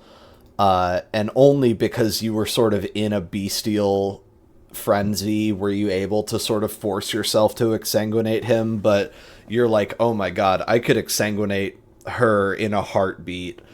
And in the space of a couple dozen by dozen heartbeats, you go ahead and bring yourself up to 6 total vitae. And her blood is fantastically rich, but also light, and you can already feel it sort of soothing your beast. Your dander is down severely. You don't feel like everyone you've ever met needs to die quite so bad anymore. And, you know, it is wind squared. All the food in the world doesn't compare to the blood of a beautiful drunk girl, and you have gotten to feed. Fantastic. And then basically after that, she sort of seems to be enjoying herself very much. And then pretty quickly after you drain her, because she is drained, she's just going to sort of fall asleep leaning on you. And when you guys eventually get to the part where you have to sort of get her to show you where her dorm is, she very, like, shakily has to kind of point out where you are, or where you need to be. And then she sort of, as she's getting ready to get out, says to Jean-Baptiste, I feel like I really overdid it. I think perhaps you had one or too many of those beers. And I'll just kind of lead her in. She sort of accepts your arm gratefully, like she really needs you to support her here on her way to the dorm, which she seems to have a key to. And she says, I didn't do anything silly, did I? Oh, no. Nothing too silly. Okay, well, I'll give you a call, lunch, or whatever it was. Bye, Jean-Baptiste. Goodbye, Mary. We'll have to iron out those plans soon. Get yourself some rest. She says, your command of idioms is very impressive for a foreigner. No, she goes inside. I just thought iron out was very observant. Yeah. Your command of giving him the stink eye. Idioms that use modern technology is very impressive. Anyway. Hey, he had iron. Did he have an iron? No. Maybe. I'm not from the just had to heat that shit up in the fireplace. Yeah, I guess I don't know much about the history of tailoring. But Jean-Baptiste would. What the fuck, man? My bad, I can't do it all. Anyway, now you guys are headed home. You're young, dumb, and full of blood. Any sort of review of your feedings before I give you guys your scores? I think J-Bat immediately upon getting in the car is going to go, I think we should do that again. Yeah, I feel like that's always kind of the vampire vibe. I'm immediately gonna say fuck no. No. I'll kind of look at Dent like, wait, did you not feed? I did, but that was the only part I really enjoyed. Well, that's really the only part to be enjoyed. Sounds like you got it figured out, man. I gotta say, I sort of glossed over it, but even though the girl whose name you never got was sort of reticent and kind of backed into a corner, her blood definitely beat the shit out of dog blood. Yeah. I would say, how do you think Dent feels about a note of fear in his blood, which I would compare sort of gauchely to food being spicy, you know what I mean, where there's sort of like a challenging flavor to it, but something that can very much enrich the experience. I think he hates it. Okay. I think it like disturbs him a little, like somebody could be scared of him, you know. Sure. Fair enough. So hey, you still got your blood though, which is obviously satisfying and important. Yeah, but gotcha. No, he wasn't satisfied with the experience of going through it and getting it, fucking talking to college women and all that shit, you know. Hey, fair enough. He's a little awkward. He mostly sits alone in bars. Yeah. Well, maybe next time you'll be able to find someone you feel less awkward about. Laszlo is the one who succeeded in sitting alone at a bar. Yeah. Drinking, sipping a beer. Professional exceptional. sitting at the bar guy. As you guys sort of head home, Laszlo, what do you think your sort of MO is for the rest of the night? Fuck off for long enough that it seems like I would have fed in my own manner. I see. Wait, did we just leave Magni in that car? No, he's in your car. Did he He's go? shotgun. He did get in with us? Yeah. Oh, I He's forgot. shotgun. So Laszlo's alone at the bar. Okay. Laszlo is wandering you. around trying to make it look like he fed. Sorry. Yeah. Okay. Which Good Dent for him. knows I he think- doesn't do. Yeah, what I'm actually doing is just exploring the city a little, seeing the sights, Okay, cool. looking up at the Space Needle. Yeah. So Laszlo has a nice evening's vision quest. And then I'm going to say everybody gets a beat. And Jean-Baptiste gets another beat. If you think that you might sort of lean into the real estate thing and make that part of your cover story, like that you're a French businessman considering speculating in real estate here. I think I will, because essentially once Dent explains it to Jean-Baptiste, he's going to be like, oh, that is kind of what I do. Just own things and force people to pay me to use them. Right. Yeah, that's perfect.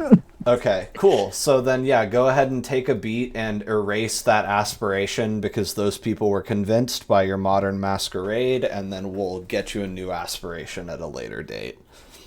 Sweet. So you get 2 and everyone else gets 1. And Magni, I'm going to have gain a willpower back because I felt like your...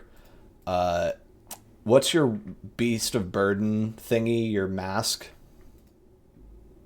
Martyr is what it. Oh, says. right. But that's like the book's name for it, and we had sort of named it like Beast of Burden or something on your first skill sheet because I just felt like the being like, I'm gonna push this guy out of this bar, like feeding in a kind of non-traditional way for a Deva, where you're like, I'm like a bouncer guy and I like get people out of bars. I felt like that was something that was appropriate for you to sort of be leaning into your mask as like a guy who buckles down and gets shit done when other people are too busy. So I will give you a willpower for that, which brings you to 5. Cool. And then Laszlo probably struggles pretty bad to like get home just like before dawn. You know what? Fuck it, man. They go home. You're gonna roll to navigate. Oh, How We're about gonna stop and pick him up. No, he needs to fake it. Oh, I do have a point of direction sense. Hey, nice. Where does that come from? Is that a perk or a merit? Merit. Nice. Okay, how about wits plus survival plus that? All right, that's 5 dice. Sweet. 2 successes. Hey, turns out when you've only ridden in a car like one time, or well, a handful of times, it's pretty easy to sort of memorize the trip that you took. So with all of these sites being fresh in your mind, you are able to pretty easily get yourself back home before dawn comes, which is good. And you are able to sort of get into the apartment as the other guys are kind of lounging around. And then how do you guys think you wrap this night up? I think we'll just quickly wash our hands of this and then move on and play for another little while here. I think J-Bat's just gonna ask everyone about how their feeding went. Well, what's his face gave his report. Dent that he didn't like it. Magni, your review. I I enjoyed it. It was easier than I thought it was going to be. True. Laszlo, you're back in the house. I think it went as expected. I've done it a few Magni's times. a little disappointed that he wasn't able to use his Deva abilities. He's still just like tricked this guy instead of any seduction or anything. Well, you don't have any points in Majesty, so yeah. Yeah, I just like he didn't really.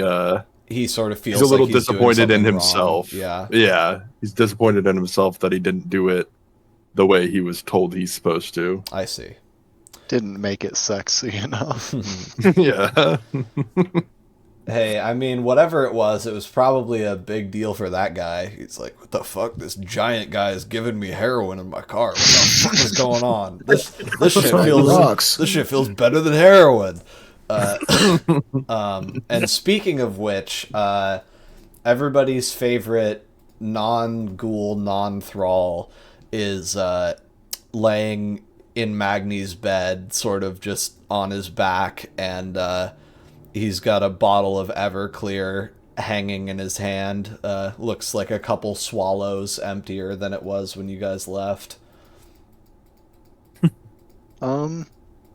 J-Bat is almost mad and then remembers how much he didn't like the Everclear and sort of goes, whatever. Plus, you got blood now, so everything's a little bit rosier. Yeah, true. And, yeah, Magni, if you want, you can just push him onto the floor. And, yeah. Then, do you guys basically just wrap it up and crash? I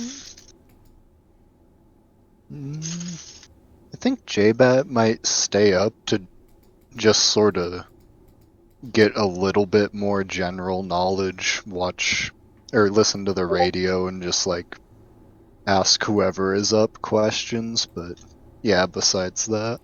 Okay, I think then the last thing I'll sort of do for the 16th is that when the radio is on,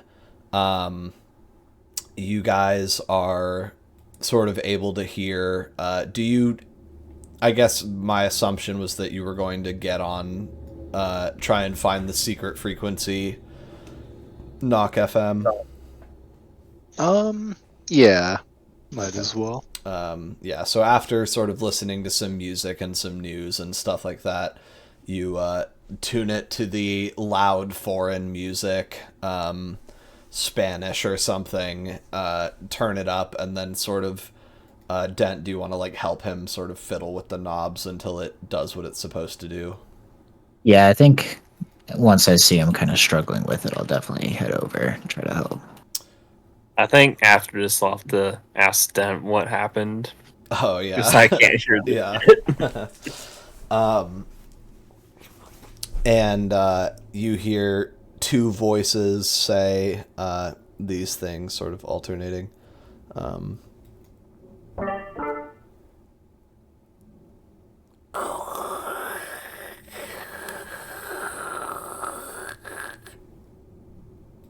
And then you tune in properly. I'm trying to give myself time to think of what they would say. It's like, oh, okay, cool.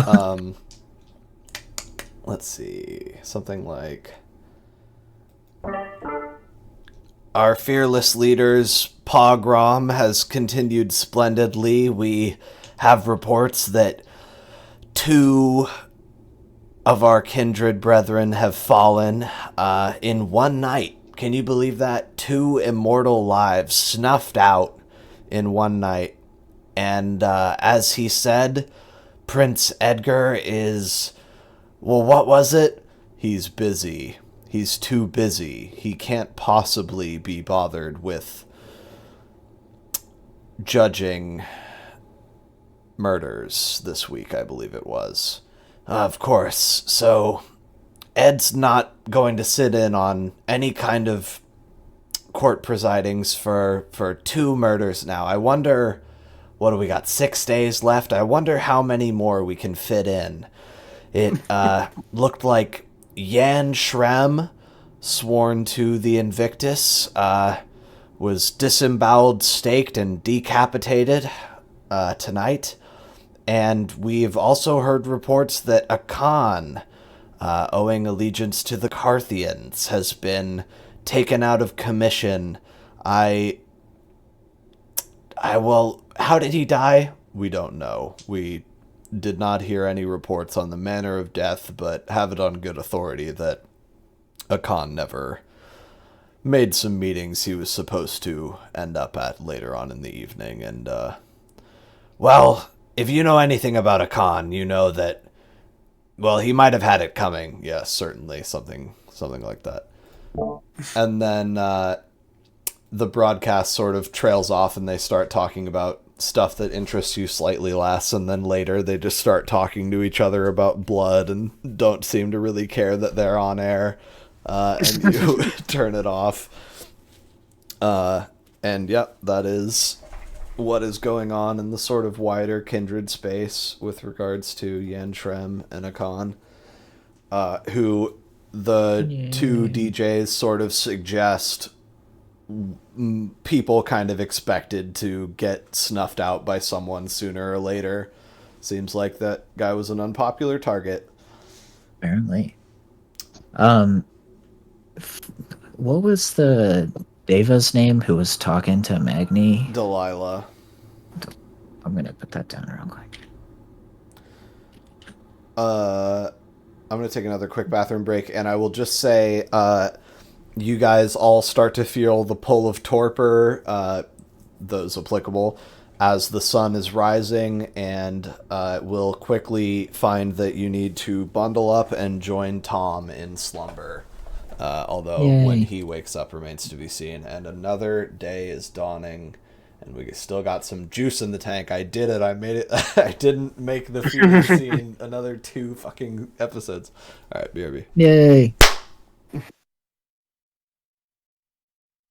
Pacing is hard in these things. I know.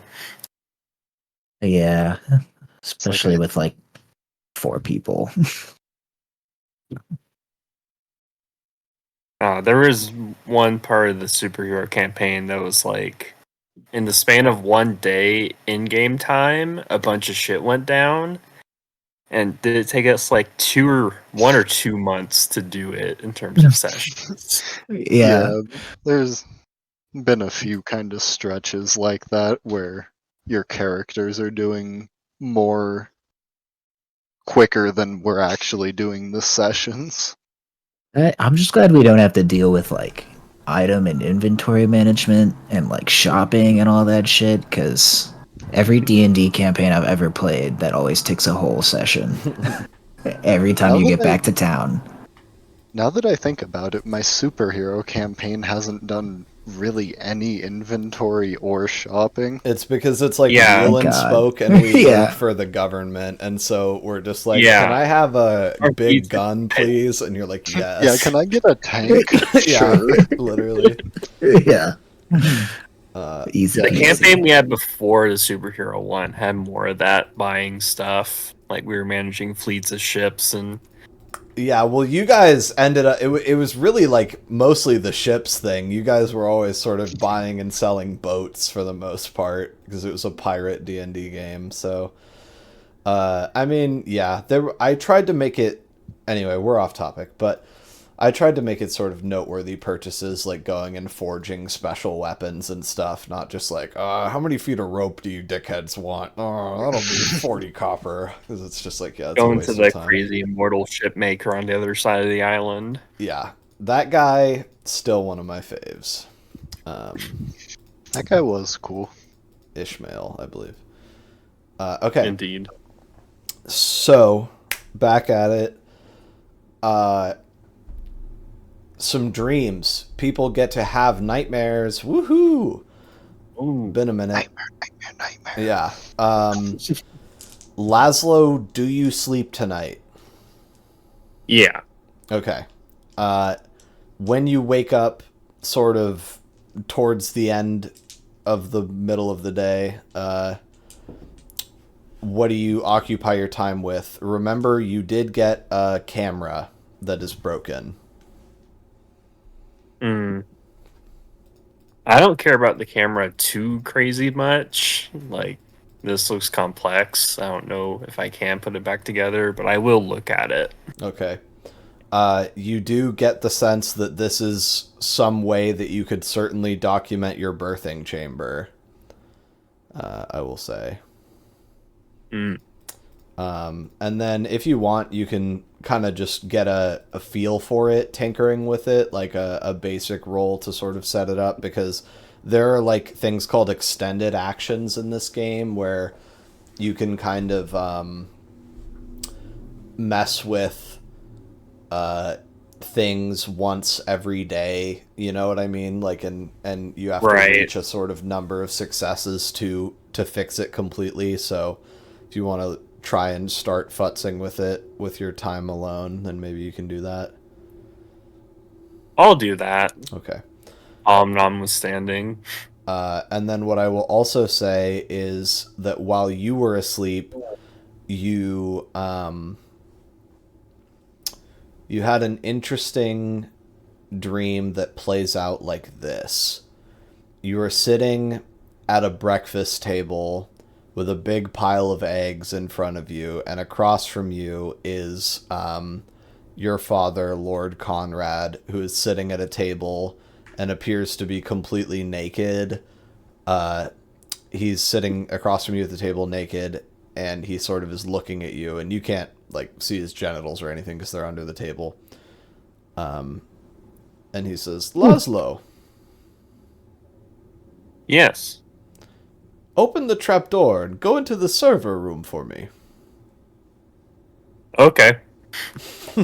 You stand up and turn around, and there's a trapdoor behind you. It's heavy and made of oak and set into a tile kitchen floor, highly incongruously.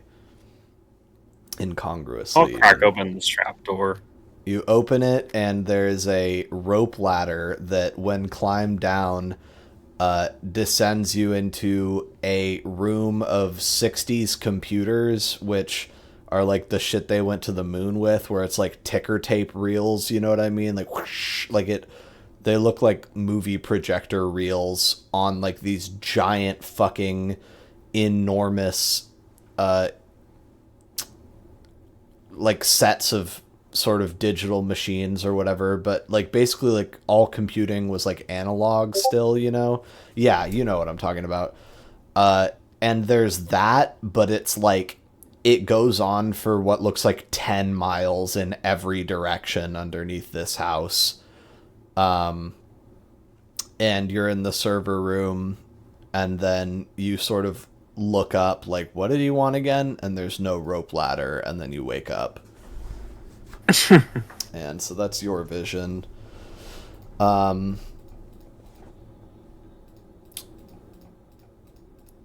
Jean-Baptiste, in your sleeping, you dream that you are on a boat.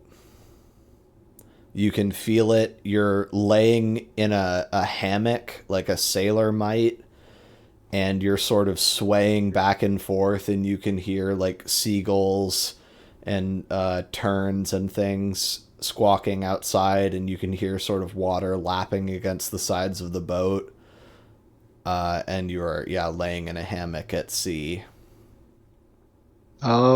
While that would sound idyllic to a lot of people, I think J-Bat hates most of that. Mm-hmm. It's like fucking on this hammock like I'm some sort of I was gonna say pirate or something. There's birds squawking at me. This shit's moving. So yeah, J-Bat's just kind of sit there mildly annoyed at the world for existing around him. And then basically, if you at any point were to try and get up, you would feel that you were falling into a deep, deep sleep, and your muscles were very heavy and you were unable to move. And then the dream would sort of end as you roused in real life. So you're just kind of paralytically in a boat. Has one last... this more bullshit. Fucking boat shit. Yeah. And then, Magni, are you there? Yeah. You wake up in bed next to Nellie, and you have had one fucking crazy dream about vampires and punching people to death and who knows what else. And she's sort of sitting up next to you in bed, reading some kind of, she likes these like self-help books sort of, and she says, good morning. I think there's a long pause, and then he goes, good morning. You, well, were you gonna go anywhere today, or were we gonna maybe go for lunch? You don't have a fight tonight, right? Turn to page. No, I'm down to do whatever you want to do. Okay. Well, yeah, there's a new place that opened up downtown. It's an Italian place I saw in the paper. Could be nice. I also, yesterday, before you went out and came back, I got you some new cigars. Actually, a new cigar cutter he threw in at the shop. So there's a little surprise for you on the table. And I don't know, I thought I'd make waffles or something, but I haven't gotten up yet. So just waiting on you. I'm gonna grumble and be like, "Oh, you're too good to me," and then I'm gonna go to the bathroom. Go straight to the bathroom. You open the bathroom door and you see Nellie hanging by the neck by a sort of makeshift rope noose that looks like it was made from like a bungee cord or like an extension cord or something, and she's spewing sort of black blood from her mouth and looks up at you with bloodshot eyes, and then you wake up. And Dent. Oh, God. There is something beneath you. It's not a size you can determine because you know the beneathness is an illusion. It's a projection. But that doesn't mean it's not beneath you. And if that sounds contradictory, it's because it is. But in the dream world, you know these things to be sort of true independently. And where you are doesn't matter. And what you're doing doesn't matter because you just know that the scale and monstrosity of the thing that must be projecting the sense of being beneath you is so large that anything you're doing is completely insignificant and useless when placed next to it. And then you get hit by a cab just for fun. You wake up. Oh, yeah. Anyway. That bastard. Yeah. Comes out of nowhere, that one. And yeah, you guys actually wake up to the ringing of the telephone. Who wants to get it? Laszlo, you're up first, as always. Yeah. Is there some way we can make that thing make a less annoying noise?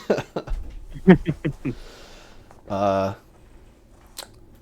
don't know that anyone would know. Definitely gonna think on that. We'll work on it, J-Bat. We'll get our best people on it right away. I've never thought of that before. This is funny. I really never anticipated a telephone being like the most important device in a TTRPG. Like, it's very funny to me. And I sort of was thinking this is still like a work in progress and a very indulgent thing to say, but I feel like I've been trying to make each clan sort of have a a piece of relatively modern technology that they're kind of associated with. And the only problem is that I was going to say that devas to me are associated with cars, but then Cab fucks that up royally. But Mechit are like cameras to me, obviously. And then Ventru are phones because of the chain of command. So anyway, your phone, your unit of command rings, and Laszlo picks up.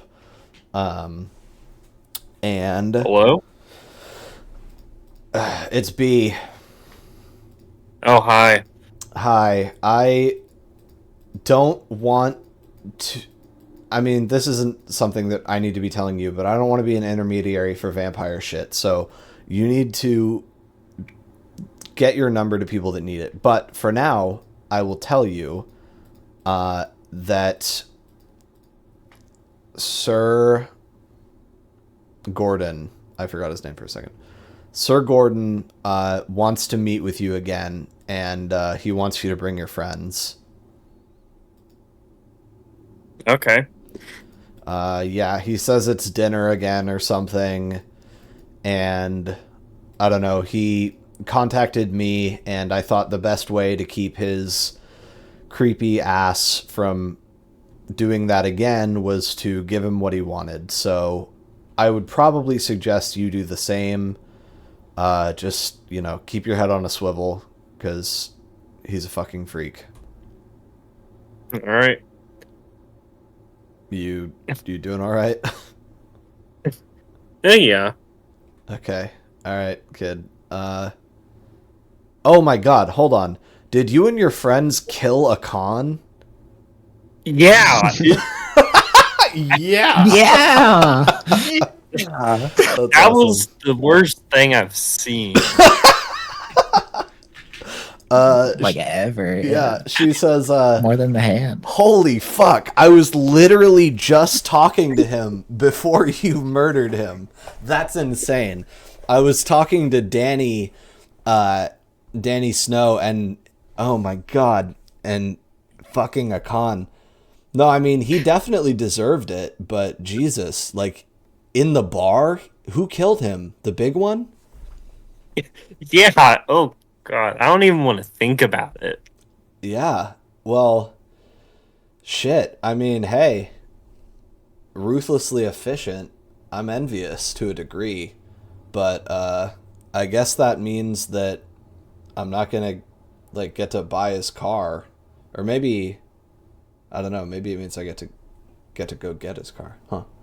Okay, Ooh. I'll talk to you later, Laszlo. Okay. Goodbye. Click. All right, You've been Laszlo. invited to dinner with Sir Gordon. Go ahead. Laszlo is anxious to the fact that Sir Gordon knows that Laszlo is a freak.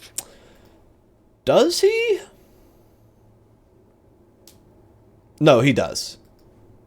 He definitely does. Yeah, he just doesn't know what sort of varietal, because you didn't fail the puking roll. So he knows that you're like an artificial of some kind, but he doesn't really understand the scope of it, probably. Okay, and we also forgot to do your camera roll. So how about intelligence plus crafts? What is that pool? That's 4. Okay, and crafts has a dot, I'm assuming. Mm-hmm. Okay. Yeah, go ahead and roll that, and then this will be your roll for the day, and I have a number of successes in my head. Okay, 3 successes. All right. I got 2 10s, but they did not turn into Oh, successes. bummer. Okay, cool, and then I'll mark that in on your sheet that you have Spencer's broken camera, 3 out of question mark successes. And then every day you can roll that roll with modifiers for if you get proper tools to fix it, because I imagine that was sort of just like snapping plastic back into place with plans to solder it and kind of like seeing how it's supposed to fit together and pulling the bellows back into its sort of little pin hook and things like that. Just easy like physical manipulations to make it less shattered. Okay. Other guys, you're able to overhear most of his conversation with your hearing on the phone. Especially Dent. You can just sort of trivially, easily hear what other people are talking about on telephones. I'm just gonna casually mention to Laszlo, hey, I wonder who gets his car. I think I know. I think Magni is proud that He's the talk of the town. was jealous. With the ease with which you dispatched him. Yeah. Yeah, I'm sure he is. Tom sort of drags himself off the couch where he's kind of been like intermittently sleeping and like listening to the radio all day, Laszlo, because he like woke up very late into the day off of his binge, which he didn't even fucking inject the stuff. He just snorted some. So he says, is it tomorrow? Okay, fuck you guys. Yeah. Fuck all of you.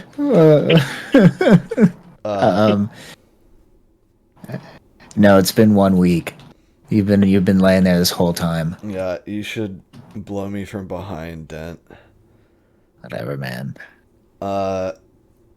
Okay, I need food. We're like running out. Why don't you go buy some? Okay, what are you guys gonna get up to this evening? You've awoken at well, let's see what time the sun sets. I always do this, but it was supposed to be it's like 5 p.m., probably a little after. Okay, I'm gonna go. I'm gonna try to find an ATM. Okay. Is that a thing? Or do I have to go to the bank? You probably have to go. I have to go to the bank, dude. I gotta find a... How am I gonna go to the bank? I'm gonna try to talk to Laszlo. I'm gonna try to get him into a different room than everybody else. Wow. All right. This is funny. A cash machine was put into use in Barclays Bank, Enfield, North London in the United Kingdom on, anybody got a guess? 1984. 52. 79. 27th June 1967. Oh, well, okay. So there's no newfangled technology. Yeah, but you don't have one. For the early guess. But the first one got Yeah, I don't go to created Barclays. this year. Yeah. Okay. Guys, I gotta go to the UK. I gotta get money out. I heard they got this money machine over there. It's- I'm gonna go see It it. feels so clean. I gotta get So over there. perfect. Yeah. No, yeah, your ass has to go to the bank if you want some money, boy. But you got like $50, right? Yeah, I got $50, but I'm trying to listen. My fucking goal. I'm trying to get a goddamn condo, man. Like, Speaking of which, basically what I'll say is there's a scene I could do right now. Because we good for like another 20. yeah. Yeah. There's a scene I could do right now, or we could do you guys start getting ready to go to Gordon's, whoever wants to go, but I would kind of advise it to be a group thing, I think. Votes. I'm fine with group thing. No, as Yeah, me in, too. do you want to do a scene at the apartment right now, or prioritize getting to Gordon's this session and starting that? I think I would rather just stay in the apartment. Okay. I'm fine either way. Yeah, I'd rather stay in the apartment. Okay. That's 2 and a neutral, so... Yeah, apartment school with me. This fucking apartment where 99% of this game is set. Anyway, no, I I like shouldn't. talking to each other. I shouldn't bitch. We had a great outdoor session. The bar was really good. Oh, everyone lose a vitae for waking up. Brutal. Oh, I'm hungry again. Fucking brutal. So nice not having to deal with that bullshit. I got you, Dent. Same. Nice having 10 vitae. That goes down to 9, mister. I got you. I know, but He's still rolling nice. in it. Yeah, it's Yeah, nice he's that I set up. don't have to worry at all. Yeah, so Jean-Baptiste wakes up on the wrong side of hungry, but overall, how much vitae can you hold? What does it go up to for you? I'm not sure. Because that's a... I can look it up. Yeah, how do I figure it out? It should be actually in reference material, because I think it has to do... Oh. Yeah. So it's the effects of blood potency. It's the first thing in there. Your blood potency is 2, and the max amount, which means that your max vitae is 11, and the max amount you can expend per turn is 2. Okay. Yeah, so you have a soft cap of 11, or a hard cap, I should say. Not soft, nothing soft about it. Okay, and there's a knock at the apartment door. People just keep coming to call on you. Who is it? Thomas, go answer the door. He sort of grumbles a little bit and like smooths out his hair and his sort of wrinkled shirt, and then takes a peek through the peephole and turns around and says, "Fuck! It's the landlord's wife." What? What is she doing here? She wants the fucking rent, man. But this place was bought and paid for. No, what? I lived here with my friends, and then they got murdered. Which he's kind of whispering. They like gave this place to us. Okay. You're like, no, I'm pretty sure this is free. And then, I know you're in there. You fucking dirty hippies. Listen, I'll talk to her. Get out of the way. Okay. Good thing you said that, because J-Bat's about to kill someone. Yeah. I was gonna say I could also open the door and try to be all sexy. It's more like scary. Yeah. Hello, wanna might be fuck a me good in my idea, too. apartment where I owe you money? There's only 4 other men There's here. only 4 guys. Okay. Only one of them is on heroin. Yeah. Okay, so do you want to open the door? Dent. Yeah, definitely. Just push fuckhead out of the way, Tom. Are you like cracking it, or are you letting her see into this place? I'll let her see into it so she can see Tom is still alive and exists. Okay. Man. She looks at you, sort of confused, and then looks past you and sees Tom and points a finger. She's like a sort of frumpy, like older, like 40s white lady with her hair sort of up and like a cardigan and pants and stuff, glasses, you get the idea. And she points over Dent's shoulder at Tom and says, "You! Where's our money? Where is it?" I'm gonna try to do like a pacifying gesture and be like, "Okay, calm down. Listen, I can pay for him. Okay, how much are we talking?" Who are you? Hold on. Are you suggesting that you live here? No, I just owe him some favors. So listen, it can't be that much, right? Where are the other 2? The other 2, is Tom in this conversation? No, fuck no. You stepped up. He's fucking standing behind me. He looks like a kicked puppy. He the other 2 are dead. He has no good the other answer 2 to that question. Yeah, she didn't notice like the blood in the alleyway. That's the blood cops for you didn't to come notice. around. No, those are they killed them discreetly, as far as you can tell. You only noticed because you're kindred. But they didn't feel like signing the lease over to us or anything like that. Okay. No. Yeah, no, they moved out. They moved out. It's just Tom here now, but he's a good friend. I owe him one. Oh, do you? You owe him one? I owe him more than one. So let's just. What's the damage? All right. Let me just get my inflation calculator up. Looks like. So if I pretend I'm in the year 2025 and I go back. Yeah, if I was exactly. Well. This is before the tech boom, by the way. Okay. Yeah, you're right. I'll take that into account, bro.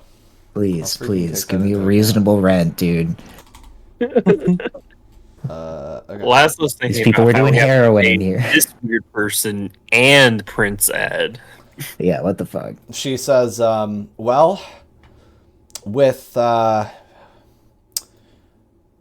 2 months back rent, and then this month's rent, which you'll be owing, and damages, I think we can call it an even...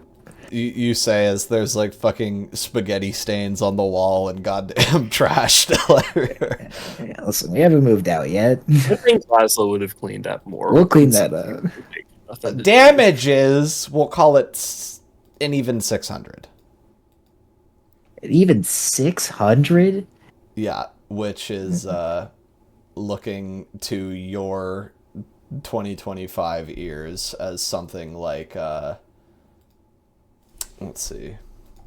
I don't know. I thought we lived in the shitty part of town, but well, it's a month's beer. rent. You know, she's asking for $5,700 for 3 months rent and damages. So, damn.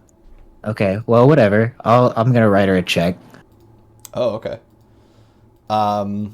Cool. Let's have... What else am I gonna fucking do? Kill her? Well, hey, that's what the other guys really want to do pretty badly, it sounds like.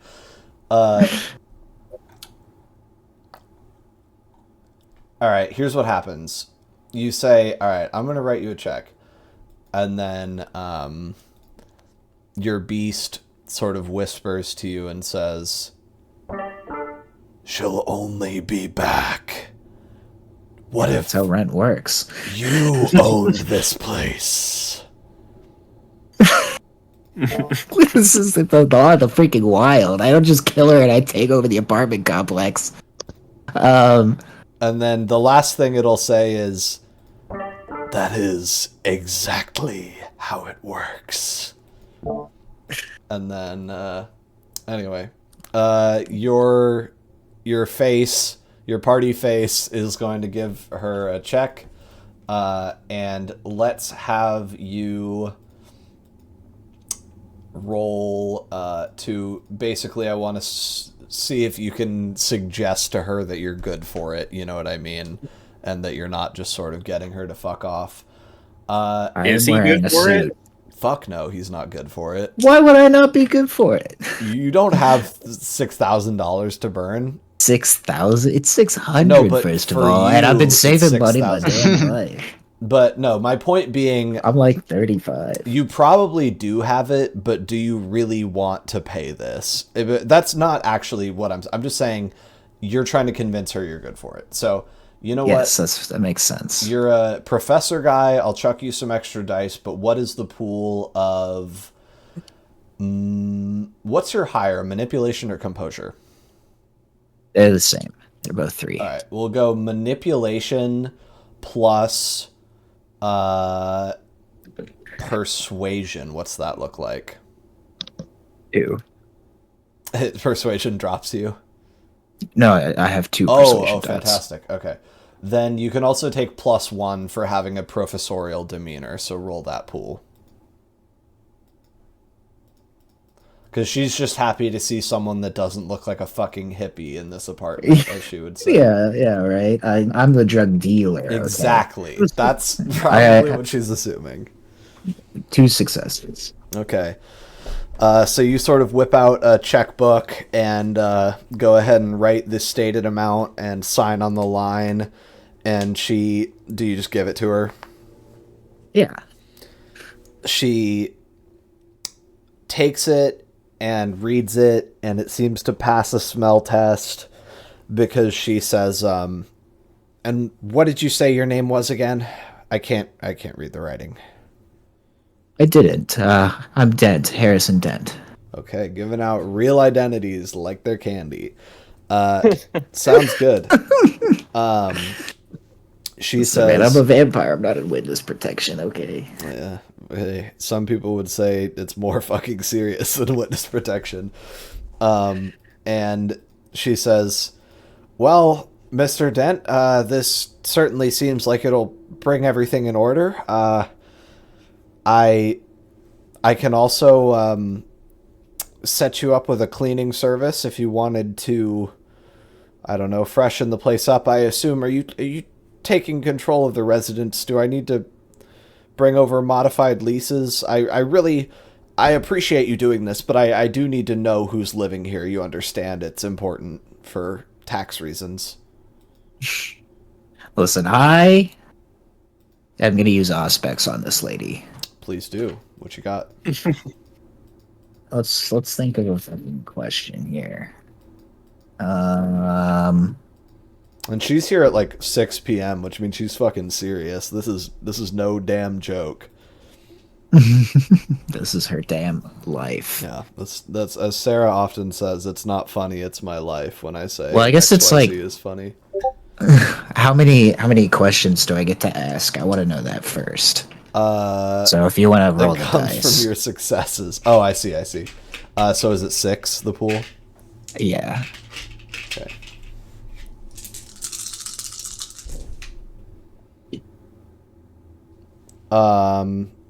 One question. One question. Better make it good. Are you okay with dramatic failures? I should have asked that first. No. Okay. My aspects. Like what? Okay. What is her like biggest secret? We'll just go with that. Okay, classic.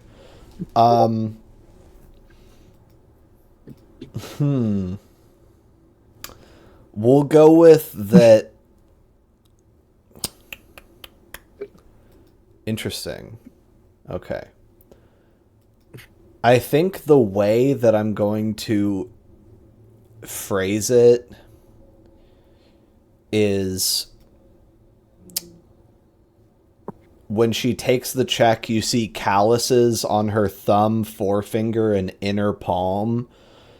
The smell of cigarette smoke is extremely strong in her hair, and her eyes are kind of itchy looking and red, which the beast sort of helps you jump to the conclusion that this woman is a sort of compulsive gambler and loves playing slots and roulette and things like that, which the sores are combined to imply that she's always pulling on them damn slot levers. Okay. Then I'm going to try to manipulate her a little, I guess. And, what was her name again? I don't think she gave you one. Okay. Listen, ma'am.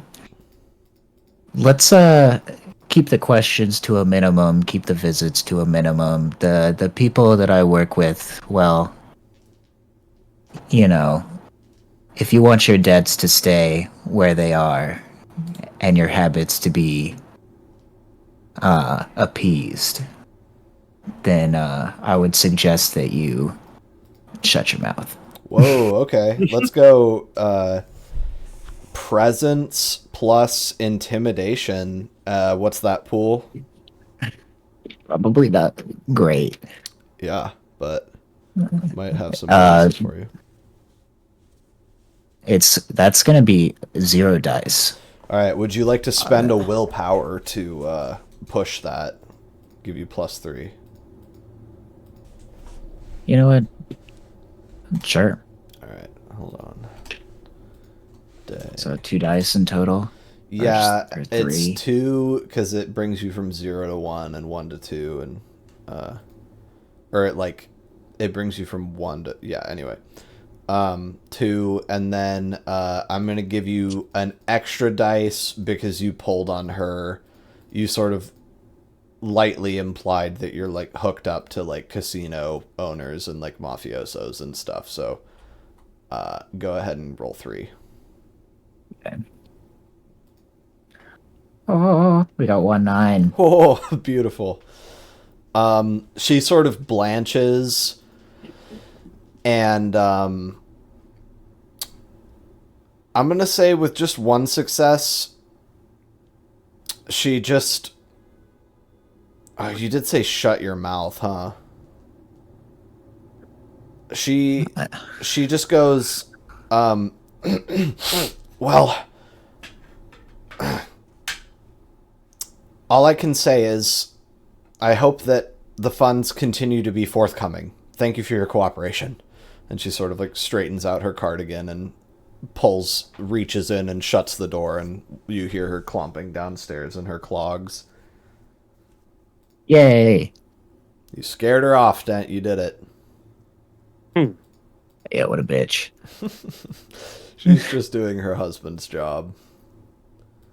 Yeah. You paid her a ton of money and got her to go away. Good job. Like, Magni's gonna give him a little round of applause. Nice. It's the first time he's seen Dent try to be intimidating. Yeah, that check's gonna bounce, guys. Did you? She'll be back real soon. Did you You took the willpower? I did. Cool. I took it off my character sheet, though. Do we have it in the...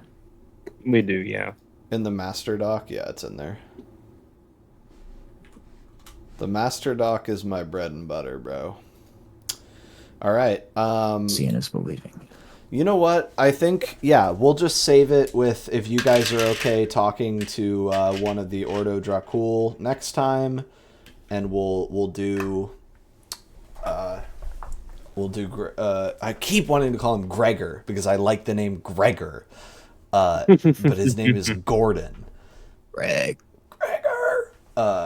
And the date is 11/17. 67, and yep, that is what we'll be up to next time. And for now, you guys are sort of just like, well, here we are again, and we settled up on our rent with a maybe phony check. Yeah, I'm definitely gonna look at everybody and be like, you guys owe me. Once again. Cool, and then here is your song. You guys owe me. Oh, I forgot we had the mysterious phone number from Akon's pocket. You want to call that real? Well, no, we'll save it.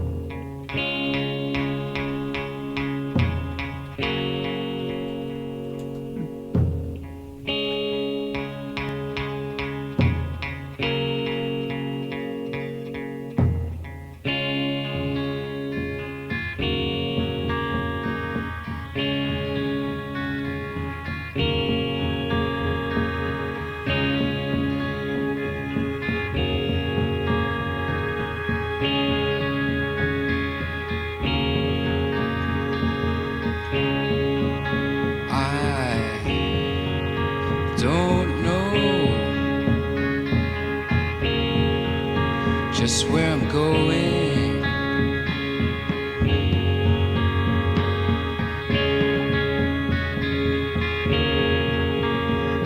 But I'm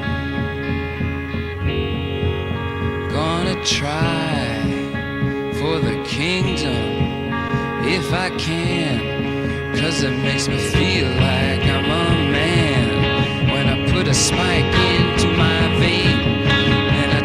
Things aren't quite the same when I'm rushing on my run, and I feel just like Jesus' son. And I guess that I just don't know, and I guess that I just don't know.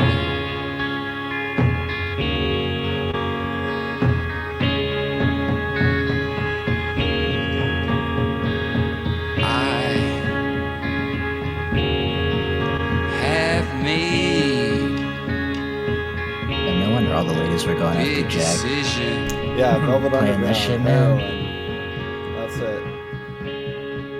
It's a good song, man.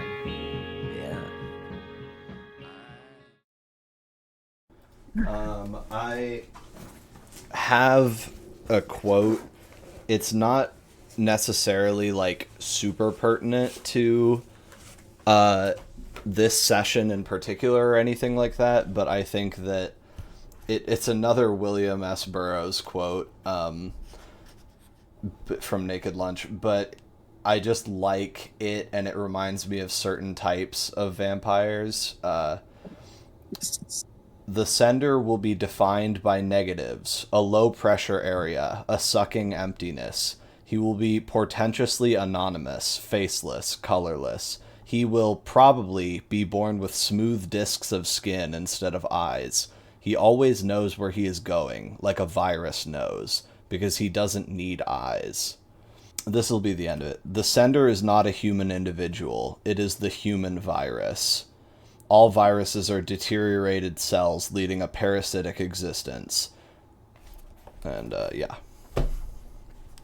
Shit is insane. It's like, I don't know where the quote ends because it just kind of keeps going. Like, it all is like that. So I could read the whole book and be like, oh, this is about vampires because it's about heroin addicts and peddlers and shit. So There's a Nine Souls video I watched today that had a funny quote about immortality, and I'm like, yeah, this is vampires. I'm glad it's infected your brain. Okay. So we woke up on the 17th last session, and there was a little bit of business going on with a phone call from Beatrice and stuff like that. Beatrice. But the way I'm going to sort of ease us into it this time is Jean-Baptiste, you wake up in an apartment that has amenities in it that you kind of could not have dreamed of in the time that you initially lived, and that certainly would not have been available to the poorest people around. But nevertheless, this house still manages to be shabby, even though it has all of these miracle machines in it. It's obviously run down, and you wake up here again, still not in your own time, and you feel a tremendous urge to vomit because you blush of life drank wine and didn't mix it with any blood, which is a trait that you have. So you go to puke. Any place special you want to do that? I feel like the toilet's a good spot. All right. You go to the toilet and you eject a foamy red jet of blood that doesn't contain any vitae. And you guys already lost your wake up vitae. This is all just sort of scene dressing. But just blood, probably some of your victim's blood from last night, and stains the sides of the toilet red. And then once you've straightened up and cleaned yourself off, you feel that your blood has actually coagulated and thickened in such a way to either newly or reawaken, you'll never really be sure, another level of dominate. You can feel your discipline sharpen in a way that will allow you to easily manipulate the minds of mortals. And which one is this? This is... what is it called? Entombed Command. Okay. So I can implant a trigger that lasts a week, basically. That's cool. And when do you start getting the memory mods? Is that 4? It's the next one. Yeah. Gotcha. All right. And then everyone else is saving. Fortunately, XP does not go bad. And then so you guys had sort of set up that Sir Gordon, the Ordo Dracul vampire that Laszlo is aware of, wants to meet with you guys as a group. I think I'm just going to say that he wanted to talk to you guys tonight, Was there anything else that you guys wanted to prioritize before that in the sort of daylight hours of the night, if you know what I mean? Like the human interaction hours of the night, because it's like 6. Yeah, I want to go to like some kind of printing store or library or something that's open. Sure. And start getting my fucking tutoring business up and running. Okay, so you're thinking it's going to be like a private tutoring thing. You're not going to like go through an agency. You're just going to like flyer. Yeah, I don't know how popular like agencies and stuff were in 1967, but well, I'm not very experienced in like actual tutoring, so that's what I was just going to do. Yeah. Okay. Sure. And that way, that's smart. You can sort of keep the official stuff to a minimum and just kind of deal with people on a one-on-one basis. Okay, so what time... Go ahead. Sorry to cut in, but if J-Bat hears what a library is, he's gonna go and try to get a book or two, perhaps. Okay, cool. I think Laszlo would also want to go to a library if this is a trip. Magni, want to go to the librry, or do you want to I didn't invite you guys. Everyone here, Dent's going to the library. Library? I'm going. And we can decide what Magni wants to do. Oh, my bad. I was muted. Okay. Do you want to go to the library? I was in on the... I was joking with you guys and didn't realize I was muted. Literally the worst feeling. Yeah.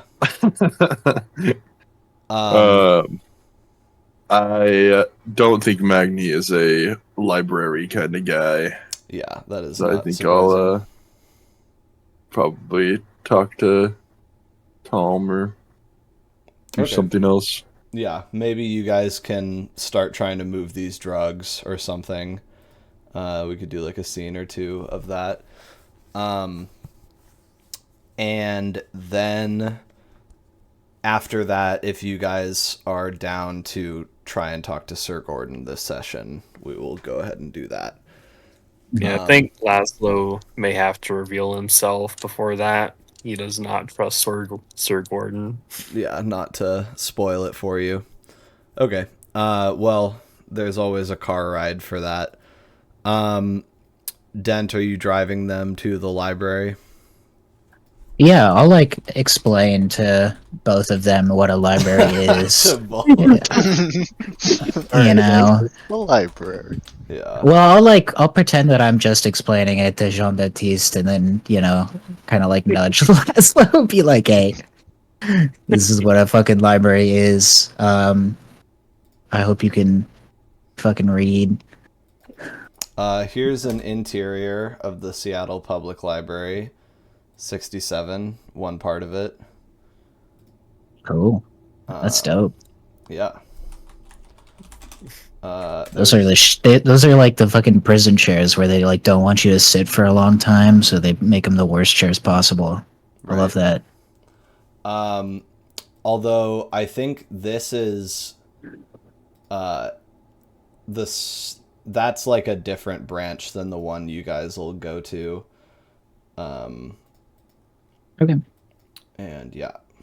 The libraries were a lot more important back in those days. Yeah. You didn't have you couldn't Google that shit. I think this is how it would look right here. Well, that's a daytime photo. We can't fucking have that now, can we? Unacceptable. Okay, just lower the brightness. It's fine. This one's black and white. There you go. Oh, nice. Yeah, so pretty big building. You guys pull up and park around the corner. And it is got a lot of sort of cubiness to it, what is that, 6-7 stories maybe at its tallest, 6. And yeah, you guys sort of go in, very clean interior. I think the central the version you guys are in is only like 7 years old at the time, so it's very, very nice in there. And there's like a front desk person sort of off to the side, like library checkout style, but they don't bug you guys as you sort of walk in. And you can see that it looks like the place is going to be open till 8:30, and they'll start shooing people out around then. So you guys have like 2 hours, hour and a half to look around and browse. And Jean-Baptiste, there are books on every conceivable subject all around. There's even, you see sort of a world literature section where there are novels and books of philosophy and history in French. So there's all kinds of stuff everywhere for you guys. Okay. I think. Oh, is there one of those big globes in here? I know some libraries have stuff like that.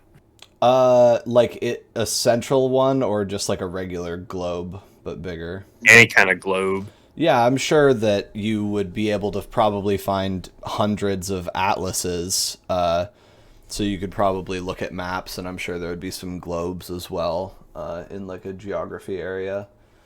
Yeah, I think JBat will check out some globes and first of all figure out, okay, where actually am I?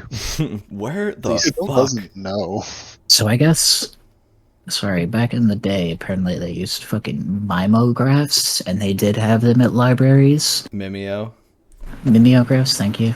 To print shit. So that's what I'm looking for. Okay, cool. So you will be able to get sort of a library attendant who can help you copy stuff. Is that something that you can like, oh, I guess they would probably have like a typewriter you can use. Yeah, that's how it is. I see. It's like you type it into the machine and then it prints a bunch of copies based on your typing. Oh, interesting. I definitely have to pay for it though. Okay. Well, you got a little bit of money.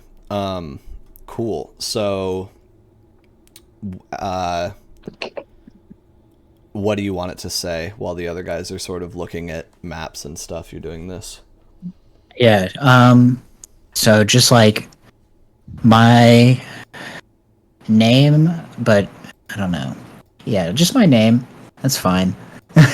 And like the subjects that I can teach and what level I can teach them at. So like college and high school, like, you know, any age, fucking 10 to 22.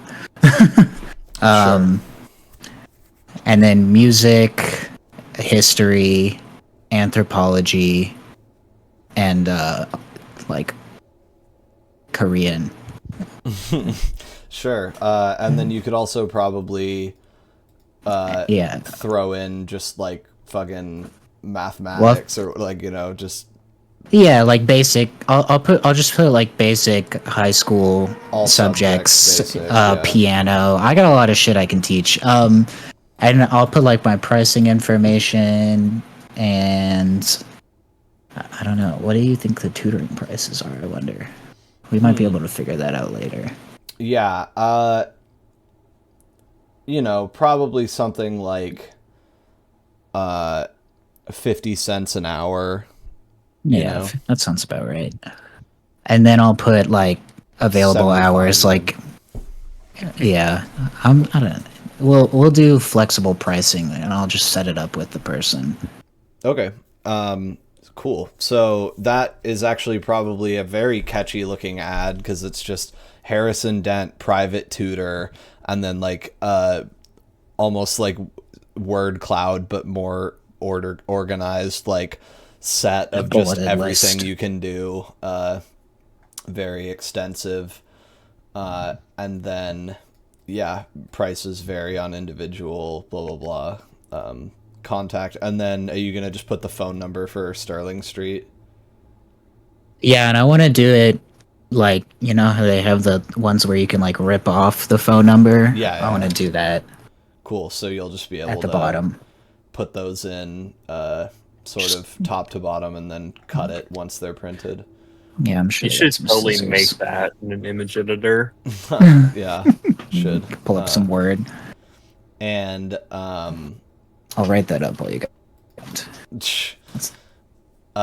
Cool. So you get that set up, and they start printing, and it's a penny per copy. And actually, it probably like 5 cents. Well, it's probably fucking 5 cents now for stuff like this. So yeah, penny per. How many do you think you're gonna do just before we move on? I'll probably do like 30 copies. Decent amount. Cool. For a second, I thought you said 3, and I was like, well, that seems foolish. And I also want to like ask the front desk person or whoever if they have a place where I can put up flyers. The lady helping you with the mimeograph says, sure, I have a cork board I can pin it to, a bulletin thing. There's actually one upstairs too. If you just leave them here on the desk, or were you gonna go around still, or were you leaving? No, I'll be here for a bit. Okay. I'm not gonna like ditch these guys and take the car. Well, here's some push pins then. Thank you. She sort of sets them down for you. And so wherever you see corkboard, you can put them up, and you've got a good amount of spots. And other guys, there's a globe, and atlases, and all kinds of encyclopedias lining the walls of the sort of world knowledge, global learning section. And neither of you know exactly how to point to Seattle on a map, so I think Laszlo is just a bit in awe that this is what he's standing on. it's like the when you get to heaven and you didn't expect it to be Chinese, but I didn't expect it to be round. The Earth. So I'm looking at a globe right now, and I think J-Bat's main takeaways would be, alright, France still looking cool. England, still don't like them a whole lot. Germany is massively concerning. Why does Africa not have colonies? And then, of course, the United States is ginormous. And the finale, what the fuck is a Soviet Union? And I forgot it's Soviet Union. Goddamn big. Yeah, so he looks over and goes, wait, what happened to Russia, and who is this? What's concerning about Germany? That it's in 2 parts? That it's there. Oh, that it has not been destroyed. He's used to, like, Prussia existing. Oh, sure. Yeah, true. Yeah, so you guys are sort of looking at these 2 fucking handprint-sized monstrosities, wondering who authorized the Soviet Union, United States, and Canada to look like that. And then Dent will come along and explain the Mercator projection and fucking whatever else. Yeah, where's the little like sea monsters and stuff like that, dude? But nobody's drawing. Where's the north wind? Where's Terra Incognita? That was my favorite part. So I think they just figured out what everything was. It would appear so. Yeah, you guys are sort of comparing notes like, oh, well, I'm finding out a lot of this, but we just didn't know some of it, because you sort of probably had as good of an up-to-date knowledge of geography as was possible at the time, Jean-Baptiste. Yeah, near to it at least. Yeah. I think Laszlo will get out a United States atlas and try and figure out where Seattle is.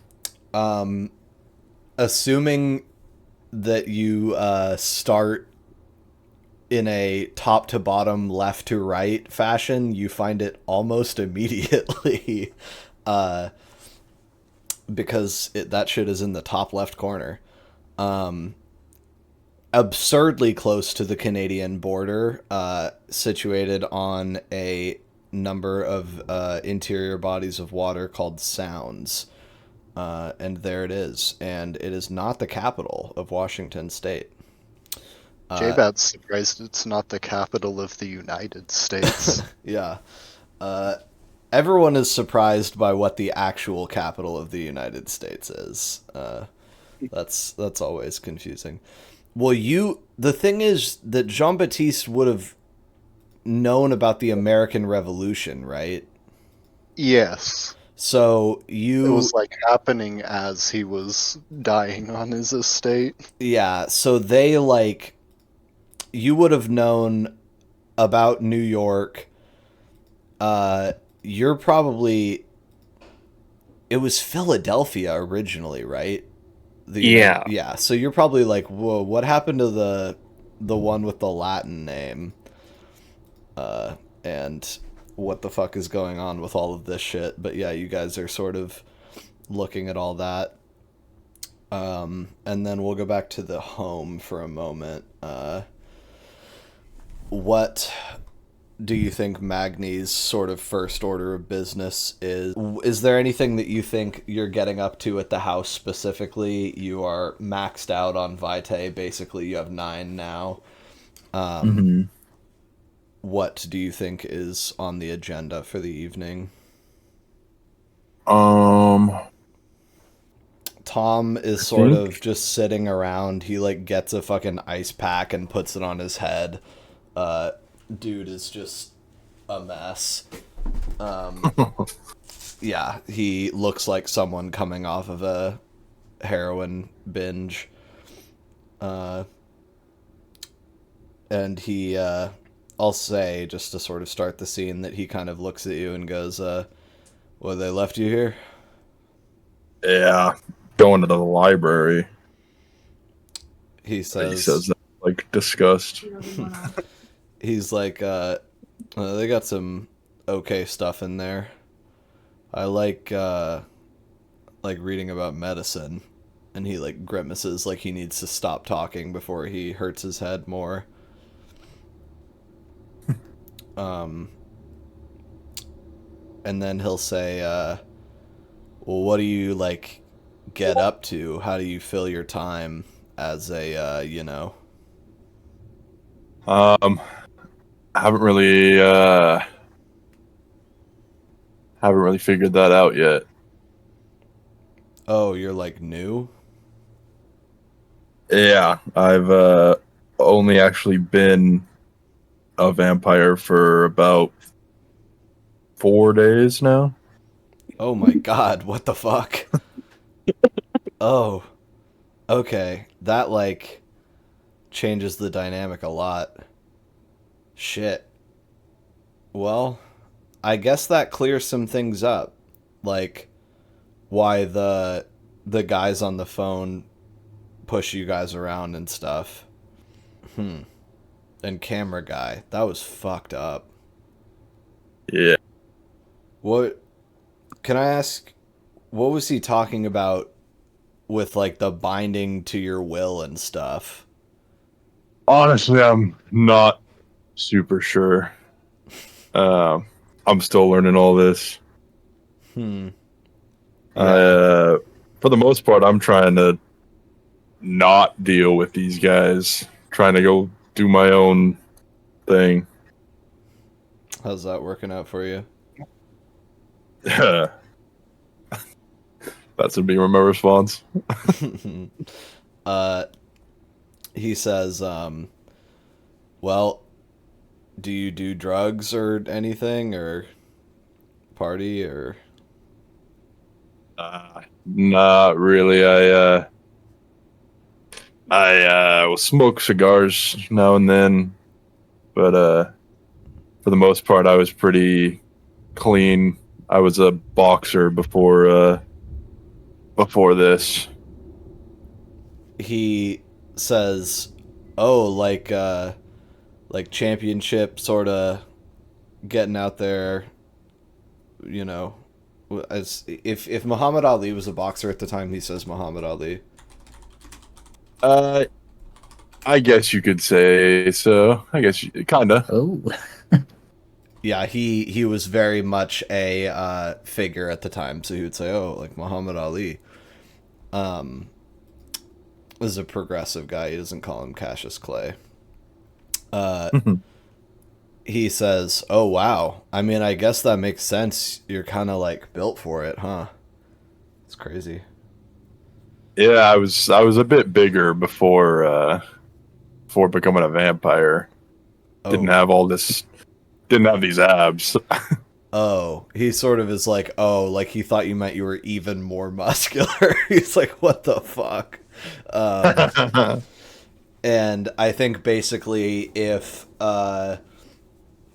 you want, he would sort of prompt you to kind of tell the story of your embrace, which you can kind of like zhuzh up as being like at a championship or like a, you know, a sort of title fight or something rather than your back alley boxing. Yeah. So if you wanted to explain that to him, then that can happen and things like that. Sort of get him a little more on your side. Nice. And by the end of it, I think he would kind of be like, okay, well, I guess that kind of clears some things up. It's hard to tell, but yeah, I guess you aren't as sort of involved with these people as it seemed like. We're kind of in the same boat in some ways. I just, I guess I'm not as useful as you, so kind of ended up on the wrong side of stuff. Yeah, I'm afraid I'm too useful. I think it might hinder my ability to escape, as you could say. Just from like the society, do they have one, like a culture? Yeah, apparently they have like princes and stuff like that. Okay. So there's like there was a prince of Olympia, which is where we came from, and now there's a prince of Seattle, and you have to like try to make him happy and a bunch of bullshit like that. Yeah, man. The man is a drag, and he always will be. Yeah, I'm kind of a fugitive from the United States government a little bit too, so I get it. That's that's not where you want to be. Well, you killed a guy, so you're like fucked either way, huh? Yeah, I definitely I didn't have a choice in the matter of becoming a vampire or not, so kind of in it. Right. And but I did meet a guy who told us that he was or I think the prince told us he's what you call unaligned, and so I'm seeming that's kind of more my speed. I see. Yeah, Kind of does what he wants, goes from town to town. Whatever you got to do to get out under the thumb. And then he exactly winces and says, I need something. And then we're gonna transition scenes. I think after Redis, when he says anything to get out under the thumb, I go exactly, and I'm gonna pull out some cigars. Nice. Share one. Yeah. Cool. He's sort of like, oh yeah, that'll do. That'll help. Okay, library squad. Dent, you've sort of put up your posters in conspicuous places. Hopefully going to be able to get some eyeballs on it. The place is a little bit slower right now because it's getting towards nighttime and it's not as active of a period. But there are some people, and you even see some people kind of taking a peek at the posters that you've already put up, things like that. Harrison Dent tutoring flyer, PDF. Wait, let me see if I can send it as like an actual fucking image you guys can see without having to download it. But yes, that is what I'm doing. Cool. Please call the number listed to help your child struggling with their subjects or for those who seek higher grades. Competitive and negotiable rates starting at 75 cents an hour. Awesome. That is an awesome phone number that he has. You can share your screen. It's my real ass phone number. Good art. You know what? I'm just gonna do it this jank ass way. Hopefully this doesn't kill the resolution. Oh shit, I forgot to turn off my No, don't make any more of those noises, those horrible noises. I have to turn off my notifications. Don't pay attention to the numbers not being centered, but that's it. That's what I'm doing. All right. Yeah, so you're hoping that'll get some people going your way. And is that is the objective to be getting blood through this, or money primarily, or both? I mean, it's really just both, you know? It's gonna be like, I want to get a decent amount of people doing it, and then, like, feel them out for if I can get consistent blood out of any of them. Sure. Well, cool. So that is established, and you still have a big pile of the pamphlet or the flyers for later, and you find the guys sort of finding their place in the world. Do you give them any help or offer any insight? Yeah. I'm gonna kind of come up to behind them and just be like, are you guys just looking at a map? I'll kind of give them a dirty look, like, yeah, I'm looking at a map. Oh. We? I bet it looks a lot different than the last time you saw one, huh? More different than I would like, yes. What year is Jean-Baptiste from? 1783 or something like that. All right. Yeah, like 1780-ish. Thank you. Well, if you got any questions, like, I can answer them, but I wouldn't worry too much about all those crazy places. We're just right here. And then I'll kind of point to Seattle on the map. And that's kind of J-Pad's more or less happy with that explanation. Oh my god. So much is blanked out. Right. That's unexpected. Yeah. I mean, they kind of had it figured out. Australia being called New Holland is epic. Yeah, and Canada just being a nebulous amount of fucking massive land. Yeah, there's shit and up connected there. to Greenland. Canada.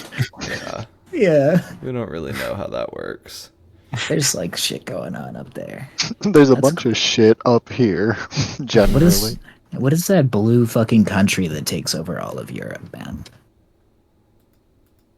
The Holy Roman Empire, I think. Thank you. So you're probably happy that the HRE is less big than it was. Yeah, but I still don't trust this Germany thing. Right. Yeah, is there any sort of other major events that are explained to him here, or are we content with the geography lesson? I think maybe very briefly, I'm just going, so what happened to, like, everyone's colonies? Well, most of them rebelled, you know. I think people don't really like being ruled by somebody all the way across the ocean, so I mean, that's how we got here. They still got plenty though. Oh, look at the distinct lack of France anywhere outside of France. They still got like Haiti at this time or something, right? I think there would probably be like a book somewhere in this section that would probably catch Jean-Baptiste's eye, called like The Century of Revolution. That might be some important reading for him, because get caught up on the fact that basically what you were experiencing was a microcosm of shit happening literally all over the planet in that era. Yeah, I think ideally J-Bat would get that book, a sort of like poetry compilation of some sort. Maybe like French stuff, or like maybe even a mix, like you know, poems of, you know, French and probably like some sort of European poetry book, maybe. And then The Prince by Niccolo Machiavelli, which is like a book from his time that he would be like, okay, this is something I vaguely remember and want to read again. Right. And then I'm thinking maybe On War by Karl von Clausewitz would catch his eye. You'd go, oh, this is relatively new and about war. Should be interesting. Cool. There's also like maybe like French philosophy or something would be yeah, I good, think that like would Camus or something. Yeah, I think I'll get a philosophy book too, and I feel like that's more than enough. Good stack of books. Yeah. Are you gonna make me check them all out for you? Well, I don't think think- either of you have a library card, but they'll give you one. Don't you need like an ID or something? Nah, man, it's a fucking public library, bro. And Yeah, it's but the you need to have 60s. proof that you live in whatever city. Well, yeah. Well, Yeah. you just broke Rule 0, dipshit. So yeah, you get to check them out because you just have to be aware of something.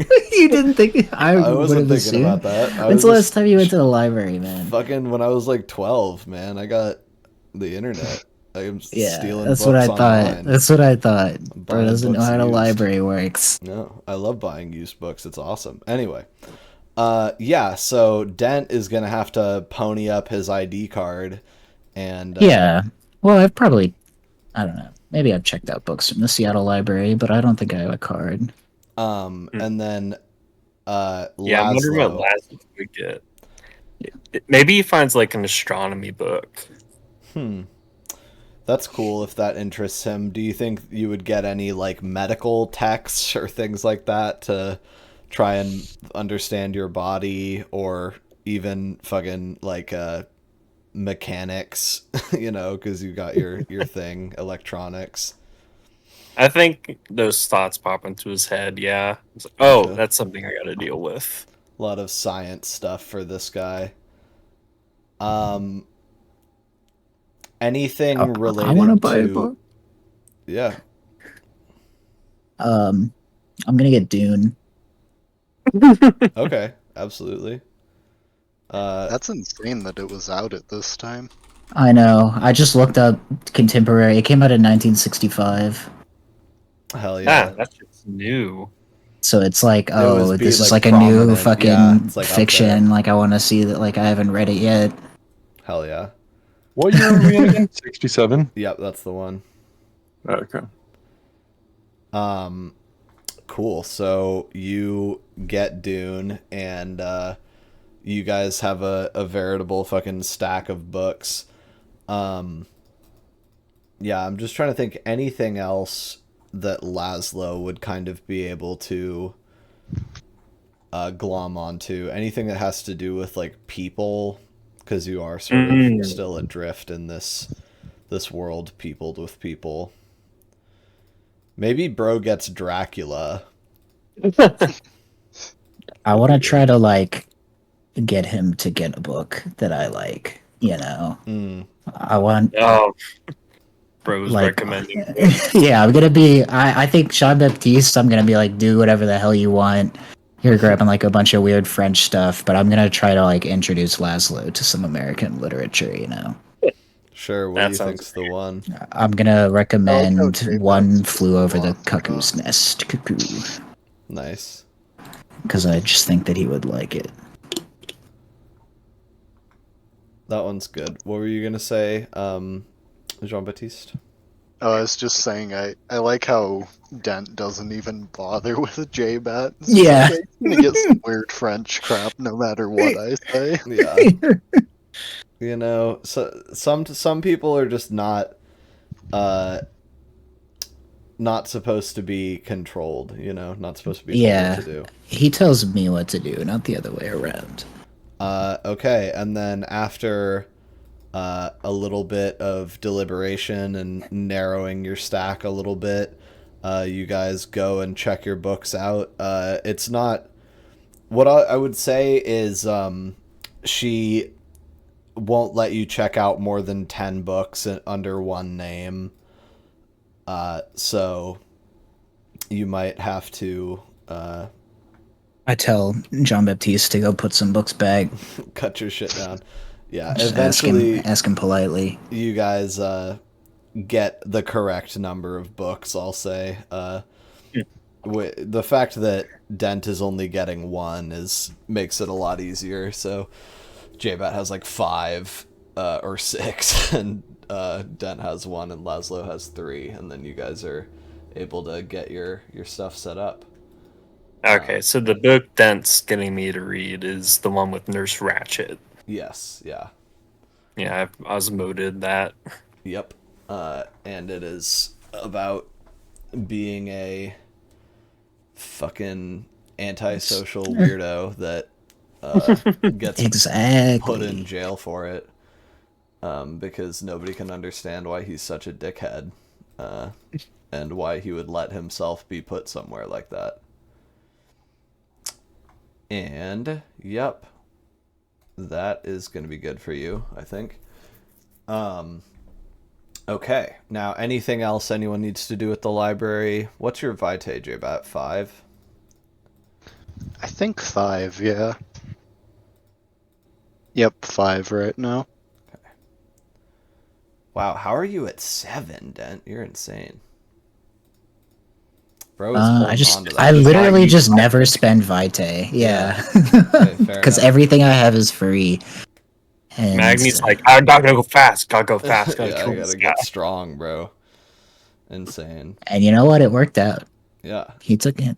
I didn't have to do shit. He killed that motherfucker. Speaking of which, I think maybe at a certain point, Tom would say to Magni, hey, if you want, we can go take a walk and try and push out a little bit of this H. All you would have to do is stand behind me and look tough, and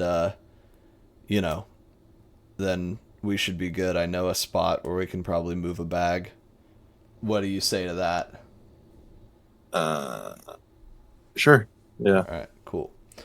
Magni knows he's pretty good at intimidating, so. Yeah, so basically what you guys will end up doing during that is he takes you on a fairly long walk without the car, like a little bit towards where the other guys are actually, angling towards downtown again, which you're probably like, okay, good, because Magni has sort of internalized at this point that going north seems to be dangerous, and kind of going west is the proper way to go and do business until you guys go from where the neighborhood sort of transitions a little bit more into an urban layout with some bigger streets. And he just posts up on the edge of an alley near a bar and just sort of waits and suggests that you kind of just hang out across from him or in the alley or on the fire escape or something. Okay. While you're out here, your sort of senses are very much in overdrive as you're like looking at all the passerbys and analyzing their step, and you feel like you can sort of tell who would be good to fight or easy or hard or whatever. Kind of able to measure up the crowd really effectively. And then at a certain point, a guy would kind of, a real sick looking guy would sort of angle over towards Tom, and they're like haggling for a minute, just whispering. You can almost make out what they're saying with your slightly enhanced hearing, but they're keeping it pretty low. And then the guy just sort of walks off, and it takes a little bit more time before another customer comes up. And this guy seems a little bit stickier. They're kind of, it seems like they might be arguing a little bit back and forth. Is there a point where you feel like you would intervene if they had been like talking to each other for a while and seemingly getting a little bit aggressive, or are you going to try and just let him feel it out?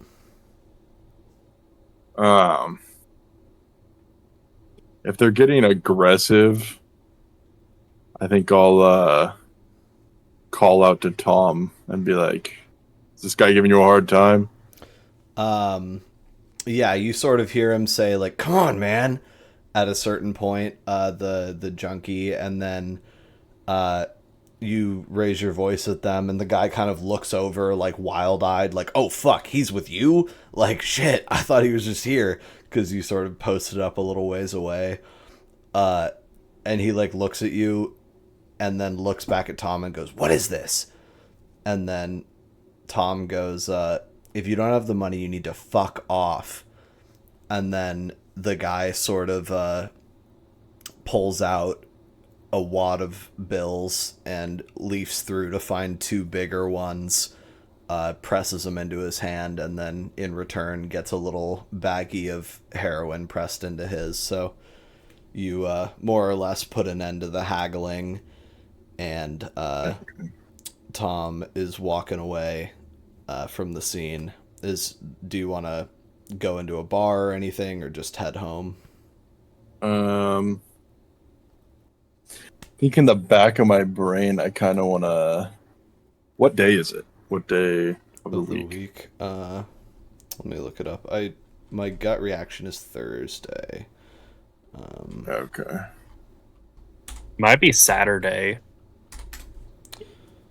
It was a Friday. Friday, okay. Right in between. Because I was going to say, I think part of me is thinking about the church that lady was talking about. Mm-hmm. And I feel like right now I would, with the extra time, not having anything to do, go check the church out, even though I'm sure there's probably no one there. Just like, right. See the building, see where I need to go. Sure. The one she told you to go to would be pretty out of your way, but you guys actually, I think Tom would have you guys maybe get on a bus if you were like, "We need to go to this church," or whatever, and you guys can you can do a little drive-by of that as you take the long way back to the house to get ready for the meetup. That sounds fine. So you guys sort of collect your money, and do you think you would press him about how much he got, or see what he had? I think I just ask, not like just kind of curiously, be like, "So, how'd you make out?" He says, "The margins are kind of narrow, but I got 40 off of him, so that not so bad. I bought it for 25. He knows I'm small time, but I know he's a shitheel, so kind of evens out." And so not terrible.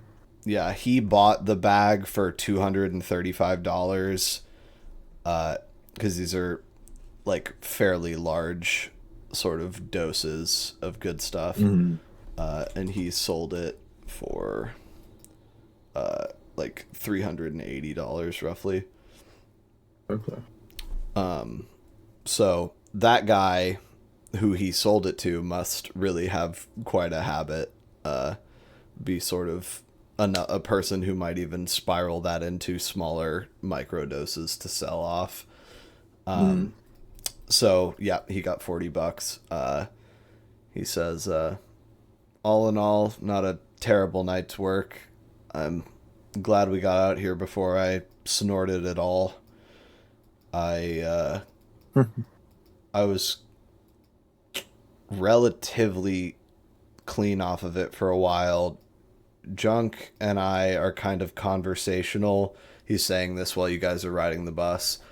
I was never into it as deep as some people, mostly because I try and keep it extraneous. I don't like to shoot up, but it's been hard recently with losing my roommates. he sort of finishes grimly. Library guys, anything else there, or were you gonna head home? I think I'm ready to head home, drop off the books. Cool. Yeah, I think I'm good for library Yeah. stuff.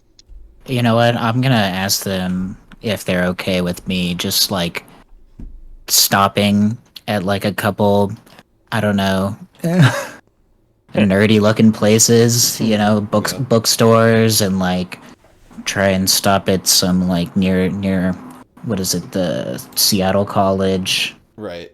to post up these flyers on the way back. Cool.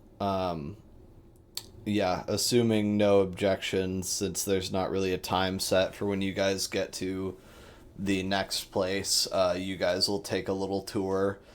J-Bat will keep an eye out for anything that looks tasty to him. I see. Or anyone, I should say. Right. Okay, so you guys, take a little drive around, and you are taking in sort of a lot of neighborhood areas, and you kind of end up heading towards Capitol Hill because you got to go there for the Central College, which is another sort of restaurant and nightclub and apartment district, famous especially now for its like gay scene, and back then definitely still a thing, but more of a burgeoning thing, and obviously slightly more underground. But yeah, Capitol Hill, entirely owned by the Carthians pretty much, because it kind of goes hand in hand with the college and stuff. So you start kind of canvassing in that area, and then you are going to see Magni at a church. Magni and Tom are outside of the church. It's a pretty big, modern looking cathedral, actually, that picture I sent, where it has a kind of big blocky styling to it and a big metal cross kind of coming out the top. It's Episcopalian, I think. You have a picture of it? Yeah. It's that one that we drove past the other day, right? Or is this different? Yeah, we drove past it. Weird how it's like in one of these reference images, buildings, and then ports and ocean. Yeah, it is. Not the ocean, but Yeah, not the ocean. It's more a lot inland. of water. Yeah. St. Mark's. Yeah, so it looks like this. Okay, I described it slightly wrong, but it's still roughly like that. It looks like this. Big and pretty ornate, lots of pretty hanging vines and things like that. And kind of cleared out around it. There's like a preschool sort of adjacent to it down the way. And yeah, pretty big, pretty impressive. And that is what you're seeing with Tom. Okay. And, I wouldn't say that you're sort of immediately filled with the warmth and light of the Lord, but you're like, okay, I could get into this maybe. This is a cool building for sure. Yeah. And Tom says, why are we here again? I just wanted to check it out. You a church guy? Yeah, I guess. Well, that's cool, I guess. I didn't know vampires did that. Although I guess you kind of don't count, huh? Yeah. Seems like that's what the vampires think. Right. And they would, care about all that, too, because they're, old or something. Yeah. Some a lot older than others. Magni thinks of J-Bet. And I would say two things kind of happen at once, which is Magni, you become aware that there's a kindred in one of the upper windows sort of looking down at you guys. You can just sort of see a face poke out, male, you think, and then a horn beeps behind you, and the guys have pulled up and ran into you on their way canvassing. And you guys are all together now. Yay. So you see Magni and Tom just fucking gawking at this church. Yeah, I think I'm definitely gonna pull the car over and like pop out. Yeah, what do you say to him? How do you guys get into the convo? And do you just go, all right, get in the car, we're going to dinner? Yeah, what time is this dinner at? Like, how much time do we have? Actually. I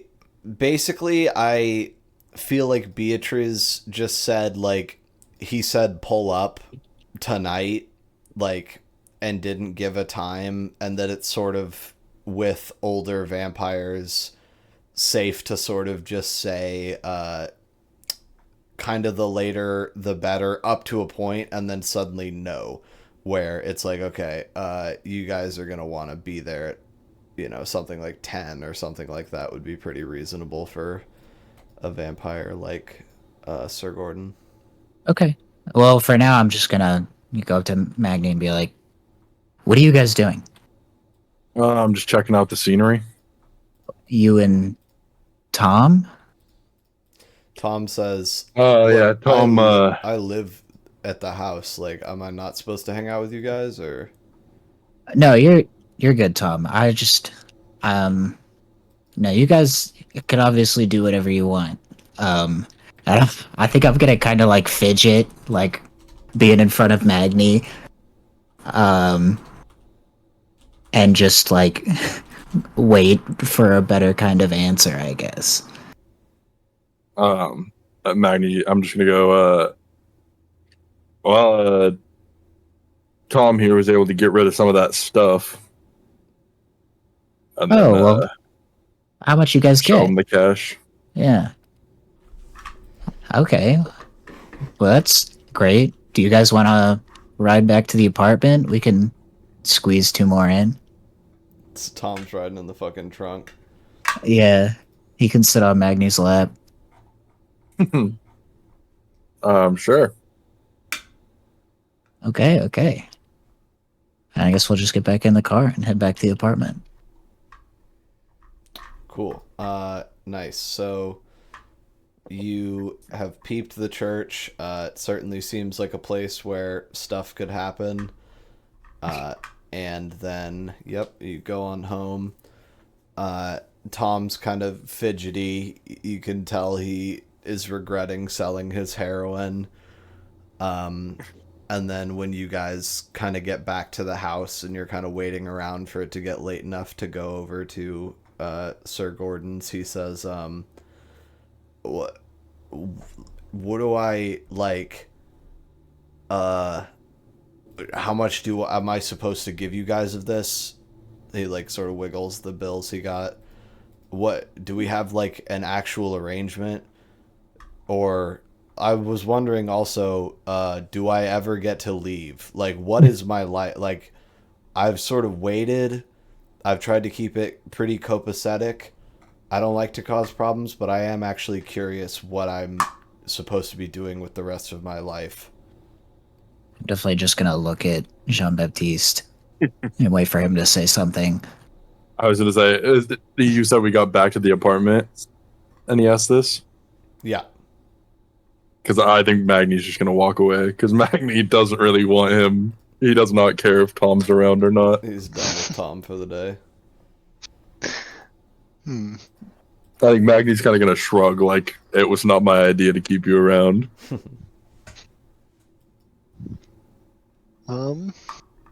What would I say to Thomas about this? This is your job. Yeah. Thomas, I fail to understand why you seem so concerned. You're needs are met here, are they not? Yeah. Seeing as I sort of used to live here and am continuing to do so, but I was just curious, I guess, like, how much, like, am I free to go? No. Okay. Well, then it seems like some kind of arrangement would be beneficial to be able to understand what we're talking about here. I mean, so I just have to live with you guys until you tell me I don't? Yes, that is the way of things. Okay. I'm gonna kind of chime in here and just be like, listen, Tom, you know a lot about us, right? That's a lot of stuff we don't want other people to know. Why did you keep telling me shit? Why? I don't get it. You just everyone keeps telling me stuff. I'm just like so tired. I think you know why. I think you know why, because I think Jean-Baptiste just told you why we told you all we did. So do you understand the situation you're in right now? Kind of. I don't really understand why it has to be me. Because you were here. You came in here. You were in the wrong place, wrong time. It was, I think you should maybe be, I wouldn't say thankful, but at least you didn't end up like your roommates. You know what I mean? Yeah. It's a dog eat dog world out here. I mean, I guess I'm glad the rent is paid. But I wasn't going to pay it anyway. So it's like, I don't know. I'm not complaining ultimately. I mean, like a little bit, but I'm just curious. Like I guess since I'm kind of trapped here, I was just wondering what you guys figured you were doing with me. And if I'm such a liability, like why am I not dead? Well, I mean, we don't really want to kill you, Like I don't want to kill anybody, but I think this is Magni may want to kill him.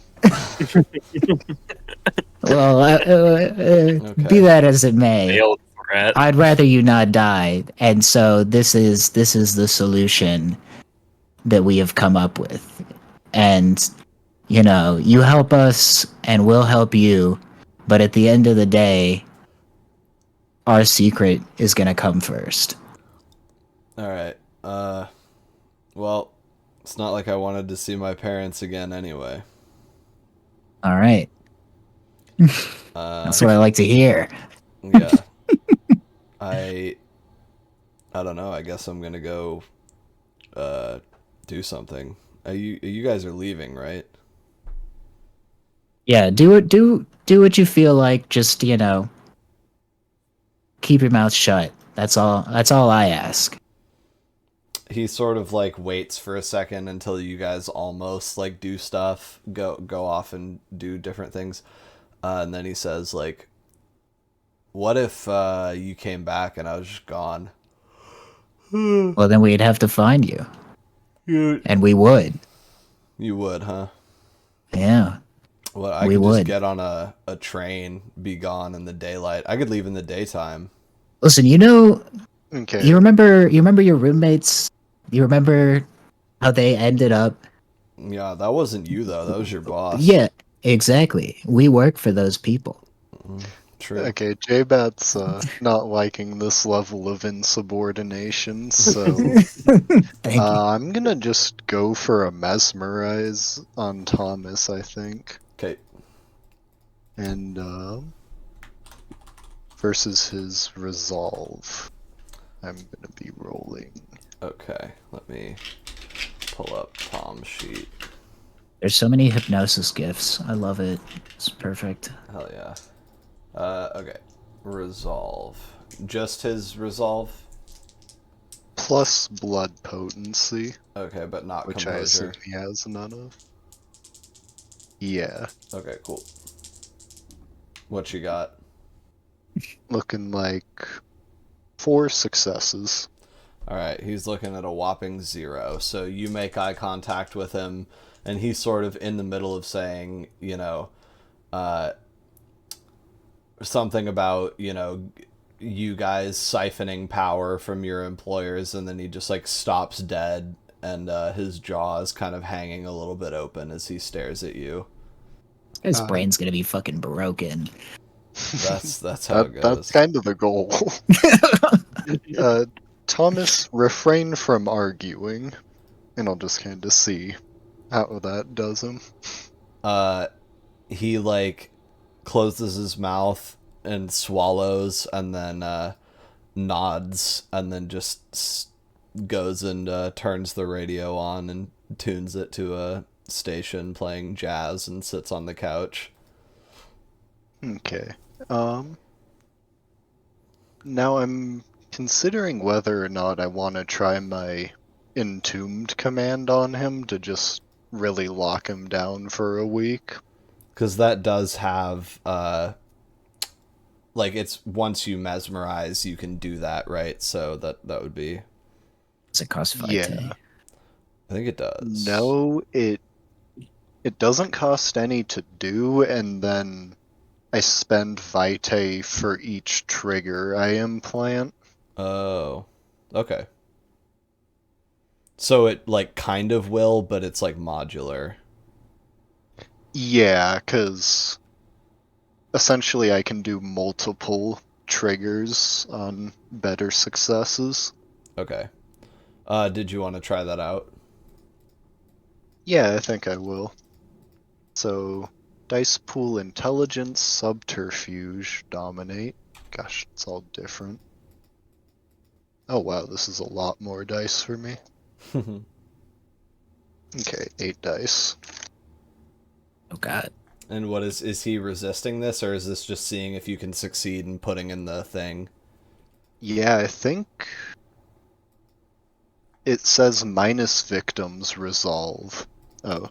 Okay. So Well, that wasn't contested, was it? This one isn't, yeah. Okay, was the other one contested?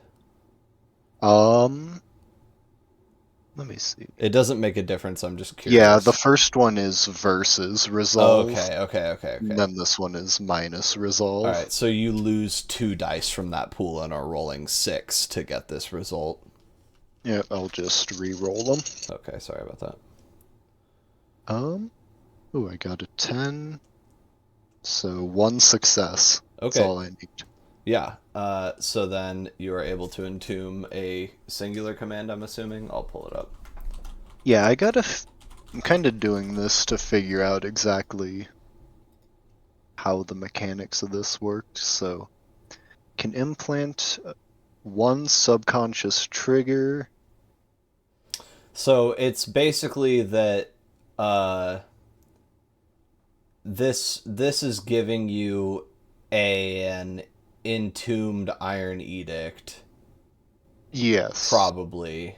And so if you do an Iron Edict, it will cost 1 vitae, because that's what Iron Edict costs to use.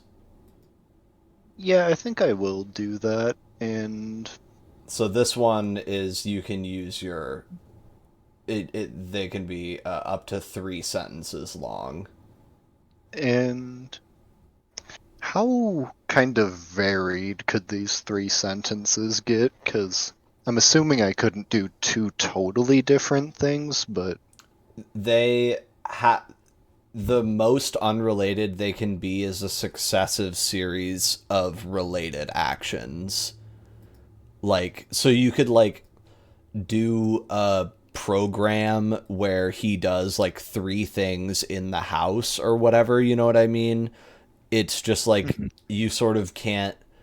I imagine it as they have to, like, effectively be possible to interpret as a single command, even though it's 3 sentences, where it's like, you can't have him go here, do this, go here, do this, go, like, you know what I mean? Yeah. So, I'm kind of thinking of basically a trigger of something like whenever you interact with us, you will show us proper respect by doing X, Y, and Z. And so the thing Oh. is that it only goes off once, right? Is it? I want to make sure. So could you make it like See, he it completely says submits to whenever us the he next time he does encounters heroin? them. I see. Okay. Okay, you're right. 'Cause- So the trigger stays and it reoccurs every time for a week because it's a number of weeks per success on a normal success. So, So for the next week, Okay. every time he does what, he will show you guys proper respect. I think I would say interacts with us, Okay. and then show us proper respect by bowing when you first see us, or maybe not first see us, but bowing when you see us and acquiescing to our commands. Okay, so I'm gonna say that the trigger would be when you Jean-Baptiste speak to him, he will enter a state of suggestibility where he is prone to listening to you and not arguing and bows and etc. Right? That works. Yeah, that'll work. Okay, cool. So do you want to try that out on him? Did you do the Iron Edict? Yeah. So it makes him dominated every time he speaks to us. To Interesting. me. Or to But you. yeah. Okay, that's So, like nice. yeah, bro is basically toast. Yeah, I think I'll give him a few minutes to kind of not be mesmerized, and then just kind of walk into the room and address him. Thomas. Right. So it's the obey my direct instructions when I give them to you effectively is the way that we're doing it. I'm just finishing reading. It's basically, yeah, obey my direct instructions plus kiss my ass. Yeah, it'd be nice to me. Gotcha. Okay. So he gets up and goes to his room and uses the restroom and whatever, and then comes back and you get his attention and say, Thomas. And he looks up at you and kind of inclines his head down a bit, like does a sort of short bow since he's already like in the room with you and you've seen each other recently, and he says, yes? You're not considering leaving the apartment tonight, are you? You understand why that would be a foolish thing to do, yes? If it's foolish to leave the apartment, then I won't be leaving the apartment. Exactly. You will not be leaving the apartment. Okay. In thank fact, you'll be here cleaning the apartment. Oh, okay. Thank you. Yes. I'll just kind of walk off. All right. You lose a vitae from coalescing your power into an Iron Edict.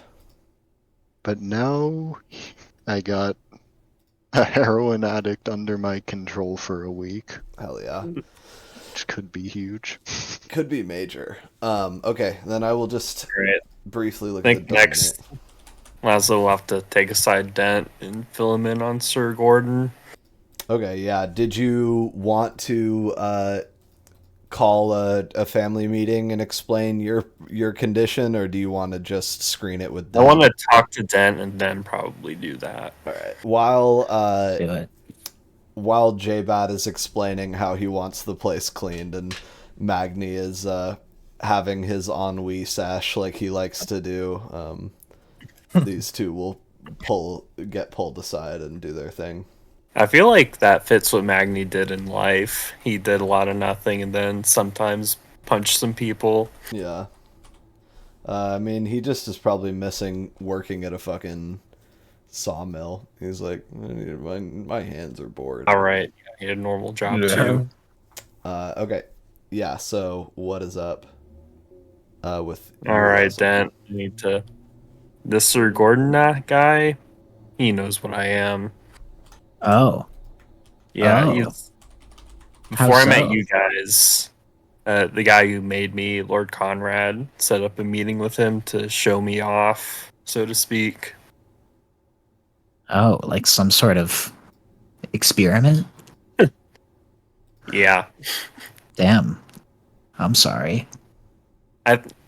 It's bad for different reasons. It's like he wanted me to be like a perfect human little boy, but Oh. No. Yeah, that's so.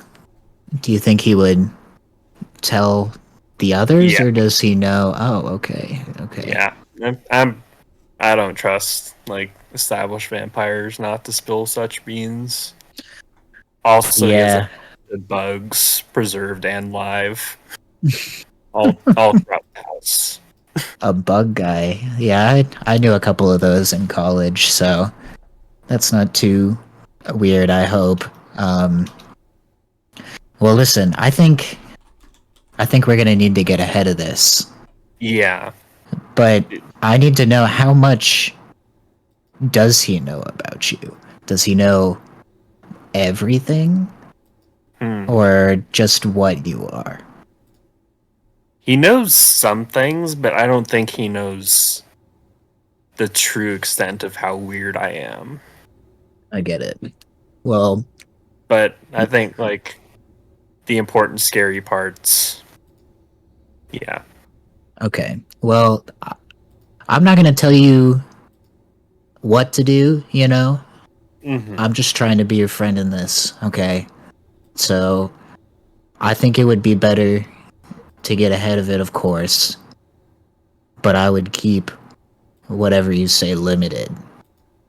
Okay. I'm just worried about Jean-Baptiste mostly, that guy. Yeah. He reacts in interesting ways. Magni, I think he just won't care. So I would figure out how you wanna word it, and then before we go out, you know, we can all sit down and talk about it, okay? And you know, no matter what happens, I'll back you up, all right? Okay. Thank you. All right. Yeah, do you guys want to do this in the car or at the house? I was thinking at the apartment. Okay. Yeah. Sounds good. Nah, damn. This is like the part of the Telling the campaign truth. I've been dreading the most. Hey, there are worse people to explain it to than your fellow players. Yeah. Don't tell our boss. Yeah, I'm too locked into the role play. Hey, good stuff. Laszlo comes out into the living room and just fucking stares into space and thinks really hard for a while. And Jean-Baptiste, you're like, everyone I live with is fucking weird. I like how we all think everyone else is weird. Yeah. That's how it goes. Laszlo, or are you quite Yeah. alright?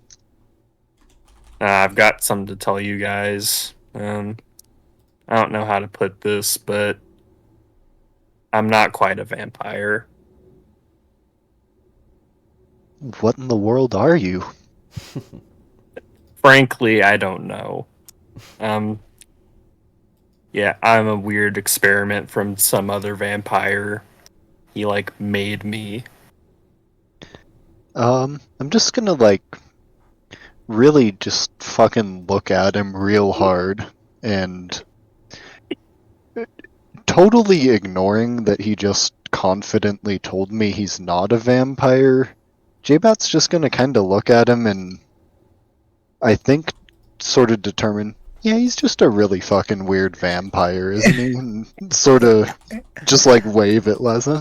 You're not that strange, Laszlo. There's a great many things you don't understand. Hey, as Jean-Baptiste is kind of motioning and talking to him, I'm just gonna look at Laszlo and be like, guys, this is gonna sound weird, but I think you should just take off your shirt.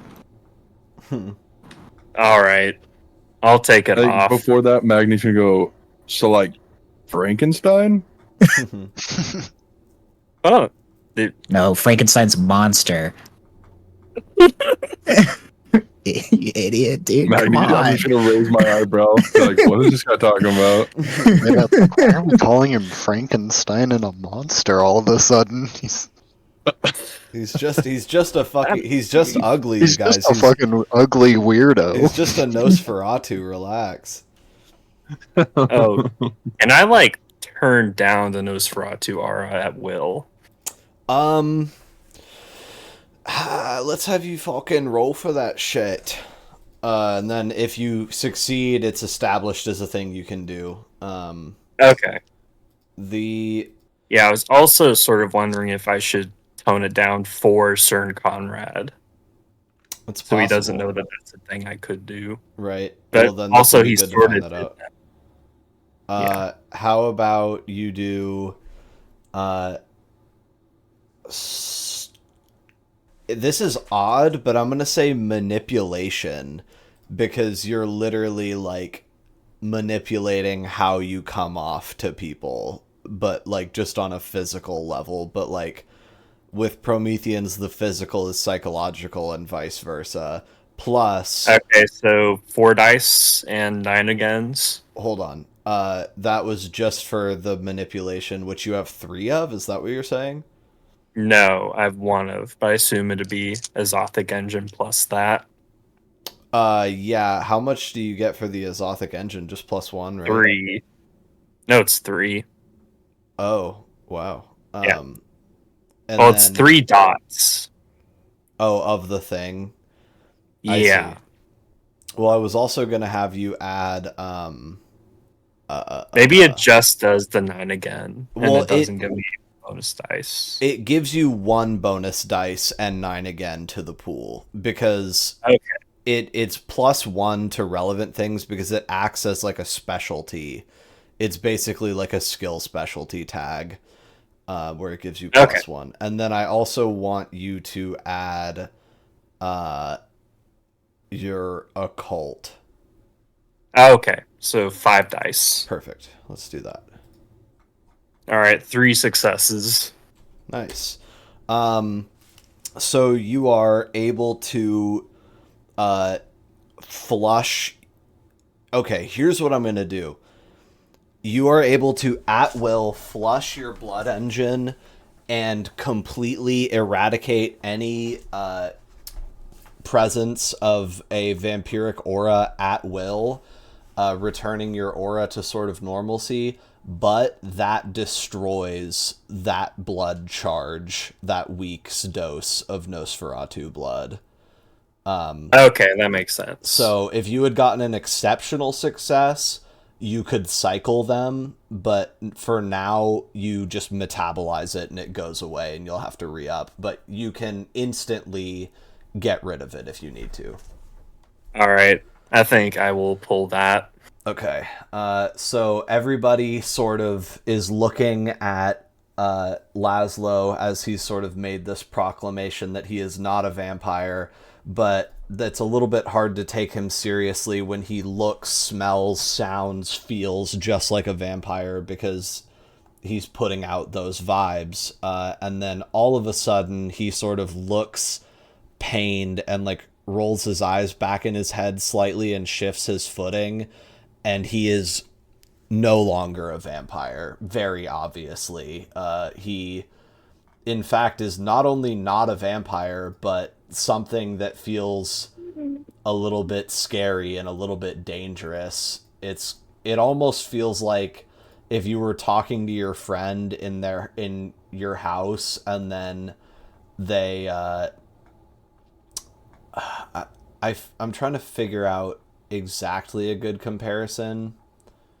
It's like if they pulled off the skin of their hands and they had like photorealistic human skin gloves on and they threw them on the table.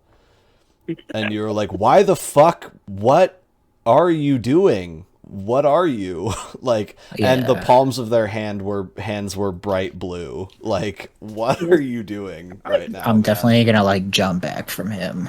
Yeah. Freak out a little. Yeah, His Dent fucking doesn't even skin know all my gloves. secrets. Yeah. Laszlo, just what exactly are you? I don't know. It's some freak experiment. I think you might Wonderful. you might have the like presence of mind to add like that might be kind of what we're doing tonight, is trying to get towards information of finding out what you are, you know, with this meeting. Yeah, I guess the reason I'm telling you guys this is that this Sir Gordon guy also knows sort of what I am. So, an Ordo Dracul vampire, Sir Conrad, is who made me. And Sir Gordon is one of the other Ordo Dracul vampires he knows. I'm gonna kind of look at Laszlo from a different angle. See if I can make sense of him. Yeah, do you show off your engine? Your blood drive? I'll let him finish looking and then maybe I do it. Take it in, motherfucker. And I'm assuming I determine I have no fucking clue what he is. Yeah, you are able to dial in with 100% certainty that you do not know what this fucking guy has going on. He's unlike anything you've ever felt before. And suddenly you're a little bit afraid that he might like explode or something. Like he's got a powerful vibe. Like that's the thing, is it's not like it drops away and he's a human. It drops away and he is neither human nor vampire. He's cooking with some kind of powerful vibe that is completely alien to you. I think If he wasn't Laszlo, you'd probably feel like he was dangerous. Yeah. I think I'm gonna scoot over to Laszlo like slowly and just like put my hand on his shoulder. Just be, like try and be like, it's okay, dude. I'm on his team. And, Even though it makes me feel insanely uncomfortable. Oh, and that's why I said I had amnesia, because I literally do not remember anything, because I was born a little over a week ago. What's Magni's take now that you know he's a Frankenstein monster? Should have gotten Frankenstein at the fucking library. Honestly, I think Magni really doesn't care. I knew it. Surprise. Yeah. Yeah. I mean, I think Go ahead. Magni's just like, well, he's not a threat. Like he would have been obvious by now if he was actually He threatening. was like a bad person or whatever. Okay, big Yeah. thing. I'm not a vampire, so the sun does not hurt me. I can do day stuff for you guys. I Also, I expect need you to would be more useful at such things than Thomas. When you say his name, he looks over. But like, oh, what can I do? Not like, hey. I'll just kind of wave at him dismissively. Laszlo, you're being whatever you are. I find it confusing and somewhat frightening even, but as far as I've seen, you are a reliable sort. You're an ally of mine, and I will continue to see you that way, Thank you. even if you are some sort of yeah. This is Laszlo's coming out party. I think when J-Bat says that he'll be more useful than Thomas, and Thomas isn't upset and is like in a trance, Magni's gonna be like, I mean, that's more creepy than whatever's going on with Laszlo. Yeah, you just what do you call it? Fucking went on a little trip with Tom, who's like a completely sort of normal drug addict, and then suddenly he's this thing. Yeah, this like shell of a person. Yeah. That's what Dominate'll do to you. Mm-hmm. Yeah, I think Magni's more creeped out about that than hearing that Laszlo's a creature that isn't anything he's heard of. Right, because for all you know, this could be common as fuck. Yeah.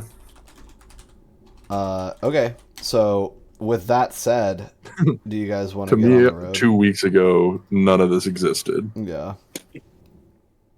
All right. For sure. Yeah, so you guys are now acquainted with Laszlo's truth, which is good. We did it. We're closing the gap. Yeah, I think really the only difference is J-Bat's gonna stay a little further away from him whenever he can. Yeah. I mean, it's not like people particularly like sitting right next to Nosferatu anyway. Yeah. So, Yeah, I I guess think as we you guys- leave the house, Magni's gonna go up to Laszlo and be like, "Is that why your picture was all fucked up?" Yeah, okay. So I don't look like this to humans. I look pretty normal to humans. I have some sort of Really? weird psychic field. That's great. Oh, what I was also... Never mind. I mistakenly spoke. What were you... Someone else was going to say something. Oh, I was gonna say if you guys have any questions, Oh, yeah. just ask away. The answer is, I have- I don't know. Yeah, I have a great many questions, Laszlo, but I fear you can't answer them. Oh, I remembered. Okay, I was going to say, do you want to dose up on the stored Nosferatu blood before you go? Take it with you or not bring it at all? Take it with me. But not dose up. Okay, Yeah, cool. I think I don't want to freak out Sir Gordon with a new thing I'm doing. Okay, just keep it exactly as it was. Okay, so then, because you rolled good on your survival to get home from the bar the other day, and with that sort of establishing what we had sort of talked about with you being able to remember things pretty clearly because of how few memories you have, you will be able to guide them to Sir Gordon's house pretty easily, I think, based on those things. All right. So you guys kind of pile into the car, and your boy gets up and begins to clean the house since you guys are leaving. And you guys are headed over to Sir Gordon's, who lives south, pretty low on the map. He is... I'm trying to think... Because I kind of described him as being, like, out in the fucking woods. Yeah, Effectively. he's out there in more ways than one. Yeah. What I'll say is that he has like a plot of land sort of out on the edge of Seward Park, which is a big old basically thing like this. It is a little blob that sticks out into the sound. So he's got a place sort of on the edge of that, tucked in right before the landmass, kind of. Is that Seward Park? That is Seward Park, man. Damn. And your guy lives on the edge of it. That What? almost reminds me of the places that Frank told us not to go because there are werewolves. Yeah. Next to the But elementary it's school? actually connected to the landmass instead. No, he's like further in, but he's this is a plot of land that doesn't exist, that he sort of has cultivated a little estate on that you guys sort of drive up through some trees, and he's got a little niche carved out that there aren't as many houses directly around, and he's sort of looking down on some. And yep, you are driving up to his manor. Actually, I might just fucking nix the Seward Park thing, because that's just a fucking neighborhood that this guy would be in. And that's more of the West Seattle Invictus thing. So I might say that you guys have to go like barely outside of Seattle to get here. I don't know. What do you guys think? No, I think that's good. I mean, if anything, you could just have him be in like a more like secluded home, like he's got a decent amount of land or something. Like there's some bigger plots in there. Yeah. Okay. So you're saying where I originally was kind of describing it. Yeah, Seward Park is like right in Ordo Dracul territory. Yeah, and like there's areas like one of my friends, I can name drop Sophie. Fuck her.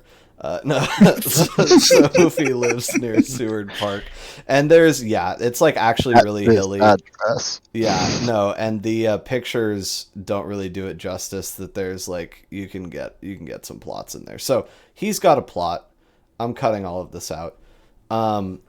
And you guys get up to it, and he's got a beautiful view of the Sound and of Seward Park, and it is up a driveway that sort of makes it feel like it's in the middle of nowhere, which is kind of how Laszlo interpreted it the first time, where it's got a lot of trees ringing it, and it is a big, old, beautiful, antique-looking home, kind of manorial, and probably for the first time since the gallery, Jean-Baptiste is like, okay, now this is a place a fucking kindred should live, you guys.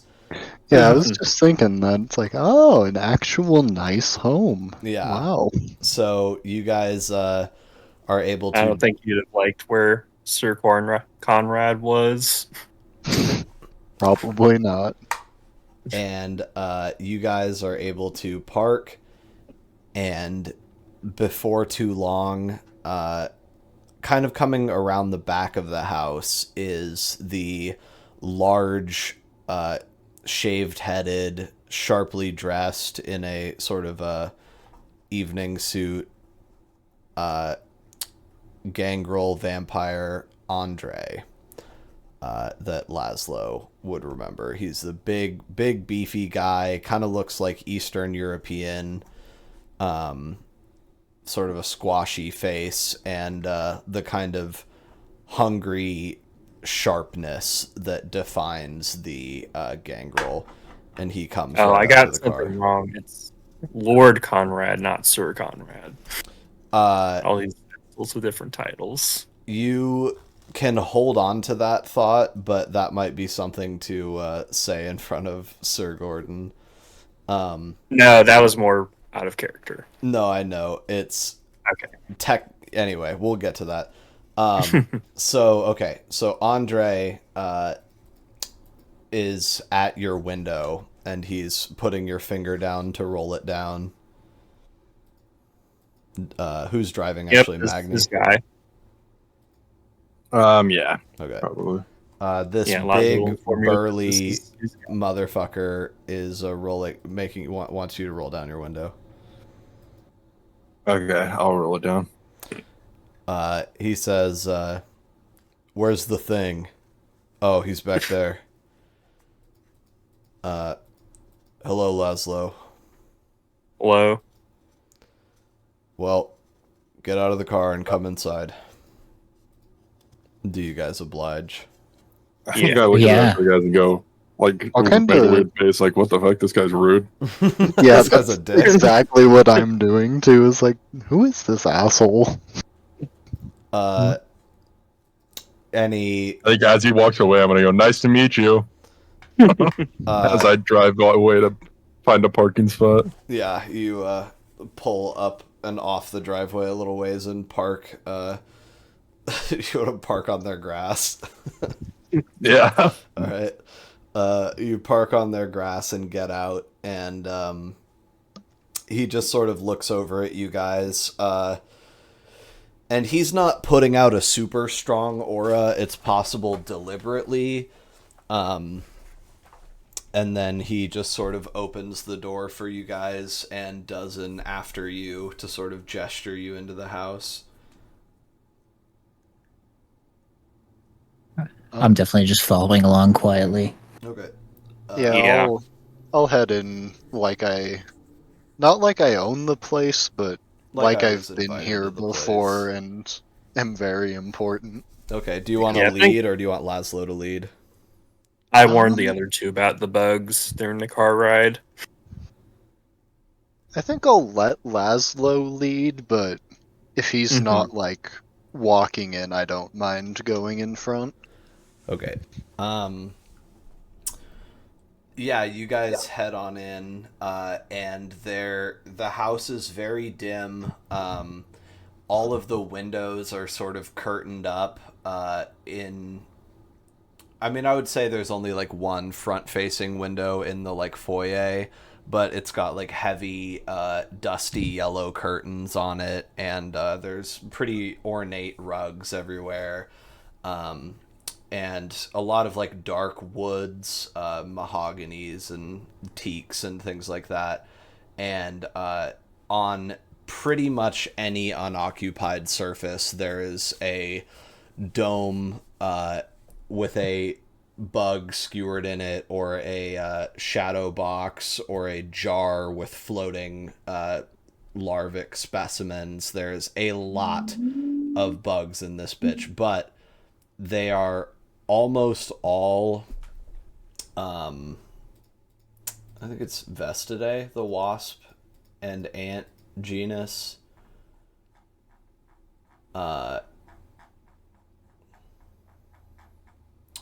It's all wasps and bees and things like that. And some of them are ones that you have like never seen before. Like you're like, that shit is fucking crazy looking on a lot of these bugs. And there's like some candles and incense burning and things like that in little nooks, but generally it's bugs. There's a special sort of pinboard that has a really huge fucking moth in it that's like, each wing is like the size of your hand spread out. And yeah, there's just a lot of different insects all preserved in a lot of different ways inside of this house. And Andre sort of leads you guys wordlessly towards a dining room that Laszlo has been in before, just sort of up and around a corner. And it is similarly ornate. The dining room table is blessedly free of bugs except for one large, sort of almost grayish yellow wasp on a skewer in the center of the table under a glass, and the places are set for 4. I think 6. Jean-Baptiste will like when he serves him. Oh, I see. Because it's blood. Because it's wine blood. Ah, yes. And sitting at the head of the table is an old manpire, which I'm trying to think if you guys have seen physically aged vampires recently. Kindred. I'm as guilty as anyone of saying vampire too much. Frank is one of the older kindred you've seen, I would say. He's in his like late 40s. And this guy is like easily like 70 human years old, probably, when he was turned. He is bald with a little bit of the old man sort of tonsure hair around the sides. He's similarly wearing a crisp evening suit, and he's a lot more slender and svelte than Andre, who is shaved head bald and stands behind him before pulling up a chair sort of adjacent to his and sitting. and gesturing for you guys to... Actually, he wouldn't sit yet. He would probably go around and pull everyone's chairs out because he's going to have to go get the food. But this old man sort of... kind of a big nose, watery eyes, and visibly sharp fangs. He's like smiling at you guys as you come in. And I hate to say it, a little insectoid himself, you know, spindly fingers. And he remains seated, which seems natural for him. You can tell he's also gangrel. But he says... Oh, come in, everyone. Oh, it's really fantastic to meet you boys. I'm glad you made it. I'm very glad that you made it indeed. Laszlo, you'll have to introduce me to all of your friends. This is exciting. Yes.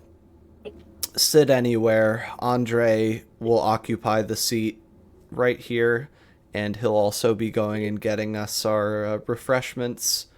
Andre, and he sort of looks at him, and Andre nods, and actually gives, I would say, him a little smile, and goes and gets it for him.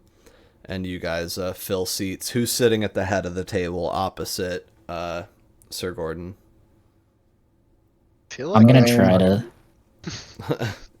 I'm gonna try to sit as close to him as possible without so I'm not sitting across. Yeah. Okay, so you'll be sitting across from Andre.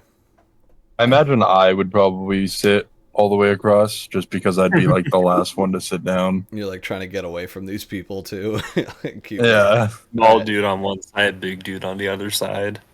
All right, so then that leaves Jean-Baptiste and Laszlo choosing to be either adjacent to Dent or adjacent to I'll be Andre. adjacent to Dent.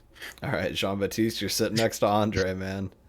J-Bad's like, damn, people just sit right the fuck down wherever they want these days. Yeah. You know, it's a private dinner party, so yeah, probably a little more loosey-goosey, but yep, everyone sort of just gets in their chairs, and Jean-Baptiste is left standing up for a moment before he delicately picks his way over to his chair and sits down.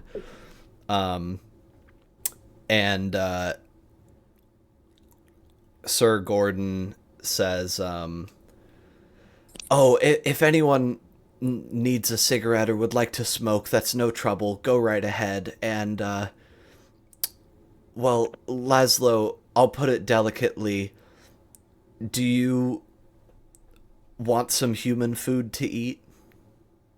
Yes, I would like that. Which is not delicate whatsoever. Yeah. I'm gonna say thank you for your hospitality, Sir Gordon. I really appreciate it, and I'm gonna light one up. Do you give him? And he says, "And what's your name, dear?" And I'll offer him. I'll be like, "Does anybody else want one?" And then I'll. He says, "I never quite got the hang of it, but you go right ahead." Of course. Pleasure to meet you, Sir Gordon. I am a friend of Laszlo. My name is Harrison Dent. Oh, 2 names. Wonderful. And you can tell as he's sort of saying all of this that he doesn't breathe when he's not speaking. He just sits there. What were you going to say, Laszlo?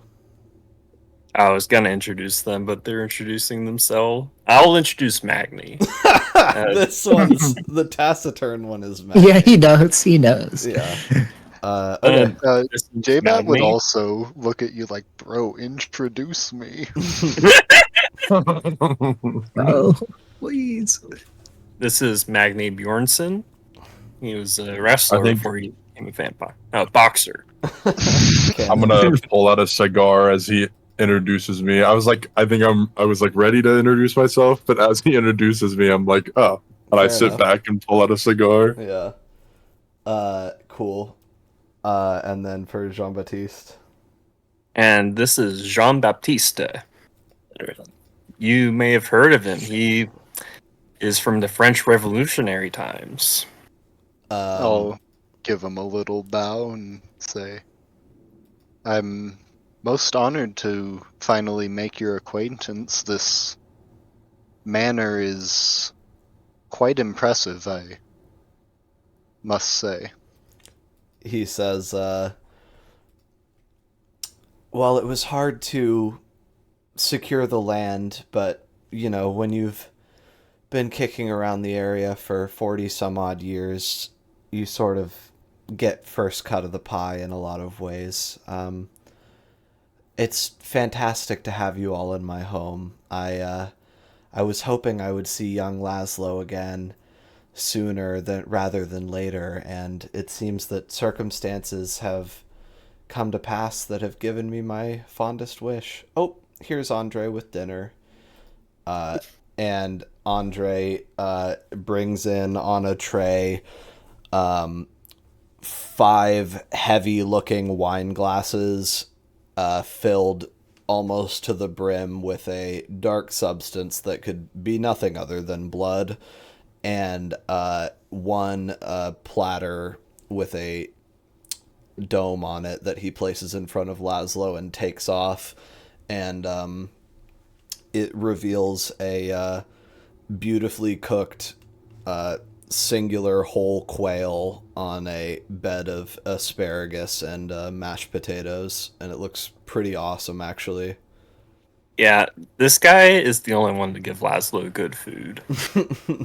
And that brings him way up in your book. Other guys, the blood in front of you is clearly fresh. You can smell it, and you can also feel the heat coming off of it because it's just palpable to you, and it's placed in front of you, and all of you start kind of slavering over it. Yeah, I'll kind of swirl it around the cup and take a sniff and try to kind of see if it's up to my standards. Yeah, that is a good question. Thank you for the blood, but is it from a hot woman? You first, I'll say that I imagine you would let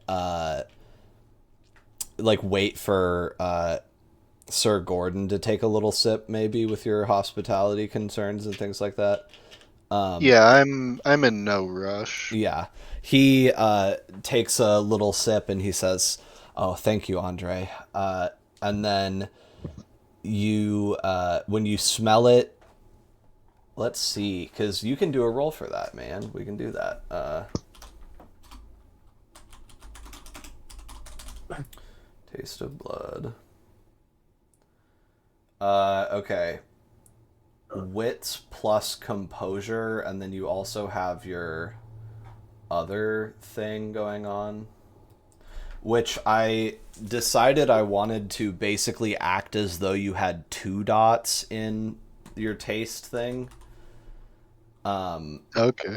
And the way that I was going to make that work is basically you ignore bonuses, you ignore the first point of vitae when it's blood that doesn't have at least 2 of the 3 qualities that we've talked about, which is attractive, drunk female.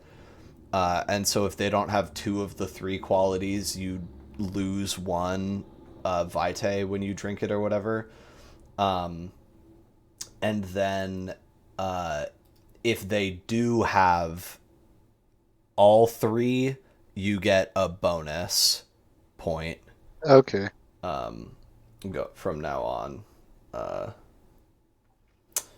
And here, wits plus composure. What's that pool? 5. Okay, and then what's your merit called again? Sorry. Distinguished palate. Okay. It's distinguished, not refined.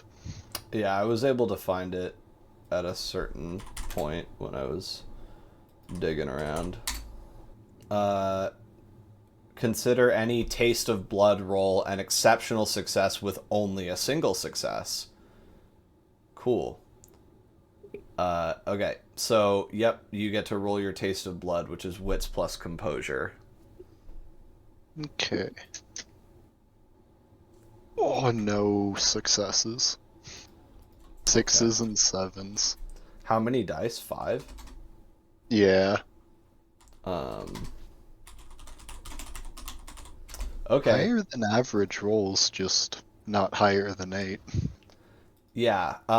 So unless you want to spend a point of willpower to really try and dig in on that and roll some bonus dice, then you are not able to lock in enough. I think maybe we can explain that as J-Bat sort of going, this isn't horrible, disgusting blood, so whatever. Yeah, okay.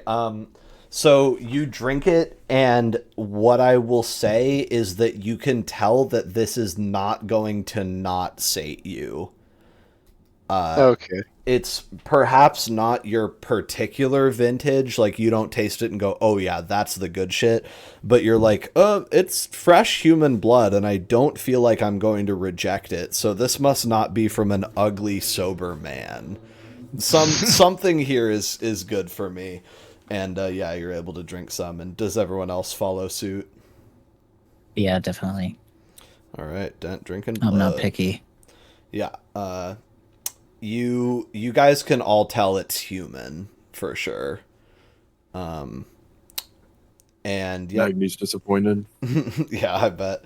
Fuck, shit's person blood. Damn it. He's eyeing up fucking Sir Gordon. Yeah, how much blood y'all got inside you? And you're sipping away, and Laszlo is munching on his quail, which all of you, or the recent ex-humans are sort of surprised to see that the smell and even kind of the visage of human food is pretty fucking off-putting. One, the way Laszlo eats is unpleasant. You don't like looking at people masticate things. And the smell of cooked chicken has a lot more in common with dog feces than you ever thought it did before. But he's eating it happily because it is in fact perfectly good. Even though it all smells pretty fucking rancid to you. But you're able to, with blood in your cup and nose, you're able to sort of keep your mind off of it and do what you gotta do. And the vampires get to take +1 vitae, because you're able to refine a vitae from this. Am I able to take any? Yeah, I don't think I was full, wasn't I? Oh, you rose and had 9, so you go back to 10. Okay. Forgot about that. Yep, so yeah, you guys ingest this. And as you're sort of sipping, does anyone sort of break the ice with Sir Gordon, or do you guys wait for him to explain why you're here? I'll wait for him. Okay. He says, well, I'll make it no secret why I've brought you all together today. Well, I had an inkling that Laszlo had a bit of an entourage. I had heard you'd been making friends, but the point is that knowing now that you're all kind of up-and-coming knights errant, I am happy to say that I think I have a little bit of work for you.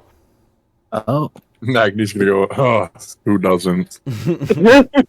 Well, you know, the thing about this, Magni, is that it's less structured than some of the Invictus projects you've probably been recruited to recently. I'm not trying to twist your arm here. You swear no fealty to me when you take this task. This is just a project that, well, really, a project would be immensely overselling it. You guys would be independent contractors for a night's work, just trying to secure some notes that I lent to Sir Conrad recently. As you probably know, Laszlo may have told you, his creator and father, one of us, a kindred like you and I, Sir Conrad, has fled the country and is currently on an expedition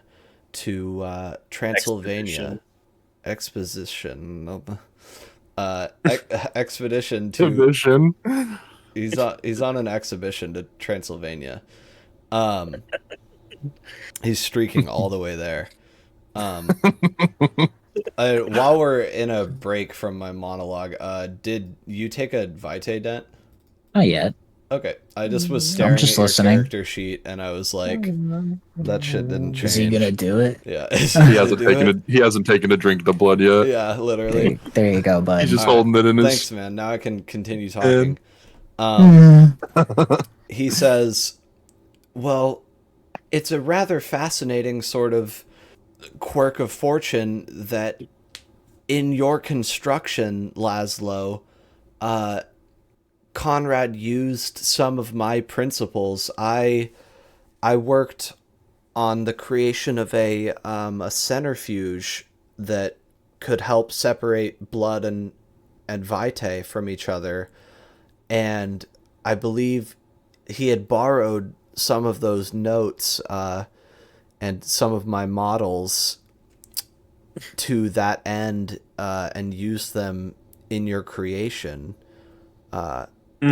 And he understandably was in a rush when he decided to leave the city, and I do think that he's left my possessions, my valuables, inside of his laboratory with, as I understand it, a measure of security that I'm not prepared to attempt to circumvent. All right.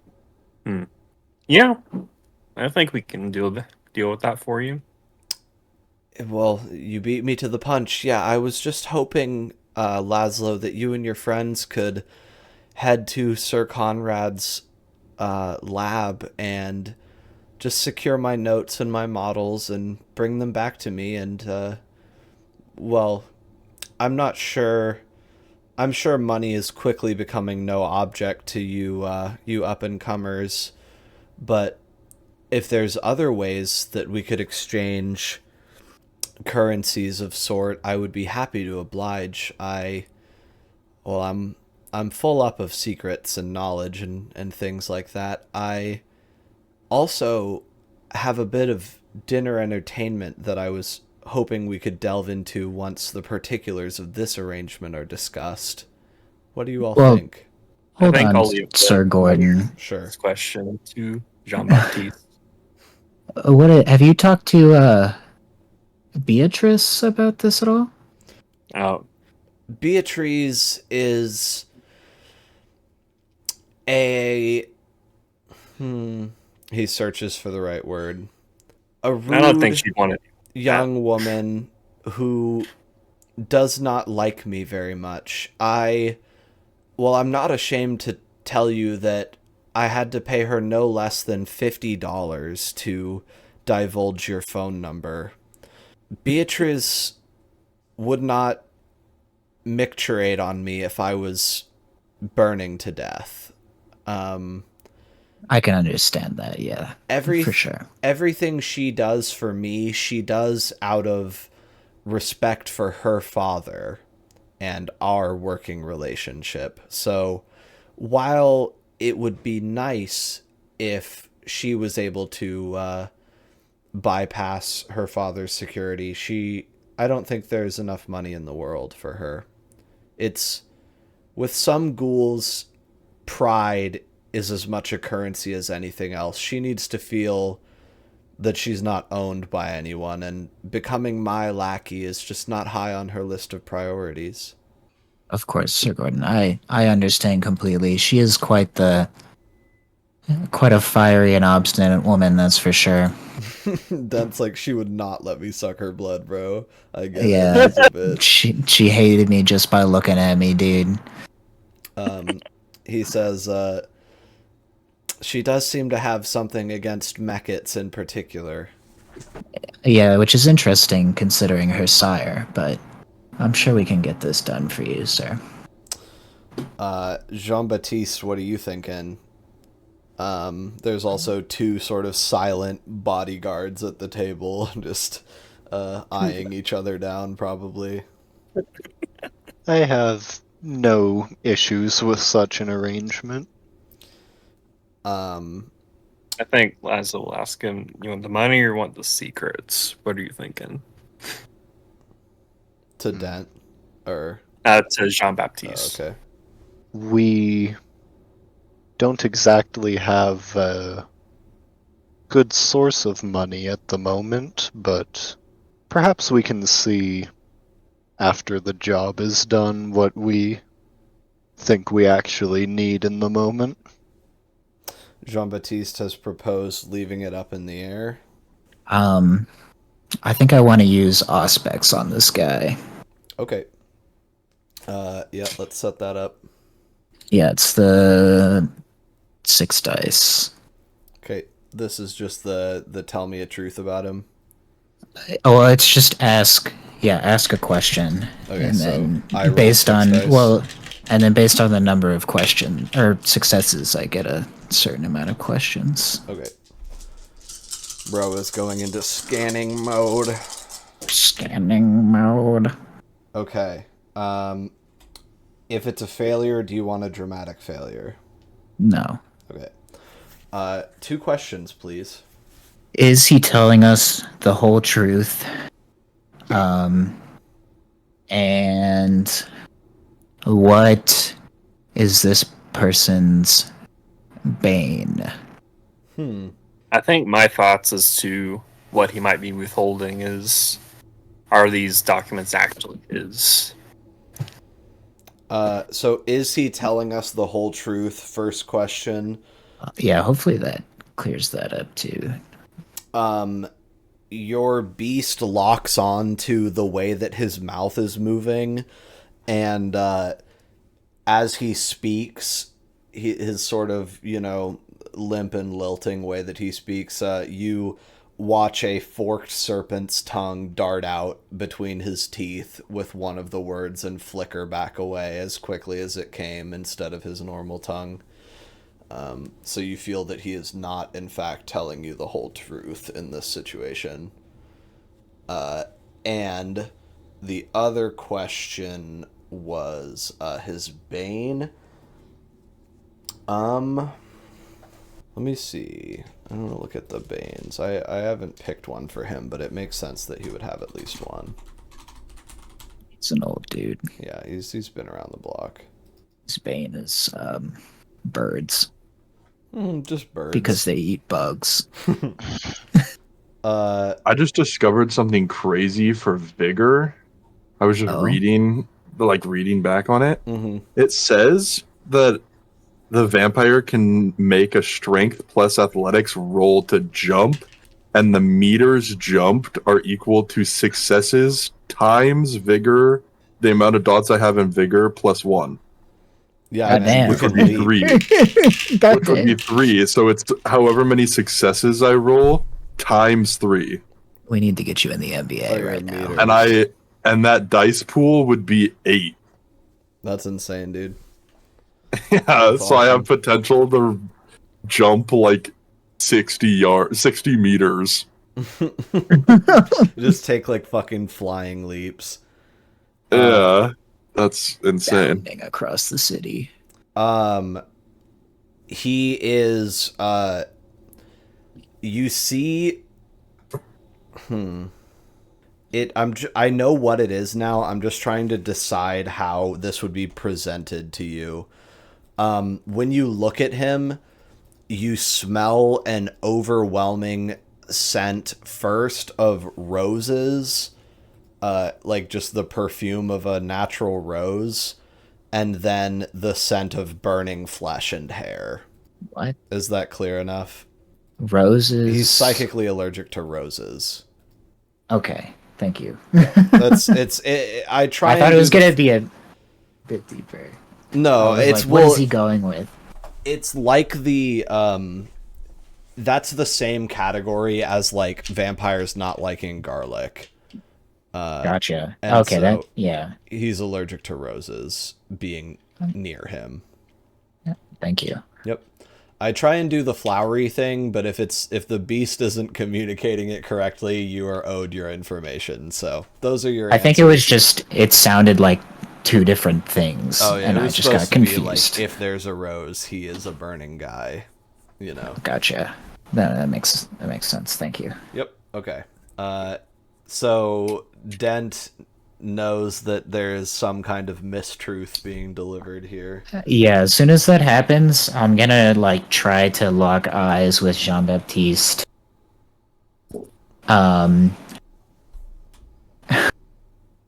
Is he still talking right now? Is he talking to, or is he just like waiting for Jean-Baptiste to answer? I think he's kind of a jabberer, so I imagine he would be saying some shit like, "Isn't it nice to have company, Andre?" Things like that, you know, like, so you can like get in a word if you need to, you know, tell, like, whisper something, if that's what you're trying to do. Yeah. Okay, well, Jean-Baptiste, do you look back at me if I'm like staring at you? Yeah, I think J-Bat's pretty good at picking up on like social cues and stuff like that. When your Then I'm- Mechat spy stares at you, you stare back. It's what you do. Yeah, honestly, I'm just gonna like mouth the word snake to him. And He's liar, like, I because I don't know if he gets it. yeah. He's like, wait, I Listen, don't. there's a lot of bugs, but I haven't seen the snakes here. I don't know. I was feel gonna like say, that's if they had the Magni- Bible back in those days, right? Yeah. They knew Yeah, like, true. snakes were Sees just you. like the betrayer. If Magni sees you were mouth snake in his head, he's going, "What? I killed the snake guy." This is not a con, guys. I promise. Guys, I'm pretty sure Akon is dead. Yeah. Guys, I killed that guy. We don't have to worry about him anymore. Hell yeah. Yeah, I think J-Bat though is. I'm gonna give him the same response of sort of, oh yeah, we'll figure out details, sort of nebulously later, and yeah, essentially just kind of give an answer that to this guy will make it sound like, oh yeah, they're probably gonna do it, but not actually obligating us to do it. Okay. What I'm gonna do is have you roll to basically have him swallow that and not directly ask you to pinky swear. You know what I mean? Okay, yeah, that makes sense. So, if your roll goes off, then he just takes your sort of, oh yes, we can look into this matter at face value. How about manipulation plus subterfuge, and you can have your bullshit. What does that bring you to? 7. Okay, and then he is going to, I'm gonna say, he's gonna roll against you. Alright, I have his pool now. Man, I am not rolling well today. No successes. Hey, I also got no successes, so let's go again. We Both fucked of it us up. are just fucking clueless. Yeah, just staring at each other. Okay, much better roll. Alright, what'd you get? 3 successes. Alright, he got 1. So you give your little sort of off-the-cuff speech about, being intrigued by his proposition and intending to find out more about this problem and things like that. And he just sort of nods along as you're saying all of it and says, oh, wonderful, wonderful. That's just what I wanted to hear. Well, if if that has been mostly ironed out, it sounds like payment for services rendered is something you guys would like to discuss with my portfolio in hand. Then, well, I've got something fun I've just been dying to show you all. If you would, Andre. And then Andre is intrigued and nervous. Yeah. I'm looking around like this better actually be fun. He says, "Oh, before I do any more wine for anyone." Yeah, so I'll take another glass, perhaps. Might as well, if you wouldn't mind. Magni, your beast is lethargic and slow and highly sated, and you feel like you've had a big meal today already. You are maxed out on blood. Okay. He's living the good life. Yeah, he's fat and happy. Like the free vitae, man. Yeah. And so more blood is brought for you guys, and then another domed plate, so you guys can take another slug of blood. I think I would have said I'm good. I'm good on blood, thank you. Yeah, you crushed your chicken, metabolized that shit. So he brings out another domed plate, and this one he removes the lid off of, Andre, with a sort of flourish, and Gordon is like clapping his hands together as a large fucking wasp is revealed on the plate. I am unsurprised. How large? I expected to see this last time. So it looks like this. I've got way too many images to fucking edit into this fucking thing. When Yeah. I'm sorry, hate dude. my life. Boom. And it is a bright red, thin wings, large abdomen. And I'm going to say that its thorax, that's the back bit, right? Mm-hmm. Is as long as your thumb. So Okay, goddamn. it's big, but it also has like spindly legs. Like the thorax is obviously like kind of the biggest part. But it's a big fucking bug. And it's on the table, and he says, Polistes Carolina, with modifications, of course, mostly blood related. Anyone, well, if anyone is brave enough to offer themselves up to be stung by my blushing beauty here, then, well, for her, he thinks about it, and he sticks out his long white finger with a long fingernail on it and strokes the thorax of the bug, which sort of chitters happily and like moves its legs. $50 cash. I'm just gonna. I want to try to like peek something in first and just say like, how incredibly remarkable. What do you mean by modifications with blood? Well, many things can be ghouled. I tend to ghoul my bugs. I enjoy allowing them to feed on my blood, and it results in accelerated growth, multiple moltings, powerful physical changes to their biology and also their intelligence levels. This one even knows its name. And then he says, Gertrude, and then it sort of tilts its fucking bug head at him. Quite a feat of entomology, Sir Gordon. I didn't know you were such an incredible scientist.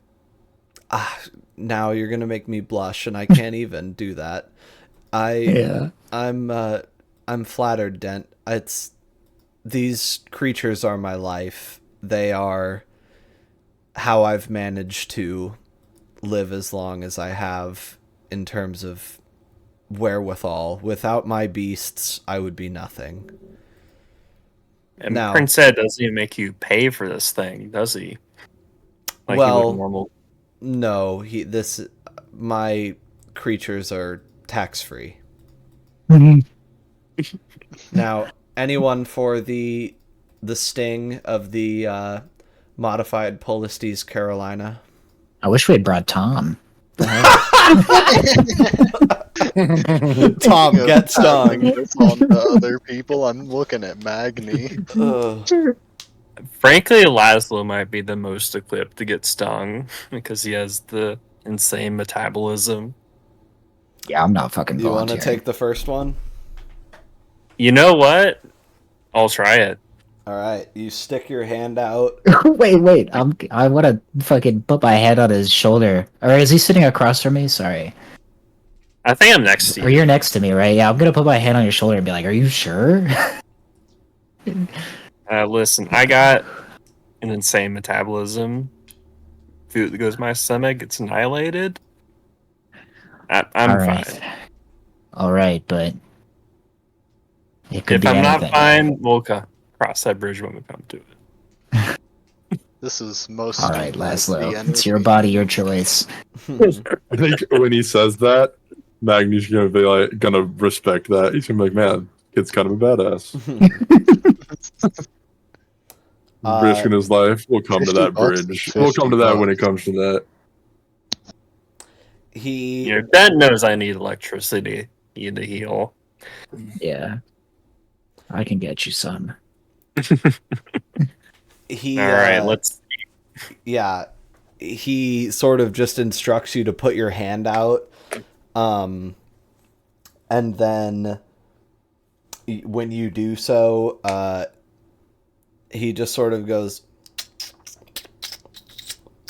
and quickly makes a couple little chittering sounds, and then the wasp walks right over to you, crawls up onto your hand, and sticks its stinger directly into the fleshy part between your forefinger and thumb. Ooh, And that's quite the place. yeah, it sort of pumps once and twice a little bit of venom and then withdraws and then actually flies for a second and hovers and goes down back onto the plate where it is covered and taken away by Andre. And I think I'm like telling my ass off to go get rid of this fucking venom right now. Okay. So it is hurting very bad. Basically, Sir Gordon is watching, almost salivating, and you like instinctually bunch your hand up and like unclench it a couple times because this shit fucking hurts. Like, oh my god, you're like, whoa. This is like, you did not expect it to be this bad. And he says, rude, insulting. An ember from your campfire is glued to your hand. Sharp, piercing, and immediate. You know what cattle feel like when they're branded. And you, and he just is sort of rapturously, like, luxuriating in your pain, as you are squeezing your hand, desperately trying to get it to fucking start metabolizing. And we are going to have you do a stamina plus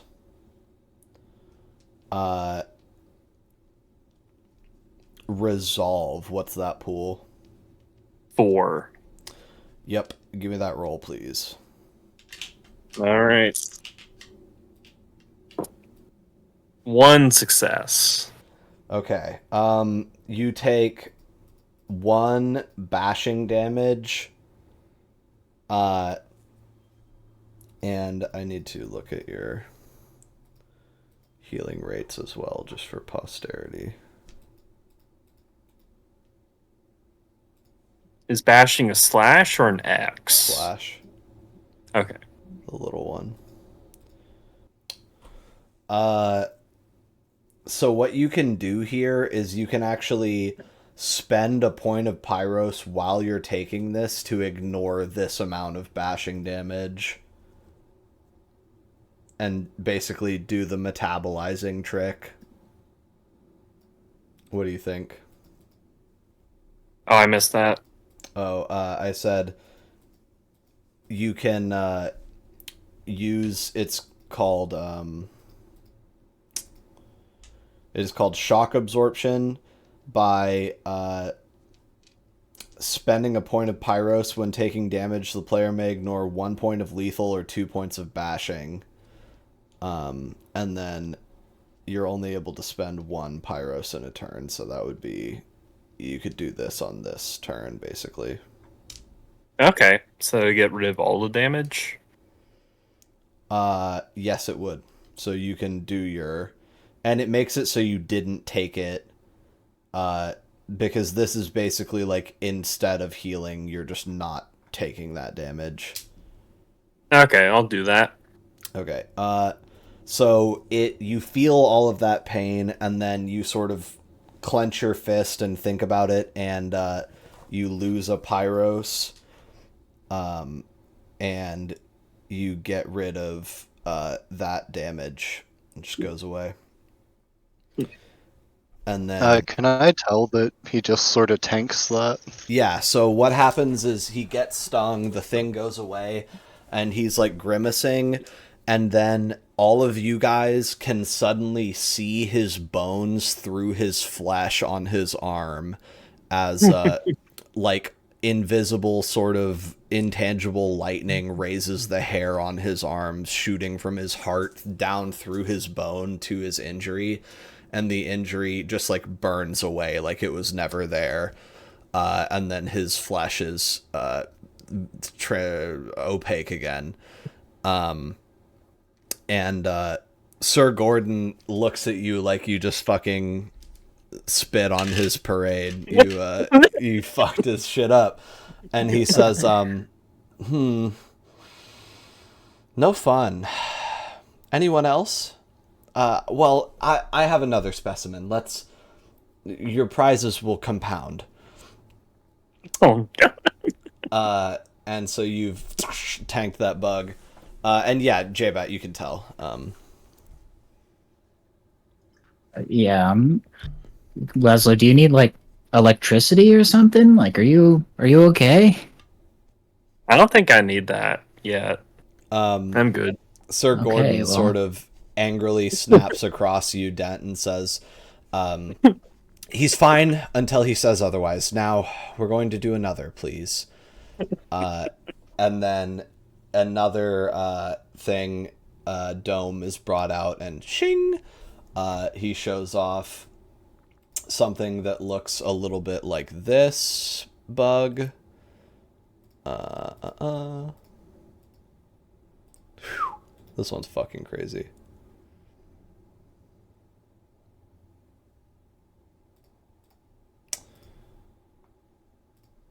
How many of these do you have, Sir Gordon? So if you can imagine, if that's how big it is, in Regular. an image, yeah, regular, then it is very big. I would say, if you opened your whole hand with its wings closed, its body would fill your whole hand. You know what I mean? Like fingers shut. Yeah. Fingers shut, but palm up and open. And that thing is sitting there, and it has a big stinger, which it might not sting in real life. I'm not sure, but this one is modified to sting. You bet your ass. And he says, oh, what was the name of it? Oh, he says, Megascolia procer. And this one is similarly sort of live, skitters around a little bit and then kind of sits there. And he says, Would anyone else like to feel my darling's sting? Perhaps not, Laszlo. I'm sorry, Sir Gordon, but I don't think I would feel comfortable getting painfully stung by an augmented insect. He says, that's unfortunate. Our interests diverge so sharply. so directly. You just call me a fucking weirdo for not wanting to get stung by a fucking bee.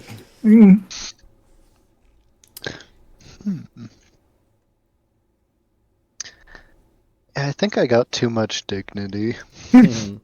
Yeah, you do have resilience. Now will Magni do it? I can't imagine. This is a big horrible bug. But it is $50. No, He it says- compounds. So it's more than $50. He says, this one will be $75 and an answer to a question.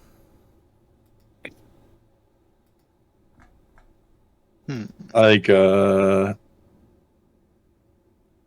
the raisin price, Magni will go, what the hell? Yeah. All right. And he says, He thinks Magni's getting bit by bugs while working in the lumberyard. He's all, couldn't be much worse than that. all right.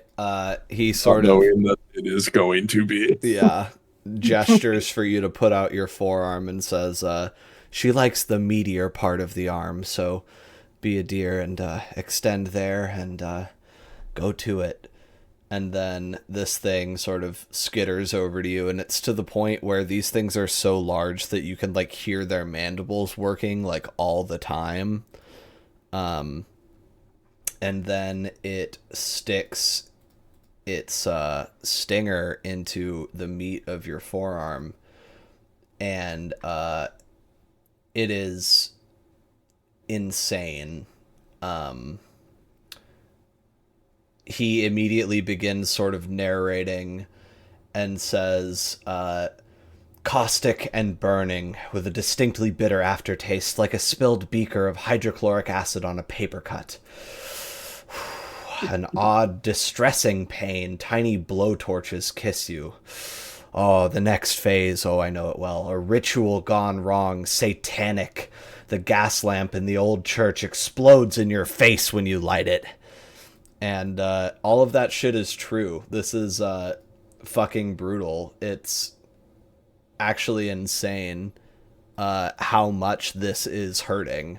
And I'm going to have you do that same stamina plus resolve roll.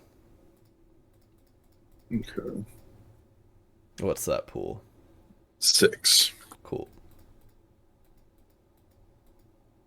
I got 3 successes.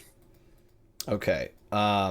You are going to take 1 lethal damage, which is an X.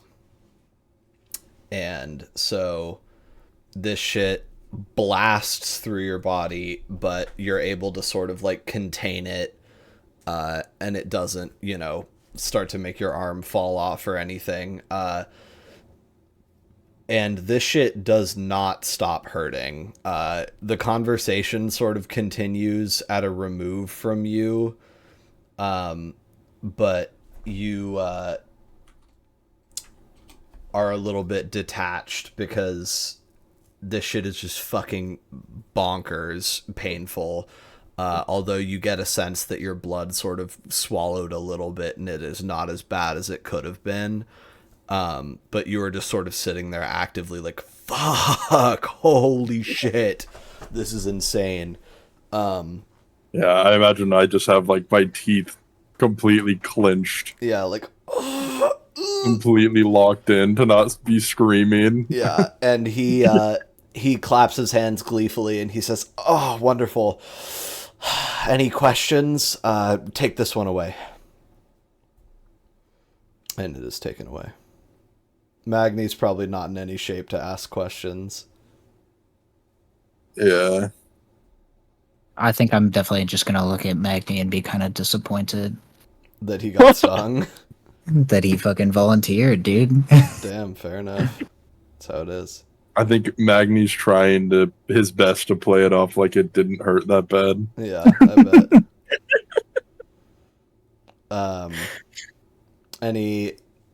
Dent, are you going to supply the question that he has to answer, or?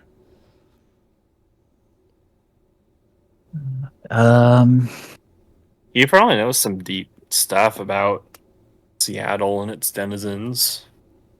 Yeah, I kind of figured it would have had to be Magni, but No, now I it have to can be think about anyone. it. I was gonna say I think Magni's only question would How be do I make this stop? I was gonna say the only question he would have for anybody of this like stature would be how to become unaligned. That's the only thing he cares about.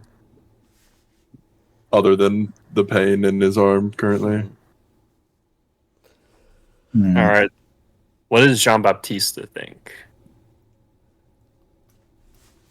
I'm gonna actually ask, can we discuss a possible question before we posit it to you? For the sake of the sportsmanship of this game, no. Very well.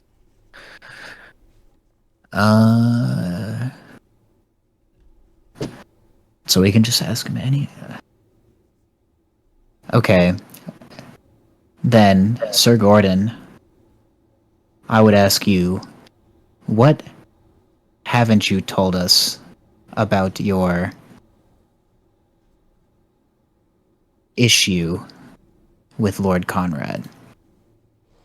About the task that I've set out for you? Yes. Once I get those notes, I'm going to sell them to another one of our coworkers. Or, he would say, not coworkers. We're just a bunch of coworkers here. To another one of his Ordo Dracul fellows. Associates. Yeah.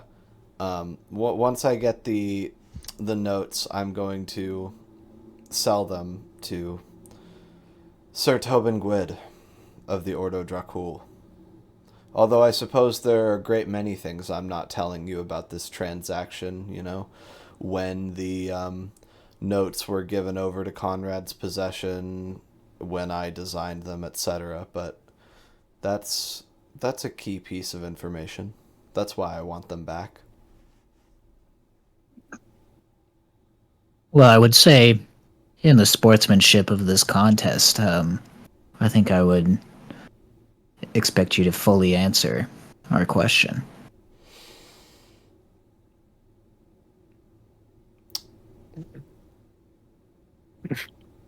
Here is $125. The game is concluded. And he pulls out a billfold. He pulls out 3.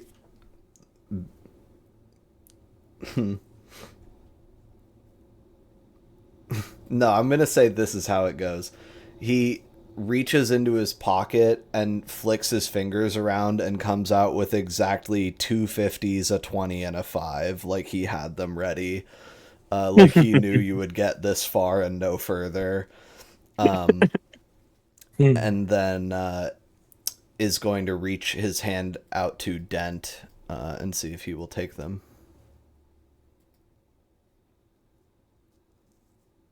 Well, you know what? I did just spend like $400 on rent or whatever, so I'm just gonna take it and shut up.